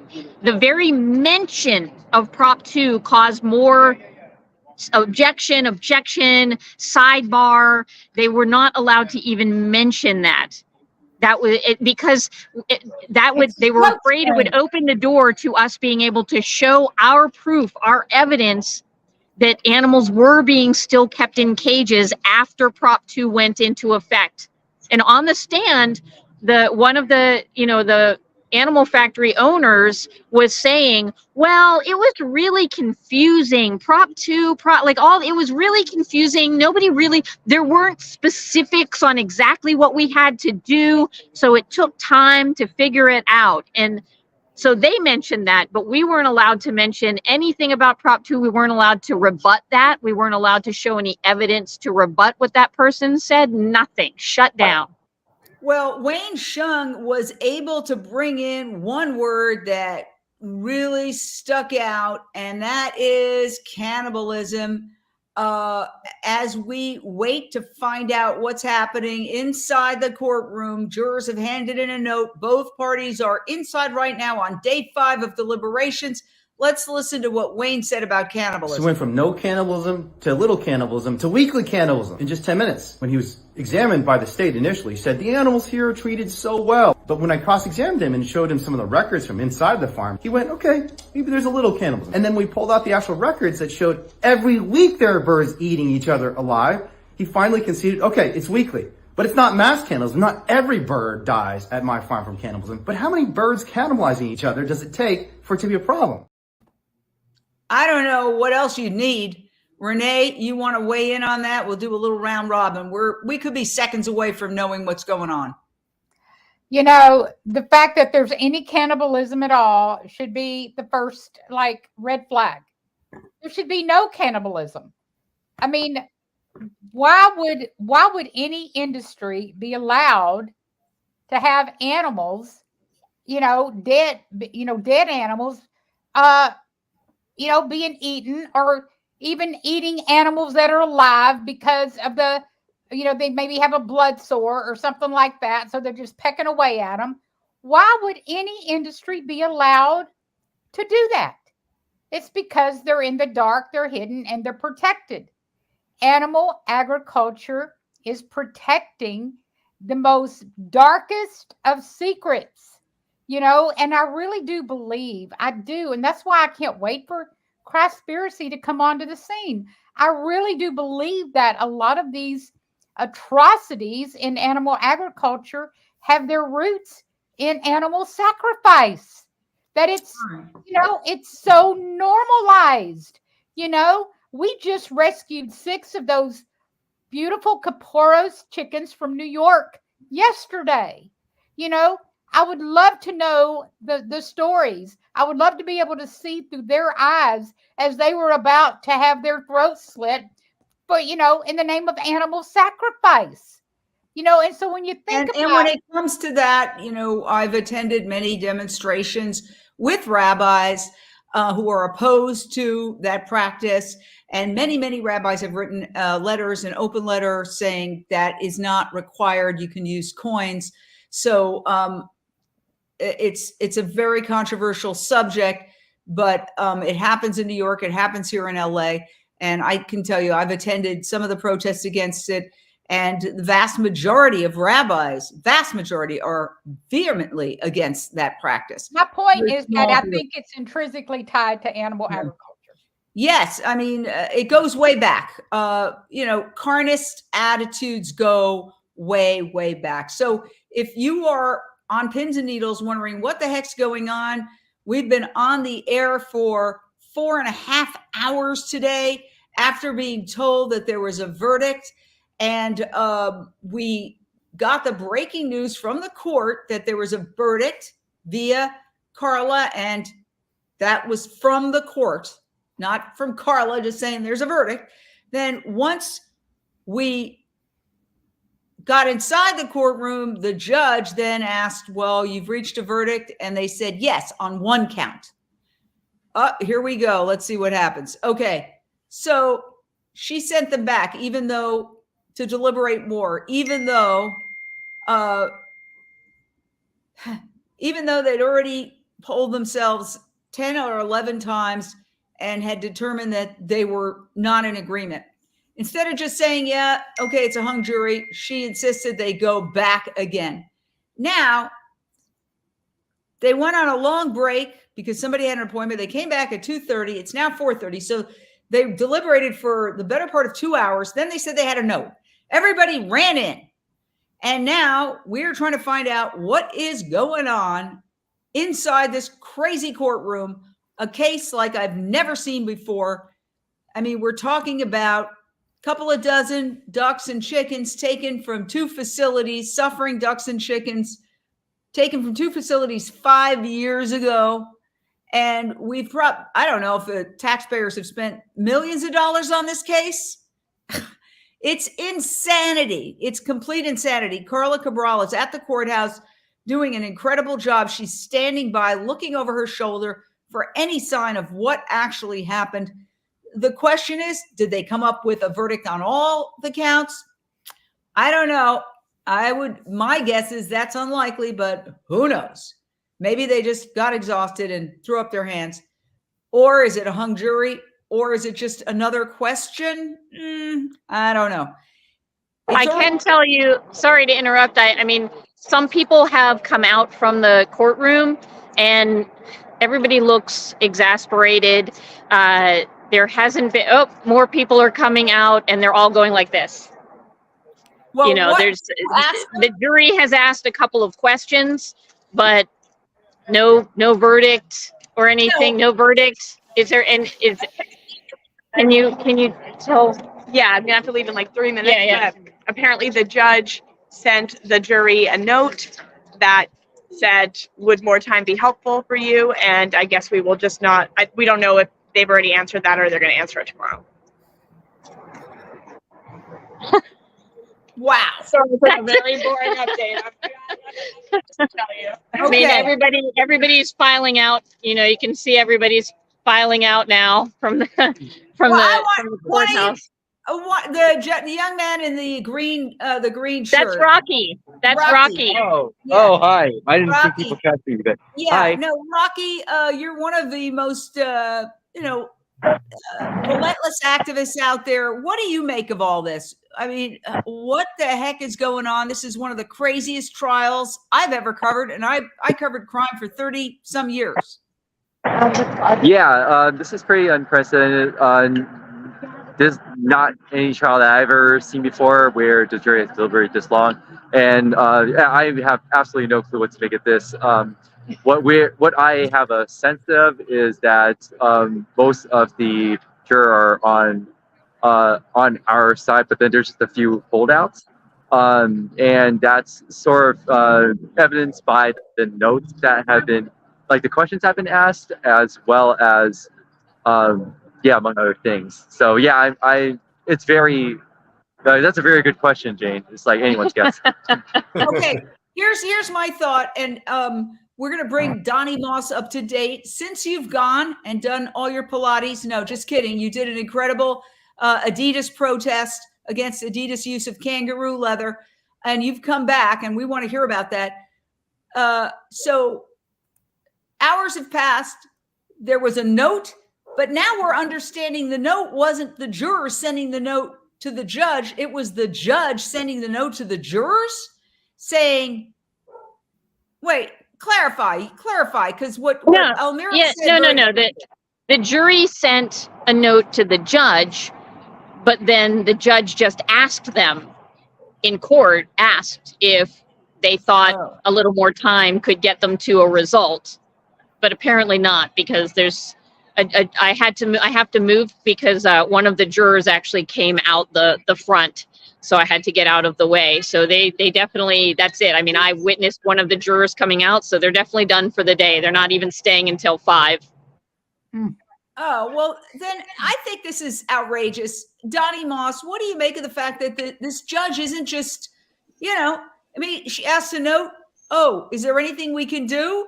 And apparently there is nothing. So why not just accept what's going on? And I don't get it. I don't get it. This is cray-cray. So can the jury declare itself hung at some point, or are they at the mercy of the judge who continues to say, go back, go back, go back? Because at some point that's going to backfire on the judge. They can declare themselves deadlocked, but it's up to the judge when she declares a mistrial. Until that time, the judge will just tell them to keep working at it. They can go back to the jury room, and instead of deliberate, they could play tic-tac-toe if they've already made a decision amongst themselves that they're not going to deliberate anymore. I've heard those stories before. Yep. Well, I mean, they've left. Now they've left for the day. If one juror leaves for the day, they've all gone for the day. That means we're going to come back for day 6 of deliberations. I think this is Page Persons Roach. I think to me, it's becoming obvious that something is going on that we're not aware of, and that in any other case, the judge would accept the fact that these jurors can't come to an agreement. The fact that she just keeps hammering away, what does that tell you about her motives? I feel that I'm gonna look on the bright side, as in they are actually it's not cut and dry. So I feel that the jury is actually trying to figure out how to make sense of Wayne's freedom. That's what I'm going to go with, Jane, because I think because we heard from a woman who was a current resident who said this, at least what my takeaway was, is that she's saying that this is a progressive city, so to speak, and that I'm going to say that they thought that it was going to be one thing, the jury, I believe. And then with all this deliberation, there's a few that haven't changed their mind, but I'm going to go with that there are people who are actually trying to figure out how to change their cognitive dissonance and get why Wayne did this and why we do what we do constantly to free the animals. That's what I'm going to go with. Well, here's great points. Here's a question from Paula Franklin. Is there a possibility for a class action suit against the state for wasting taxpayer money? I love it. What do you think, Nathan? I mean, I love the idea. Whether that would be successful or not, I don't know. I mean, I think you'd probably have to show evidence of a malicious prosecution. I don't know. I don't do that kind of law, so it's hard for me to say. But I like the idea. Wayne just left the courthouse. Yeah, I mean, it's just insanity. Carla, I know when the jury's going to come back if they do. Just when I go under 10, 9, 8. Boom, that's when it's going to happen. Just when my dental surgery begins tomorrow. But Carla, what was Wayne's mood, or did you get any sense when he left the courthouse today? Yeah, I mean, he did not give his usual long update. There really isn't much to update about. And also, I think he's been yelled at by the judge enough. He has stopped really giving long updates. He came out, he thanked everybody profusely, and then just walked off to his car. So not a lot of hullabaloo, just a brief thank you to everybody for all of us being here. He looks definitely exhausted, but grateful, as we all are. Yeah, and I'm grateful that you're there, Carla, at the courthouse. I mean, we can't do any of this without you. You are absolutely crucial. It seems like it's over for today. One thing we haven't mentioned is that there is a petition drive by Direct Action Everywhere ongoing simultaneously in the same county to ban factory farms. which would hypothetically, if it passes, and they're well on their way to getting enough signatures, if it passes, it would actually require the phase out of the very animal factories at the heart of this criminal case. So that's a big, big, big factor there. I just want to do final thoughts. Unchained TV will be back for the verdict. We've got the incredible Lindsey Baker, who is going to take over our coverage if it turns out I have to go into my surgery, which I am leaving here at 1:00 tomorrow. You will continue on.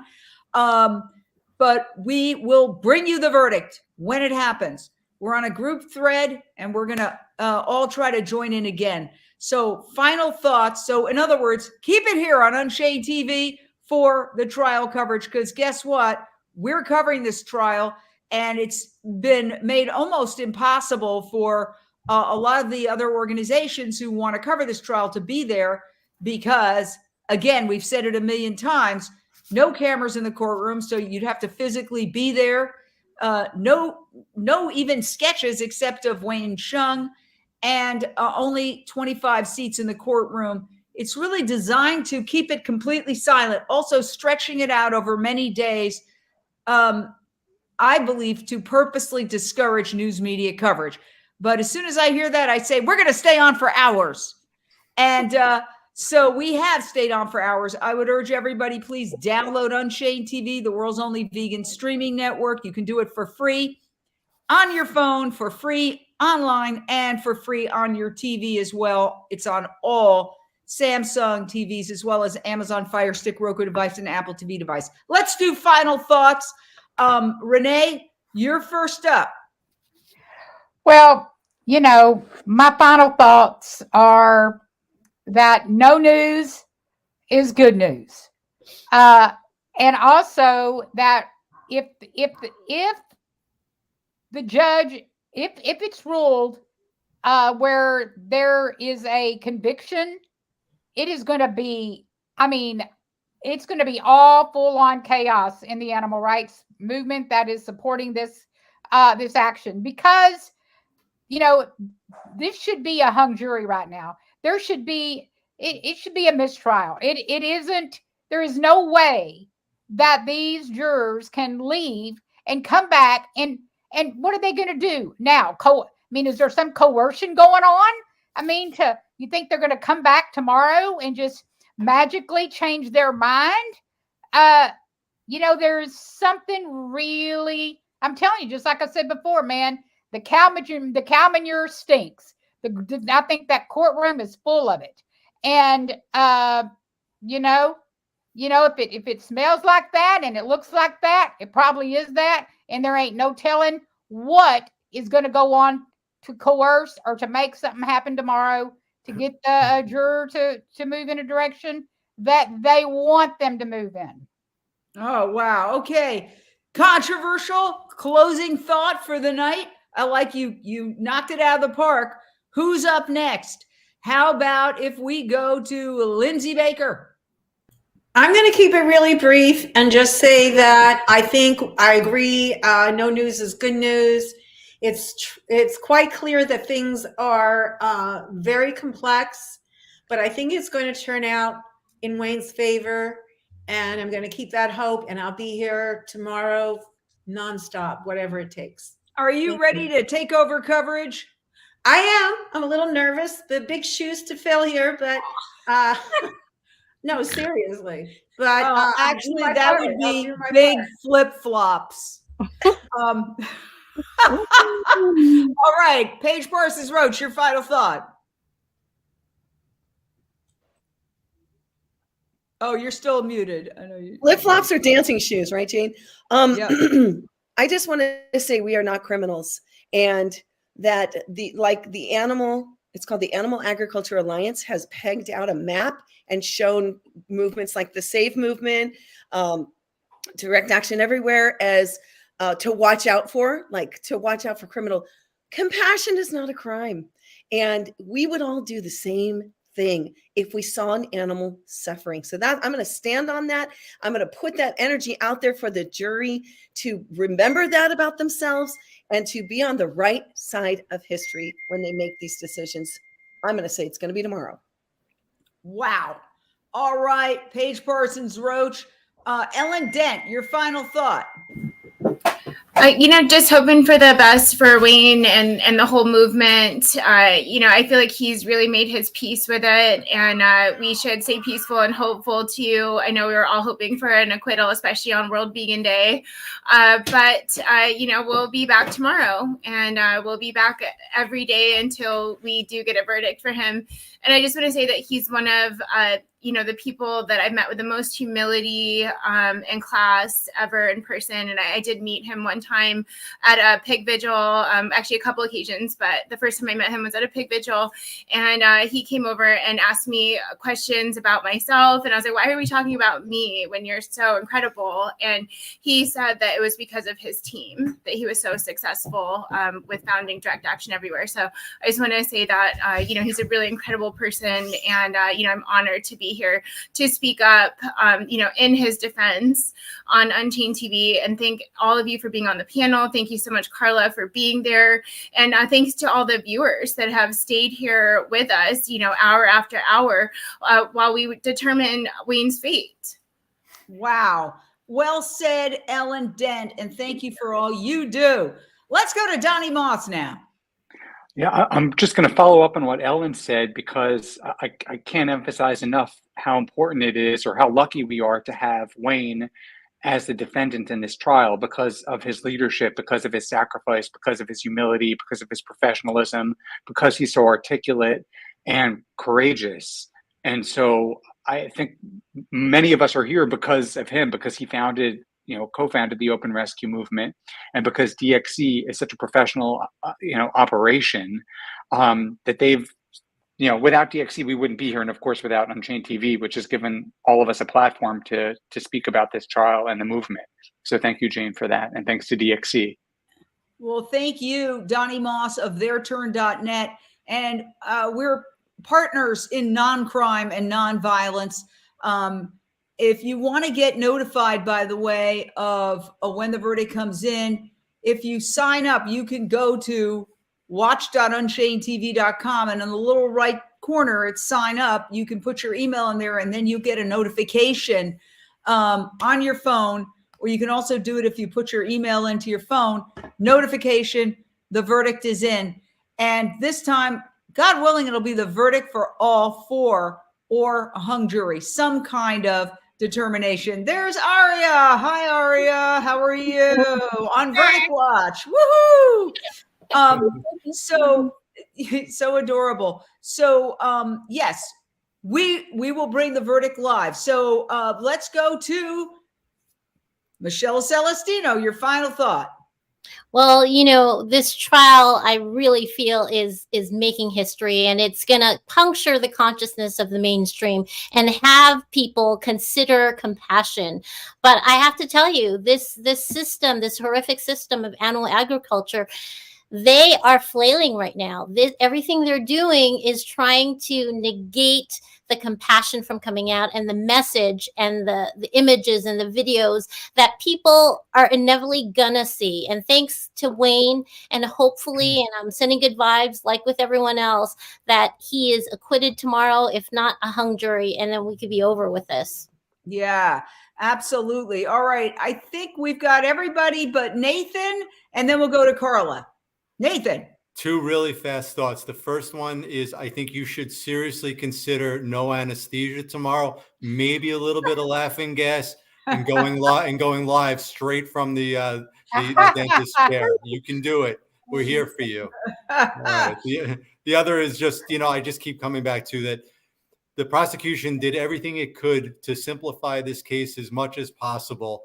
And we are now going into day 6 of deliberations. It is such a testament to the work of Wayne and the legal team that they impressed upon at least some of the jurors that there is a right to rescue, that we are not hiding the fact that we did what they said we did. And because we videotaped it, watch us trespass. We talk about it. We talk about it online. We talk about it on social media. Yes, we conspire to rescue animals. We don't conspire to commit crime. And we are 6 days out now, and they still can't reach a verdict. It is really incredible work by them. And I really hope we see a good conclusion here. Well said. Thank you, Nathan Semmel. And our final amazing Carla Cabral. I think we need to give her a round of applause for, do you know how hard it is to be out there? It's not that hard to be sitting in a chair. It's really hard to be out there. You're doing an amazing job. And I feel like just having an award show just to give you an award. Seriously. Yes. You're Good so idea. kind. You so very kind. I just want to say, I want to begin by echoing Wayne's words of saying that regardless of what the outcome is in this trial, we've already won as a movement. We win every time we bring the animals into court, every time that we get to tell their stories, every time we get to show as much footage as we can. Even if we can't show it inside the courtroom, we can be showing it to people outside the courthouse. We can be out here gathering signatures. We can be here on the incredible Unchained TV. I am humbled by this panel that continues to show up, whether you're out there for the kangaroos or the whales or the chickens. They all deserve our time as much as we can possibly give to making sure that their stories are heard. So this is an incredible platform, and it doesn't really matter. Wayne has said that over and over. It doesn't actually matter. And that's saying something, because none of us are going to be in a jail cell. He is the one who is going to be in prison if this goes the way we don't want it to go.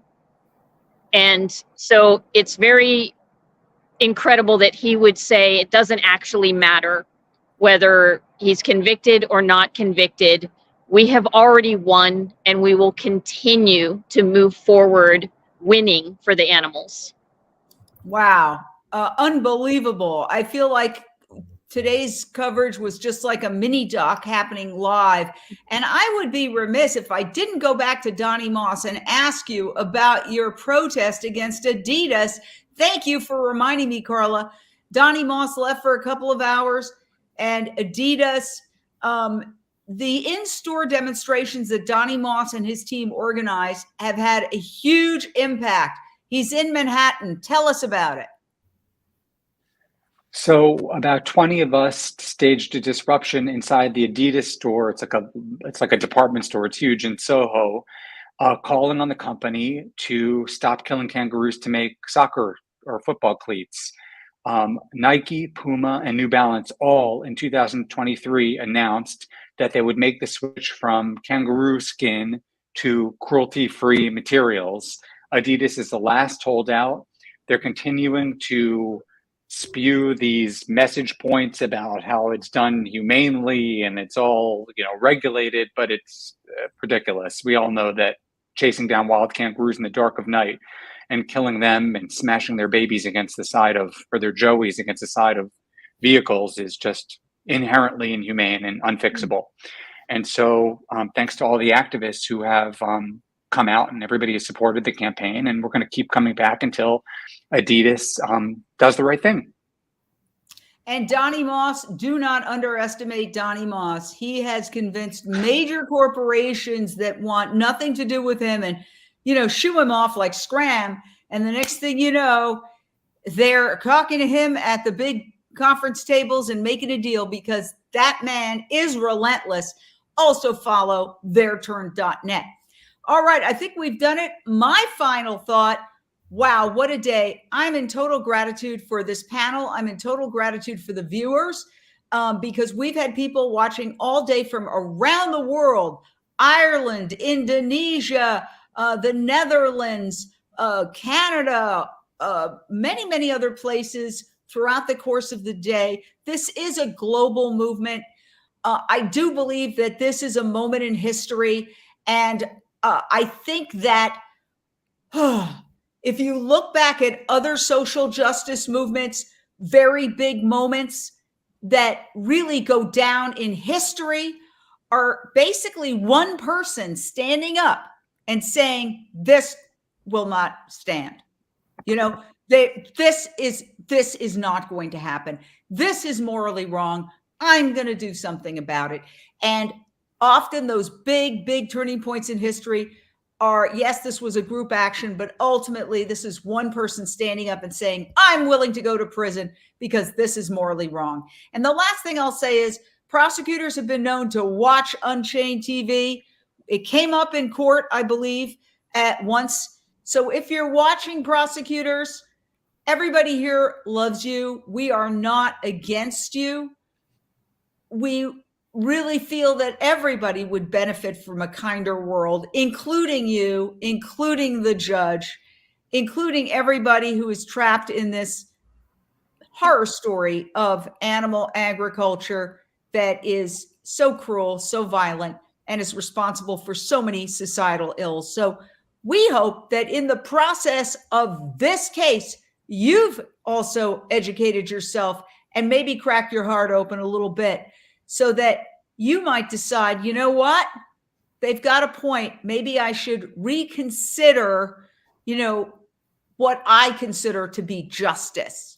Maybe justice isn't locking this man away. Maybe justice is doing right by these innocent, powerless animals.